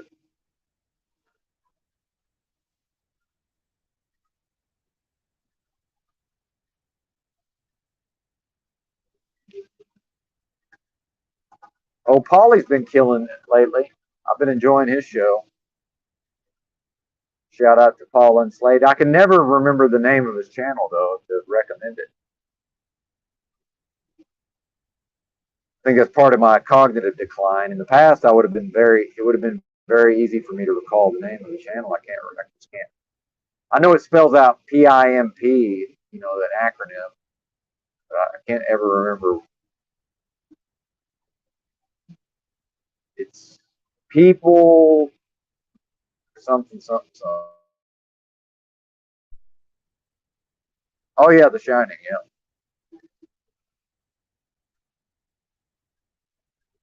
yeah, a lot of coding in The Shining. That's for sure.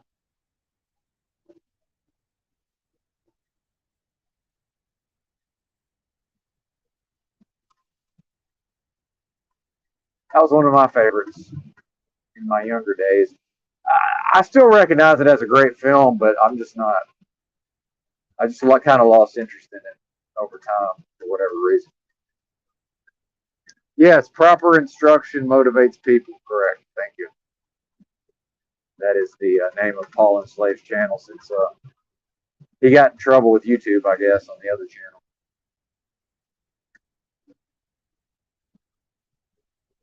What's up, Ginger Ridge? Good to see you.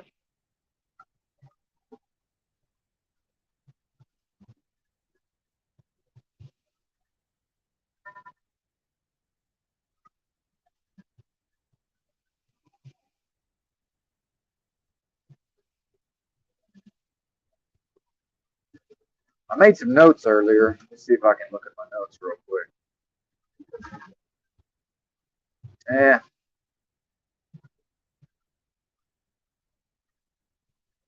Nothing coming to mind based on that.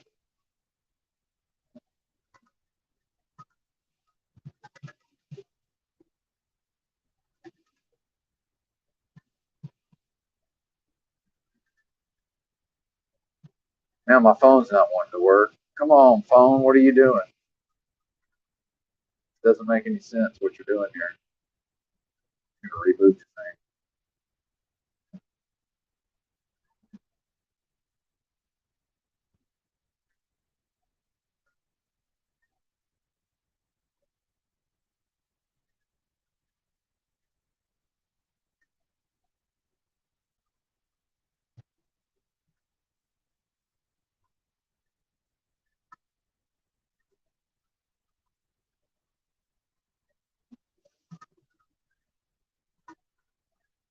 Yurt said he's listening, but hell, nobody's talking.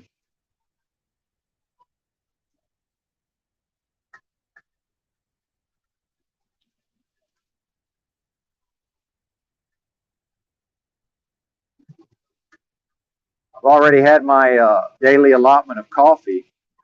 Thinking about maybe. Oh, wait a minute.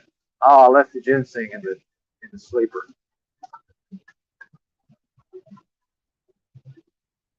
About time for more ginseng. Nowhere to stop out here, man.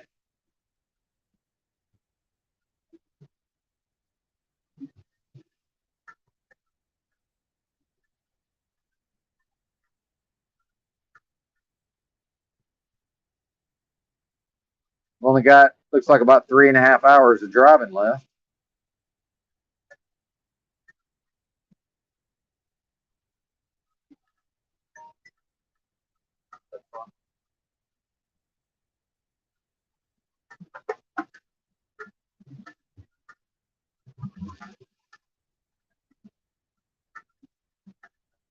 Easy money out here at this time of the morning, especially on a Saturday. There's hardly anybody out here.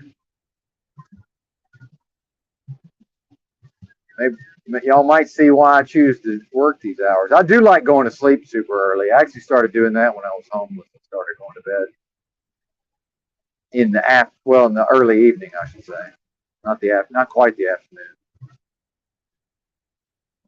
Dude, I think I went to sleep probably about 3 p.m. yesterday. I said, fuck this, I'm out. Went to sleep.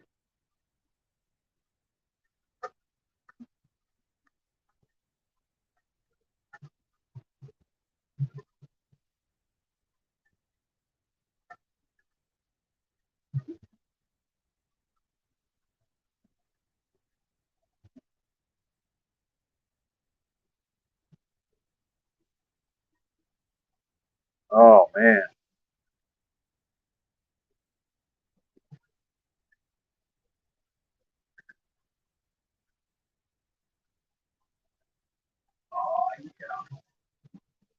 Still a little bummed that I let that cabinet. I don't know what you call that. It's like a $20 fucking plastic shelf at Walmart, or I think I got this one at Kroger, but it's the same shit. And it fits perfectly inside there's a cabinet in the truck here, like where you can hang up your clothes or whatever, a little cabinet. It fits perfect in there. Twice now I've forgotten to close that door all the way, and then if I hit enough bumps, then the plastic shelves fall out. Although last time it happened, I had a 32-ounce bottle of Dr. Bronner's liquid soap, and of course it went flying and broke and spilled everywhere. I'm trying to think. I don't think I have anything actually breakable in there at the moment. Well, that's good.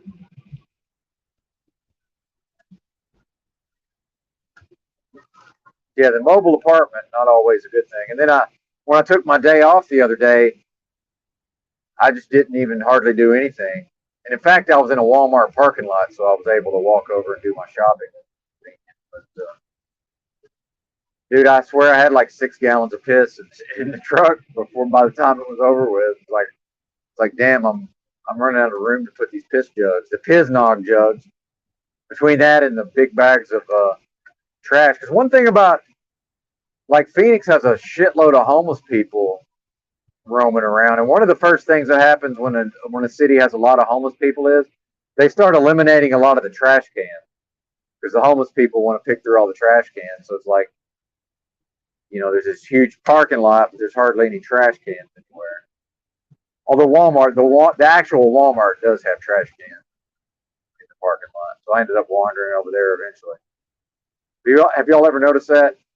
The more street people, the more homeless people in an area, you typically one of the reactions to that is that there just be less and less trash cans for people to use.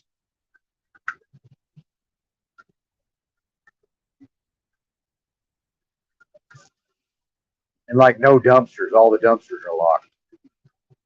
It's like, man, I want to do the right thing here and throw all this trash away. You're not letting me.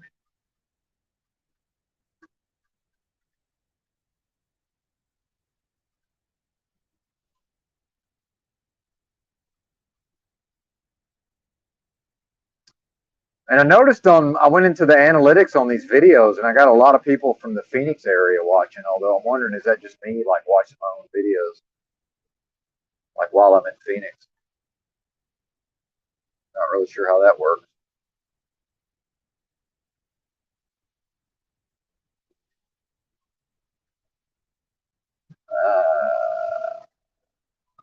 I need to go to Walmart. I've been putting it off. There's a Walmart in Abilene with decent truck parking. Although coming from this direction, it's difficult to access. So that's a good enough excuse to not stop and do my shopping.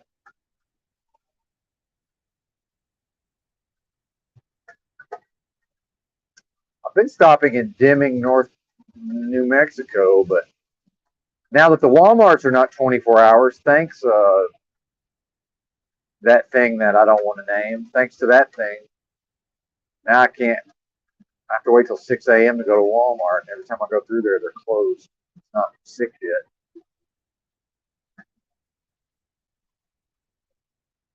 Oh yeah, too much plastic. Volvo's got the best sleeper though, I think. Kenworth is all right, but the Volvo, that's got the best. Especially if you get one with some of the ones we have over here it's got like a table in the back, like actually like a kitchen table. Then it folds down into a bed. It's pretty fucking badass. Yeah, if it's up to me, I'd be driving a Volvo actually, but Kenworth's not too bad, other than they've got it programmed for no fucking power.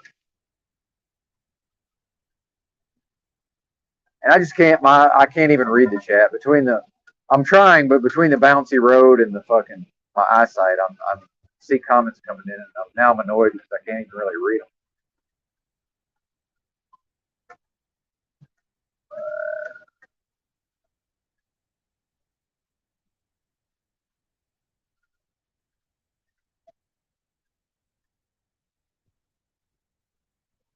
Oh yeah, I've read the Bronner's bottle's got a lot of stuff on it for sure. Yeah, I have indeed read the entire Dr. Bronner's bottle. Yeah, I love that stuff. I found some bar soap at Walmart though that it claims to be, if the list of ingredients is what's actually in there, then it doesn't have a bunch of chemicals. I've been completely off the chemical soaps for years now. Although I use, laundry detergent, all, I'm sure it's got some chemicals in it. Your boy's half a hippie. What can I say?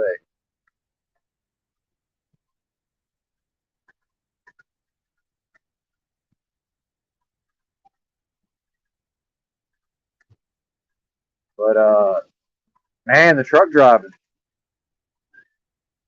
I'm really wondering like how much longer will I even be able to drive this truck? I guess once I get my eyeglasses, we'll see if that helps anything any.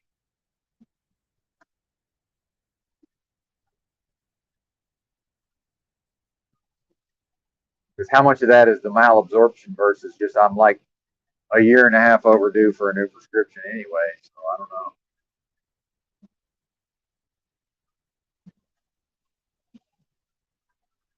Not quite sure how that works.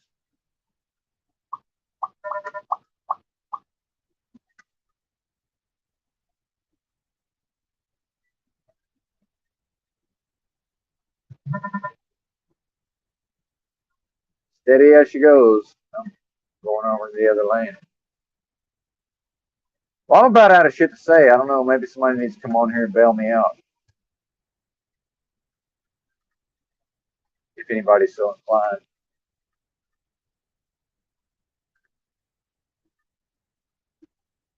And now if I don't really need to go to the bathroom. If I stop, I'm going to have to deal with this, my fucking wardrobe, my wardrobe that fell out of the cabinet.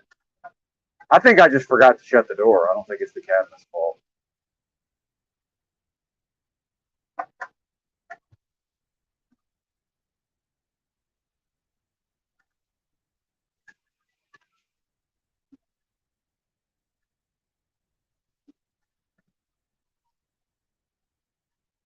Oh.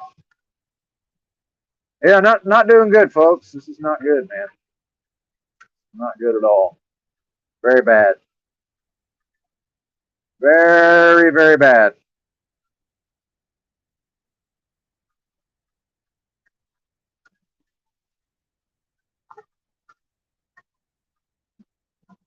Although I've started taking these this lutein and this whatever this other thing is, and I don't know if y'all have ever noticed, but it's like sometimes when your body starts to heal a little, or it's like before it improves, it kind of gets worse. I wonder if these supplements are actually making my eyes worse short term. Because dude, my eyesight hasn't been this bad. It's probably the worst it's ever been. By the way, I had fucking just awesome, like bionic eyesight most of my life.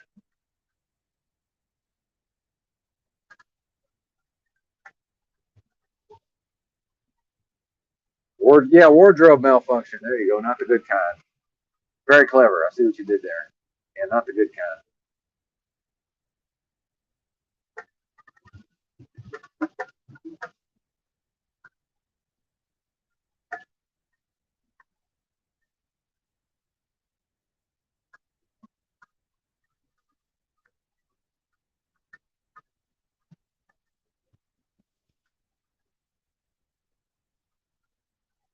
Snake oil bottles? Is that what that says?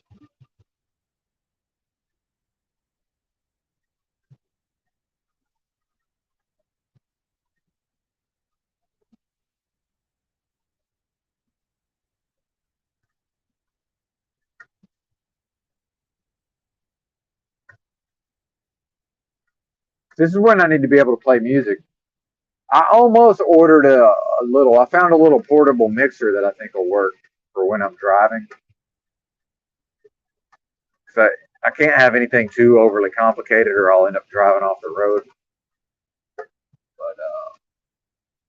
I think I'll be able to play just, not the video, but I think I'll be able to play just audio from one phone and mix it in with my, although if I get a headset though, see, I've been thinking about getting a Bluetooth headset, like an expensive one. I don't know. Because I can't really use any kind of like good microphone because there's way too much background noise when I'm driving. So I'm literally talking to you folks on $10 Amazon Basics fucking earbuds because this microphone doesn't really pick up the road noise so much.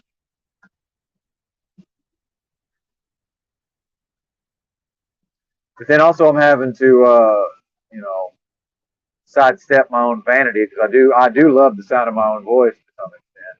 Like this mic doesn't, it only picks up the less pleasing tones of my voice. If Barry White talking to this motherfucker, you wouldn't even know he was talking. Wouldn't be able to hear anything. You think he was muted.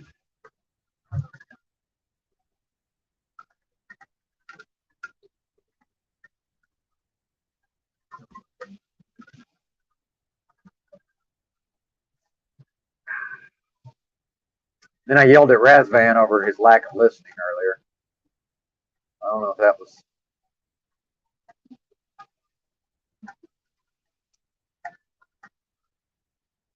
That is definitely a cause of frustration for me, though.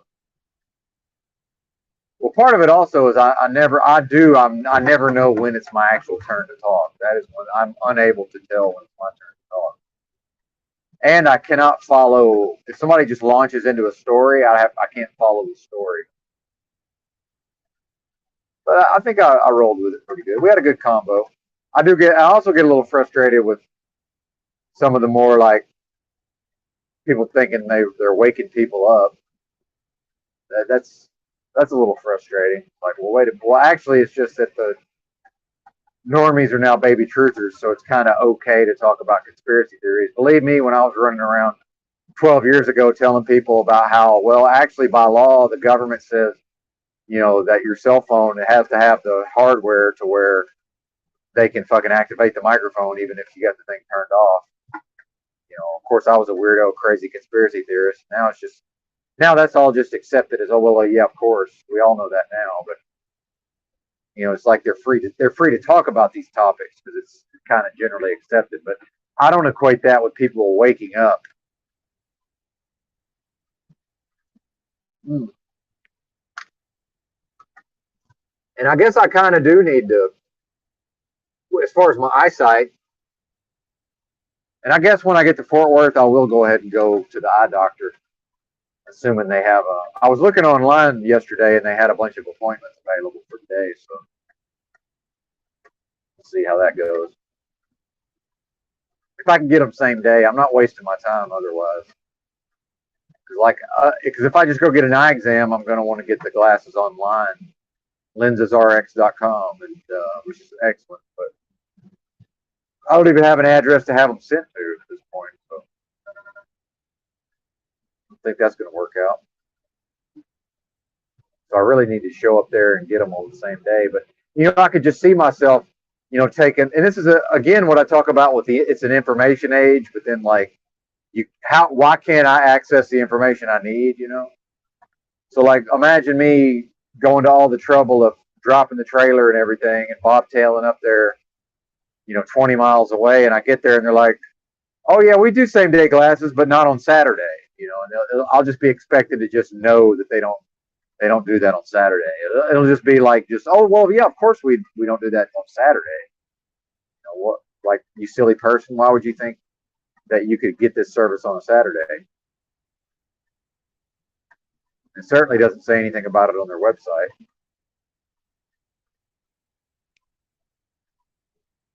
There you go. Yeah, exactly. Yeah. In a thought experiment's got it. Yeah, he's got my voice and then his music in the background. So yeah, I'm fading into the background. I don't mind it. Of course, there was a time when I've got a digital audio recorder, a portable digital audio recorder. It takes a maximum of a 32 gig SD card, one of the big cards, the physically big cards. Although I guess you could use a micro with an adapter, but it's uncompressed. It's 50 hours, and I filled that whole thing up truck driving, just talking. And I realized, well, I didn't say anything important enough to want to try to edit it. So I erased the card and then I filled it up again. So that was 100 hours of me talking to myself. So I figure if I'm going to do that anyway, might as well talk to the internet.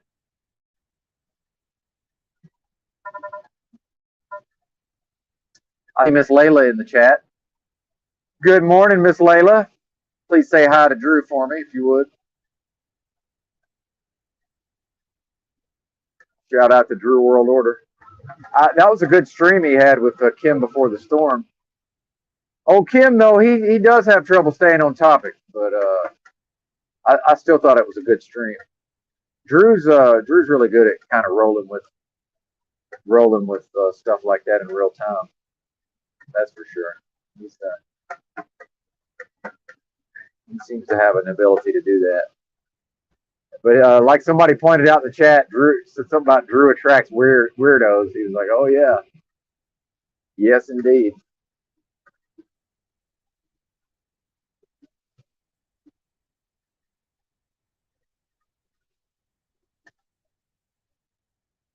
Oh, good. Well, and I wonder if Layla even knows why I say that. Why every time she shows up, I bring up Drew. She's probably smart enough to figure it out, but it has to do with the culture in which I grew up and then my advanced age. But yeah, I hope he streams later. I just want to get. I need. So, could somebody please tell me? Because I certainly would just end my live stream and go watch him. I didn't even know the other day. I was like, I ended my stream and then I was like, oh shit, Drew's live, which is awesome. And mostly because I'm asleep for most of them. He tends to go live when I'm asleep. But yeah, it'd be great. I hope he does. I want to watch. I might pull over and participate. I guess I could just keep driving, actually.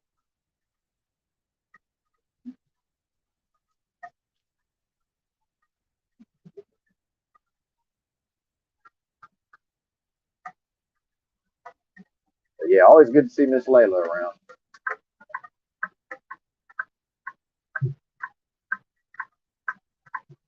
Maybe going to get into some more astrology type of information over here, Layla, possibly. I don't know how much I know you like the tarot. I'm not sure how much you're into astrology.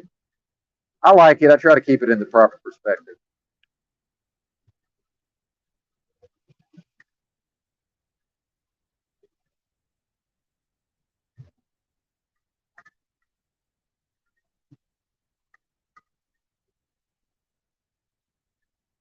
Drew seems ready for the Truth or Fight Club, though.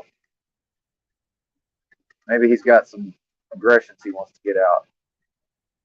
He does seem to like the wrestling angles. At a certain point with him and JG, I'm just like, oh, it's like become wrestling promos. In a good way, not in a bad way. If anybody knows what I'm talking about.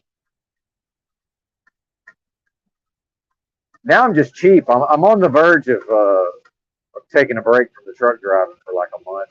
I guess I really need to, since I keep saying I'm going to study the law, I probably should do that while my eyes still work. I mean, eventually, am I even going to be able to read? This is getting bad, really bad. Yeah, you're welcome anytime. Welcome to call in anytime. Whenever I know you folks are busy over there. But yeah, the astrology. I need to brush up a little bit. I haven't looked at it in a while. And I always like listening to folks who kind of are able to, kind of tie it in with like the current events. I'm more of just like looking at my own birth chart kind of thing, but I'm probably exhausted. I've probably gone about as far with that as I can go. But then I see other people who probably would find it in their own birth charts interesting, but they haven't really ever looked into it. Maybe Yurt possibly, although I don't know, he might have studied his. Hard to know with that fella. Shout out to Austin.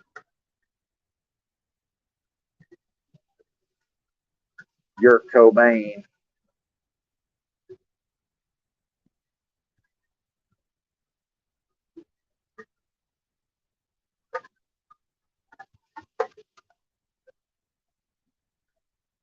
No, Drew's not a weirdo. He attracts weirdos.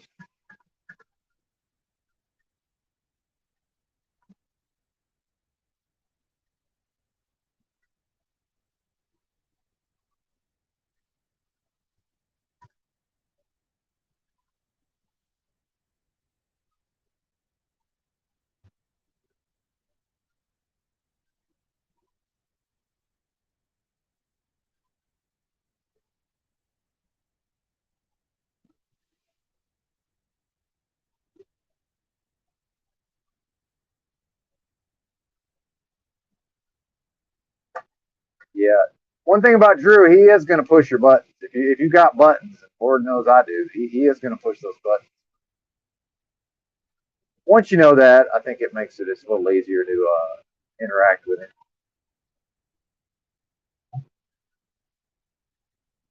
It's all fair game as far as I'm concerned.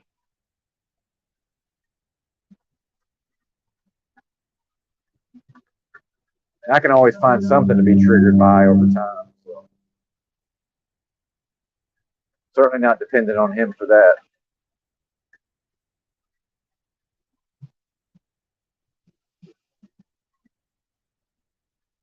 I mean, look how good I do driving in all this traffic. Not that there's traffic right now.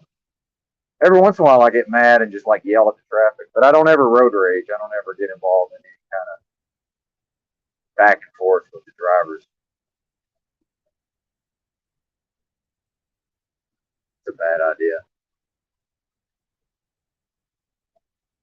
Now we're running off the road. Yeah, there you go. Maybe we could have Layla do your Sparrow.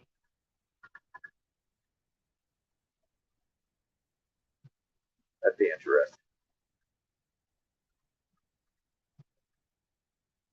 Like I said, I'm not really into the tarot myself, but I mean, I find all of this stuff interesting on some level.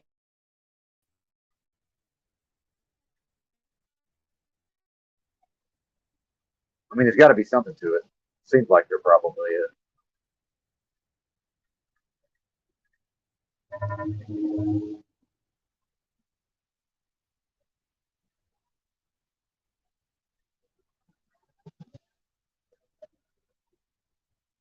Oh, I know. Believe me. Yeah, I know. I know he doesn't. In fact, when I first started talking to, when I first started encountering the Chalk Body Outline Discord back in the day, listen, he wasn't really about it at all at the time. In fact, I was kind of surprised to see him become open to some of these religious ideas. It seemed to me, he seemed kind of closed off to it. But that again, that's my perception over the internet. And I think that's sometimes, we get ourselves in trouble because you hear somebody say something about somebody, but then when you think about it, it's like, well, they're only experiencing that person over the internet. It's like, and they're really only speaking from like their own perception. And then you get into like one person conveying that to another person who conveys it to another person. Eventually, it's like we really weren't even at the truth to start with, and now we're very quickly just becomes like the telephone game or whatever. So I'll try to factor all that in. But just based on my observations over the internet, he seemed somewhat close-minded to some of these religious concepts. He seems to be more open over time, but I don't, and I know he's got that tapestry of Jesus on his wall or whatever, but I certainly wouldn't ever consider him to be like a Bible thumper. That's for sure. And again, it's not a Bible channel and it's not a religious channel, but I am a preacher. I mean, it's like the core of my essence. Like that's what I am as a preacher. So. And again, as I think, Yurt's tried to stress, and I've talked about, it's like I come from a specific cultural context, and I do view a lot of this like anthropologically. It's like if I'm going to study anthropology, well, hopefully I'm going to study myself also. It's like I see this person who's, was socialized in a specific context. So I think makes a lot of sense that I'm going to interface with in various ways, right? It's just going to be the most, that's going to be the easiest, most convenient way for me to think about certain ideas. It doesn't mean that I believe in those ideas like at a dogma letter of the law, strict sense.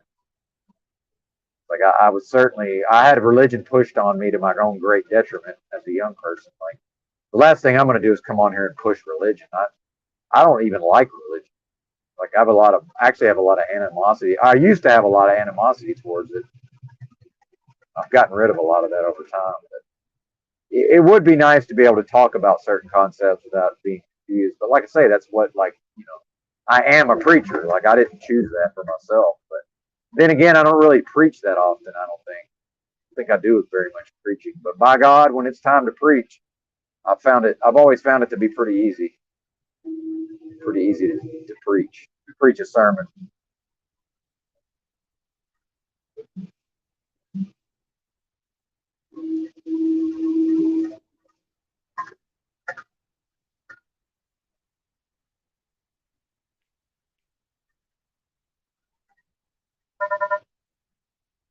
If I keep working, maybe I'll just buy me like a 10-inch 10-inch tablet and have that. Like, actually, I could probably just get a screen in here. I bet. Amazon keeps trying to get me to buy one of these like 14-inch LCD screens. They keep going on sale. You can actually connect those to a phone. Maybe I'll just do that. Crop that bitch up in here. I'll actually be able to read the comments.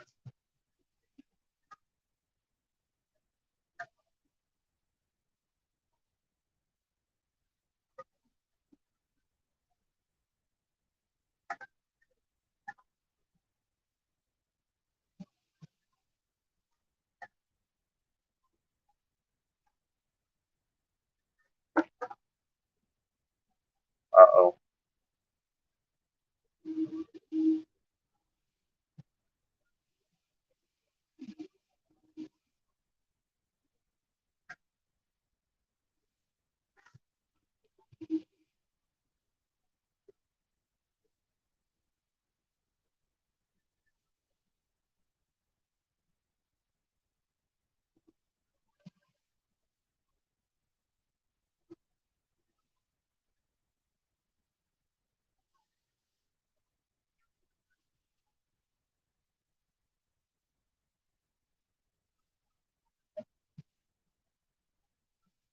Well, I don't know either, but I think, wasn't that back when Drew was moving and all that? I mean, he probably just had a lot of turmoil. I can't speak for him, but just moving across the country that's a pretty turbulent type of undertaking.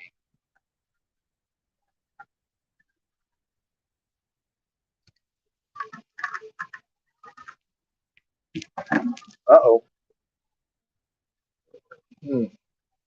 Sorry about that. Another reason I want to get a wireless headset is every once in a while I forget that I'm connected to the phone that's connected to the dashboard or to the windshield. Fuck. And then I have these cat-like reflexes, so I damn near sprained my whole fucking hand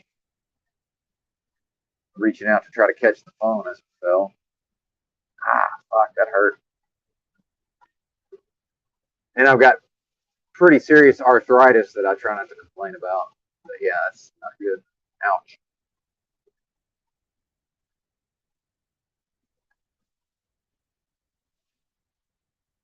Yeah, I mean that's the thing. I mean, I understand. I'm just skimming the chat, but like I understand where people want to be protective.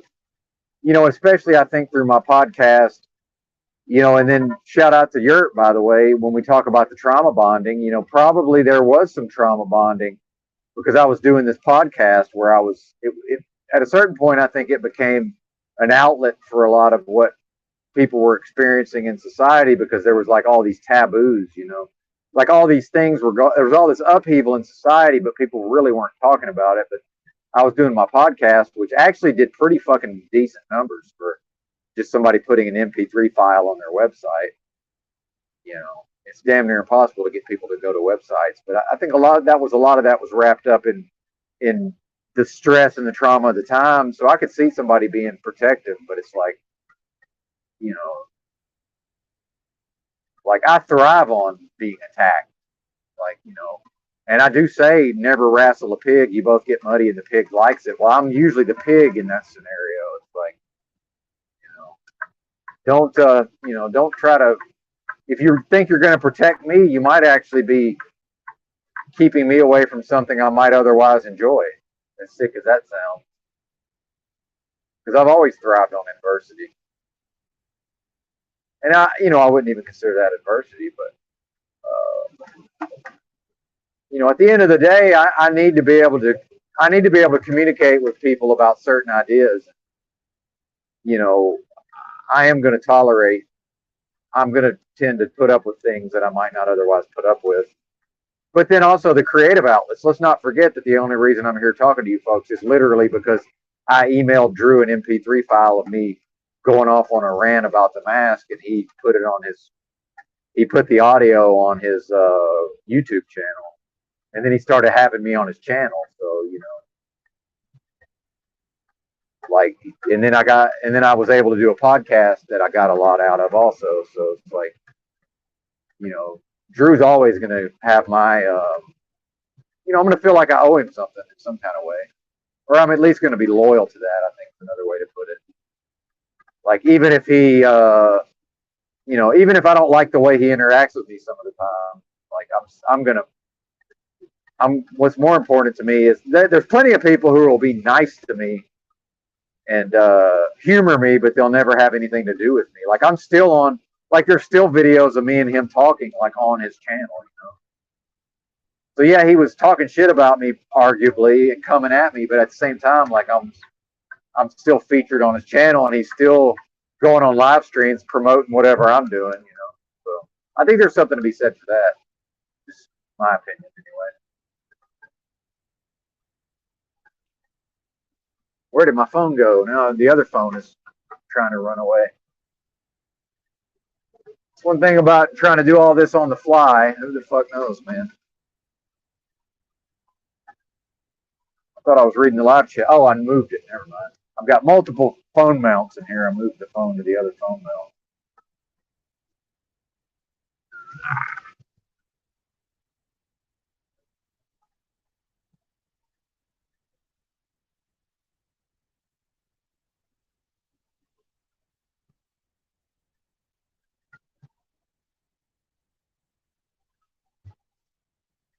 No, I didn't say you protected me, right? I'm saying that can. All I'm saying is that can be rooted in a desire to be protective over somebody. That's all I'm saying.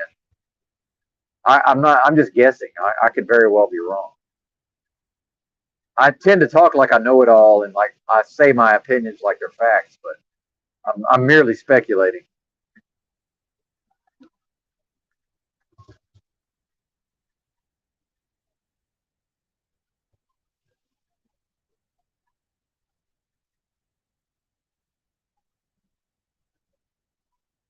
Well, I mean, we're all flawed humans here, you know. And I was homeless for 6 straight years. The fact is, I wasn't able to have friends when I was homeless, and also have like really high standards for their behavior. Like it just wasn't an option. Like I had a lot of friends. I had a lot of friends in the homeless community, but I had to be very tolerant. The only way to have those friends was I had to be very tolerant of certain aspects of their behavior. So I just kind of learned, as sensitive as I am, I've kind of learned over time. And we can't look. We just cannot simply. It's just not possible to separate the bad from the good. Like I can't. I can never get all the positive aspects of a human and then never ever experience some of the negatives. It's just not possible.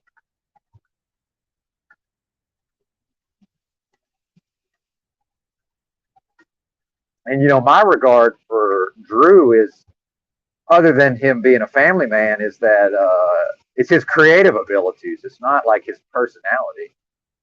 It's a recognition of his creative abilities. And I do have excellent taste. And the fact is that I probably never would have even been interested in watching a live stream. It was literally Drew was the first live streamer I ever watched, because previous to that, I literally considered.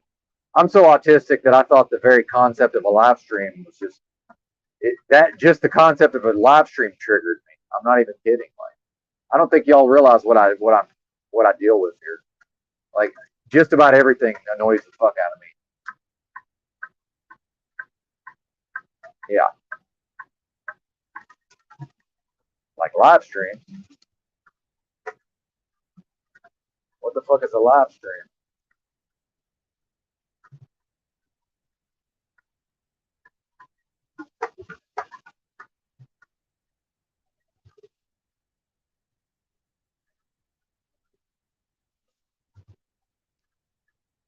Yeah. Well, and I'm just skimming what you're typing, Razman, because I'm not able to read the whole thing right now. But I would say this is, you know, dude, artists are fucked up. I mean, that's just a fact. Because now you're talking about morals, dude. Artists are fucked up. I mean, it's not an excuse. It's a recognition that if you're talking about an artistic type, a creative type, they got fucking issues, man. And I think that's across the board.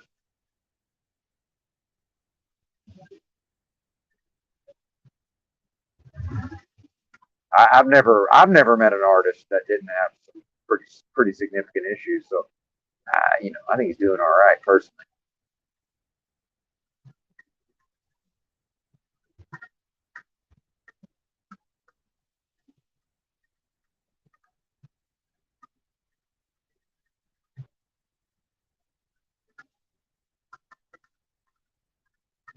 But I'm getting a little closer to gossiping than I would like, so I'm gonna have to cut it off there. But yeah, I think we all engage in it at various times. But I do try to limit. I do try to limit the actual gossip.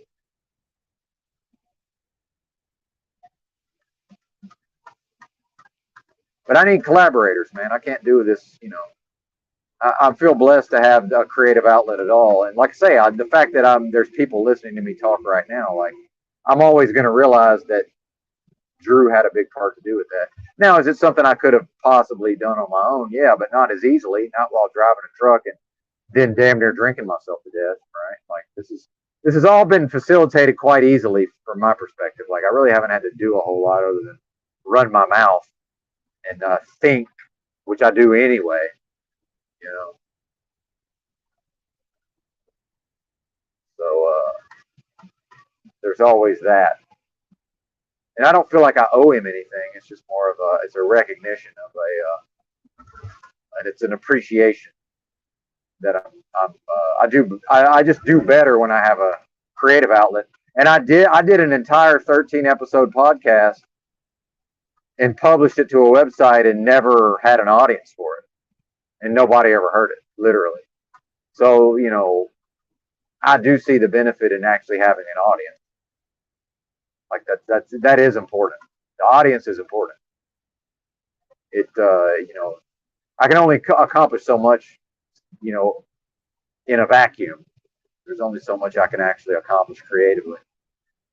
And that's probably why Mad Men, the TV show Mad Men, that's my favorite TV show of all time, because that's a show about a fucked up creative type known as Don Draper, the main character, who's also like this, they have that theme of the man in the gray suit, because a lot of people don't recognize that. Well, in fact, this is a talented artist. Y'all just, in a way, you're treating him like he's this man in the gray suit, the gray flannel suit, or whatever they called it, a trope of the time.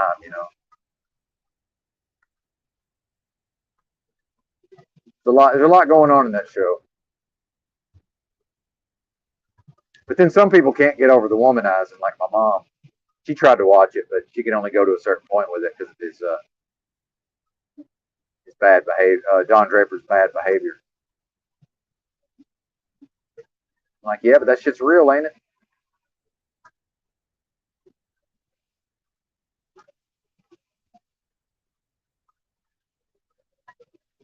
Yeah, there you go, Layla. Yeah, Layla can't function without a creative outlet.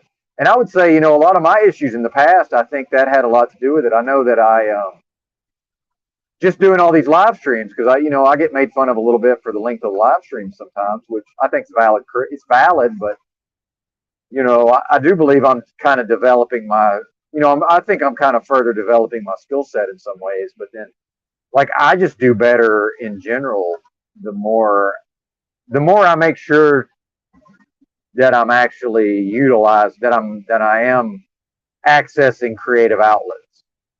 Like it's important. And mine tends to be more through the broadcasting. And in the past, it was through writing. I actually used to write a lot. I never really published anything other than like the message boards. But I used to do a lot of writing, and now I don't really write anymore. But I kind of do but now it's coming out in a different format. And I know that I've developed, not that I'm some great writer, but I have developed, I've developed my writing ability to the point where it's like I don't know how much I'm going to I'm going to progress. I think I pretty much got to the level I needed to get to with that. So now it's like, okay, and again, I've talked about my path of progress. Like now I'm kind of working on the broadcasting, or I am working on the broadcasting. And some of that is,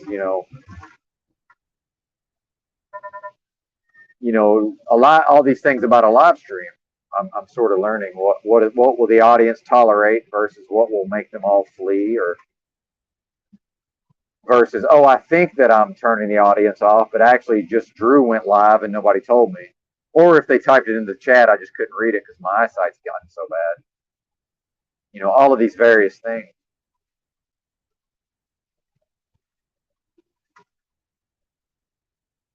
But then recognizing, like, it's none of it's really that serious. It's not like I'm out here changing the world because I'm speaking some, since I'm making some mouth noises. But I enjoy it. Like I've been enjoying Paul and Slave's live streams lately. Like I definitely think there's a benefit, a mutual benefit to me doing these versus the audience. But I don't consider it any kind of, highbrow fucking serious thing. But I do recognize the value, especially like I said, and I'm always going to come back to this point that just increasingly we're seeing that, as society becomes more and more isolated over time, we just, a lot of people such as ourselves, we just really don't have outlets for these sorts of ideas being discussed, which is good because, if it was a more crowded space, maybe I would have to compete harder just to even have people listen to me at all. Like now I'm not having to put just a tremendous amount of effort or energy or time into it to actually have some, and I'm always going to be flattered that people are even willing to listen in the first place. 14 people in here or whatever. It's pretty amazing to me. But then, also being able to be divorced from the expectations, because when I started Nightmare Dystopia, it was kind of a joke, really. Like, not to me, it wasn't, but I was like, hey, man, if 10 people will listen to it, like, I'll keep doing it. And then it was way bigger than that, man. It wasn't gigantic, but it was way bigger than 10 people. So, but then again, things were going on in the larger culture. So, if I hope it doesn't happen anytime soon, but hey, if another pandemic pops off, I can go right back to doing the podcast, and I'm sure it'll be just as big or bigger. Probably bigger actually.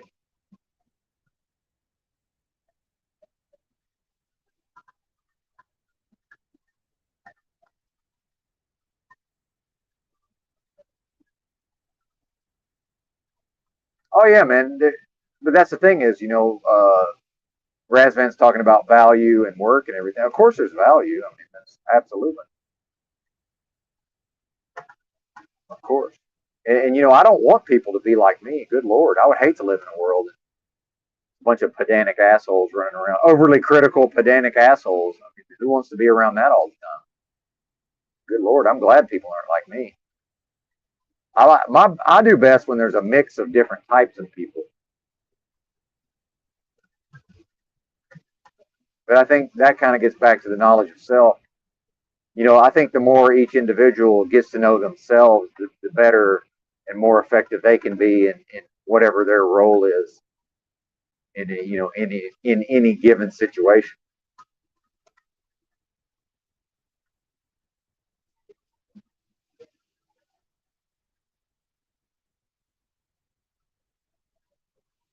Yeah, sure, of course. Yeah, absolutely. And yeah, definitely. Whatever, the feedback of the audience. I'm not trying to blow smoke up anybody's backside. Yeah, I believe it's a mutually beneficial thing. 'Cause Lord knows I'm in live streams where I'm typing into the live chat, and I don't ever participate beyond that. Absolutely. And like Paul Enslaved, I could go up on his panel. I probably never will, or if I do, it'd be at some point way in the future. I'm not ready for that because I'm still gonna have to yell at people. I'm just in that. That's just where I'm at. I'm not able to humor the panelists' nonsense, but maybe in the future I'll be able to.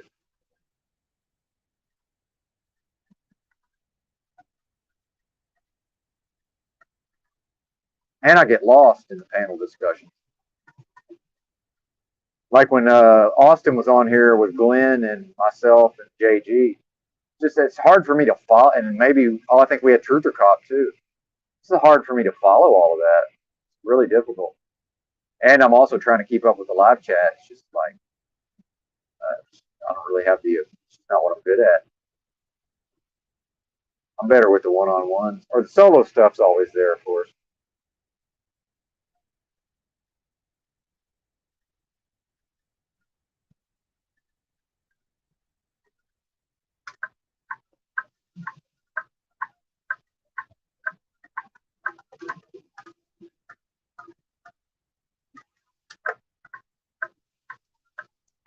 Guess I better check to see where I'm at on the map here. Got a fuel stop coming up at some point. Although, actually, no, now that I think about it, I think I'm going to hit that fuel stop on my way out of town. I believe I've got enough fuel.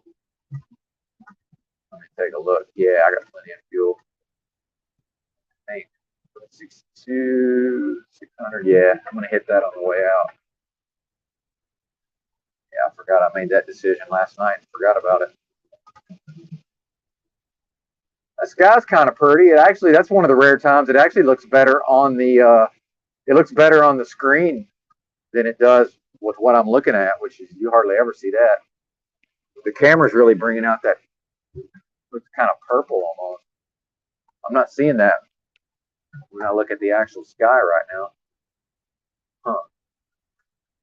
Usually the nature is way more attractive. You know, it doesn't really translate to the camera most of the time.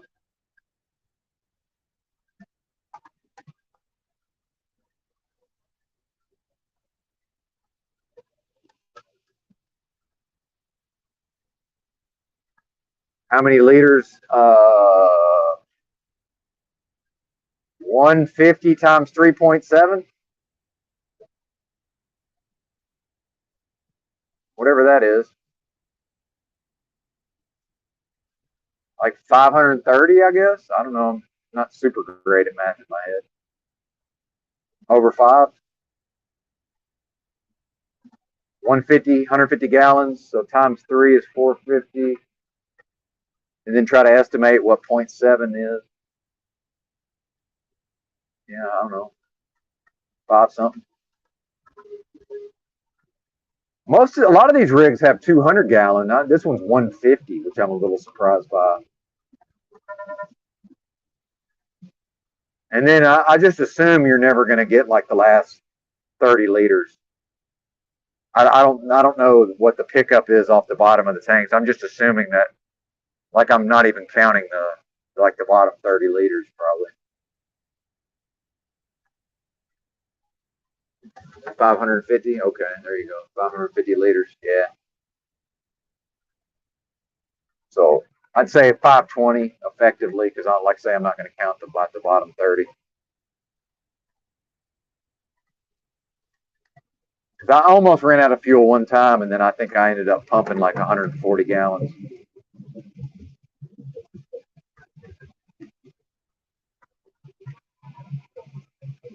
But back in the old days, when they would let me fuel wherever I wanted to, I'm one of the types that I like to always have a lot of fuel. But now with the limited fuel stops, I'm going deeper into the tank than I ever did in the past.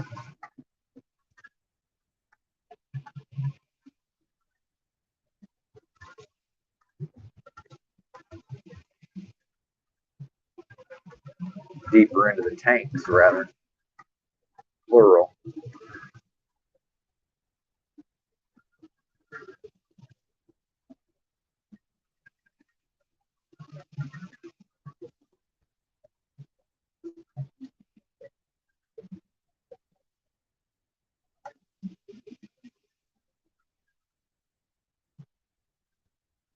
There you go. Yeah, same fuel capacity for RAS van.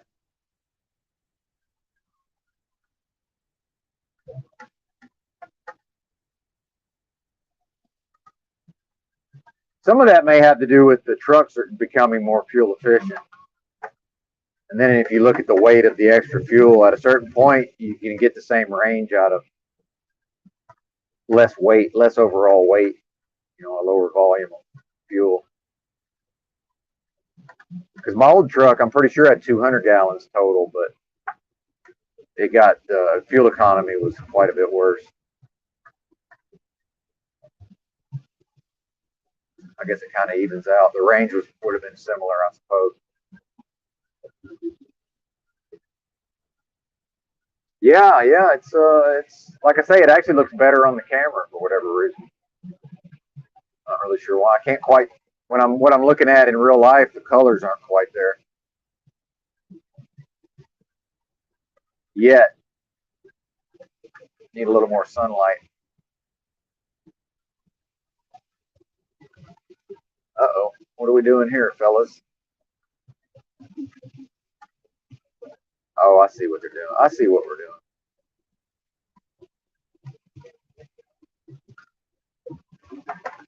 They're probably distracted driving like me. This must be Abilene. People don't think of snow when they think of Texas, but it snows like a motherfucker out here. They get feet of snow out here sometimes, out here in Abilene. High winds, too. Cold fucking winds, like Kansas.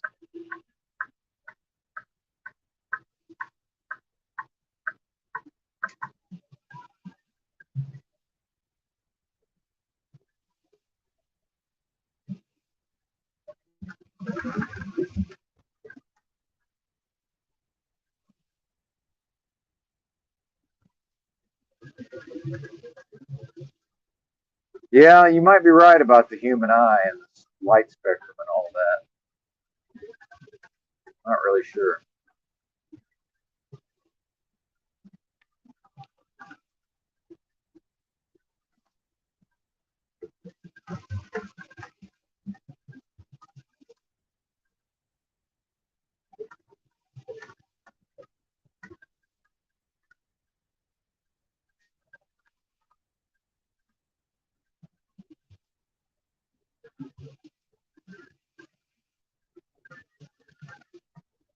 Abilene Christian University.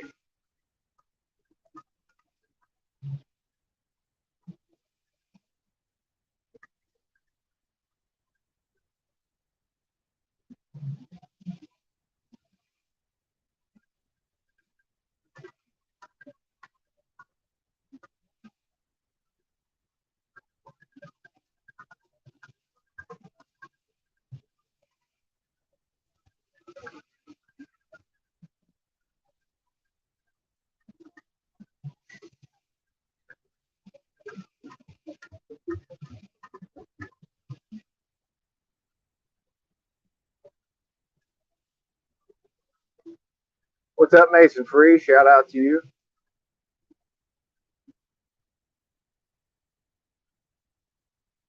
Yeah, infrared goggles to go beyond the veil. There you go.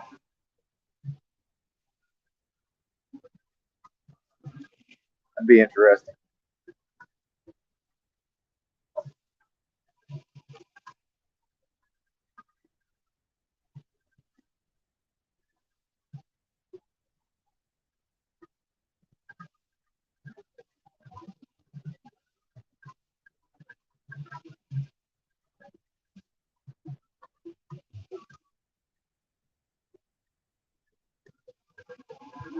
There's the Wally World with the truck parking, but just too hard to get in and out of there going this direction, so I'm not going to fuck with it. I think it's all full anyway.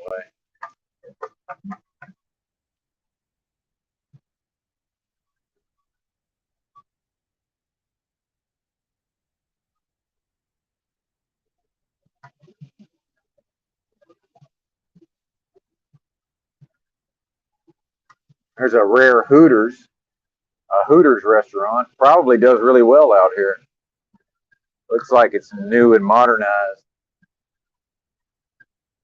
This Hooters is pretty much dying off, from what I can tell.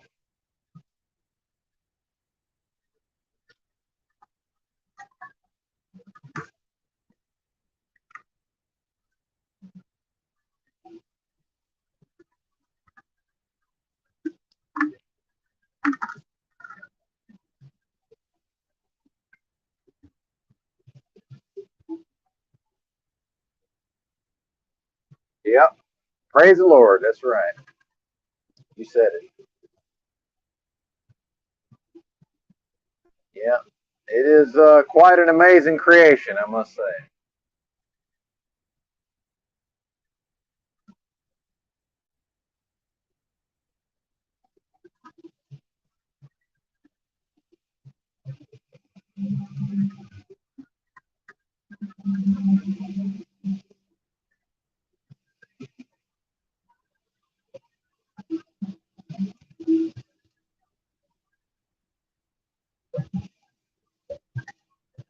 Well, I'm probably gonna shut it down here in just a couple of minutes. I need to focus in and get my mind right if I'm actually gonna try to go to the eye doctor, get some glasses made today.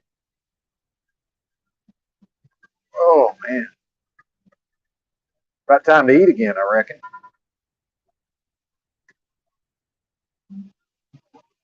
Although I don't think I've been driving that long since I stopped last time. Oh, I made a stop twice, so I don't even remember. All righty, folks. Thanks for watching. Bye.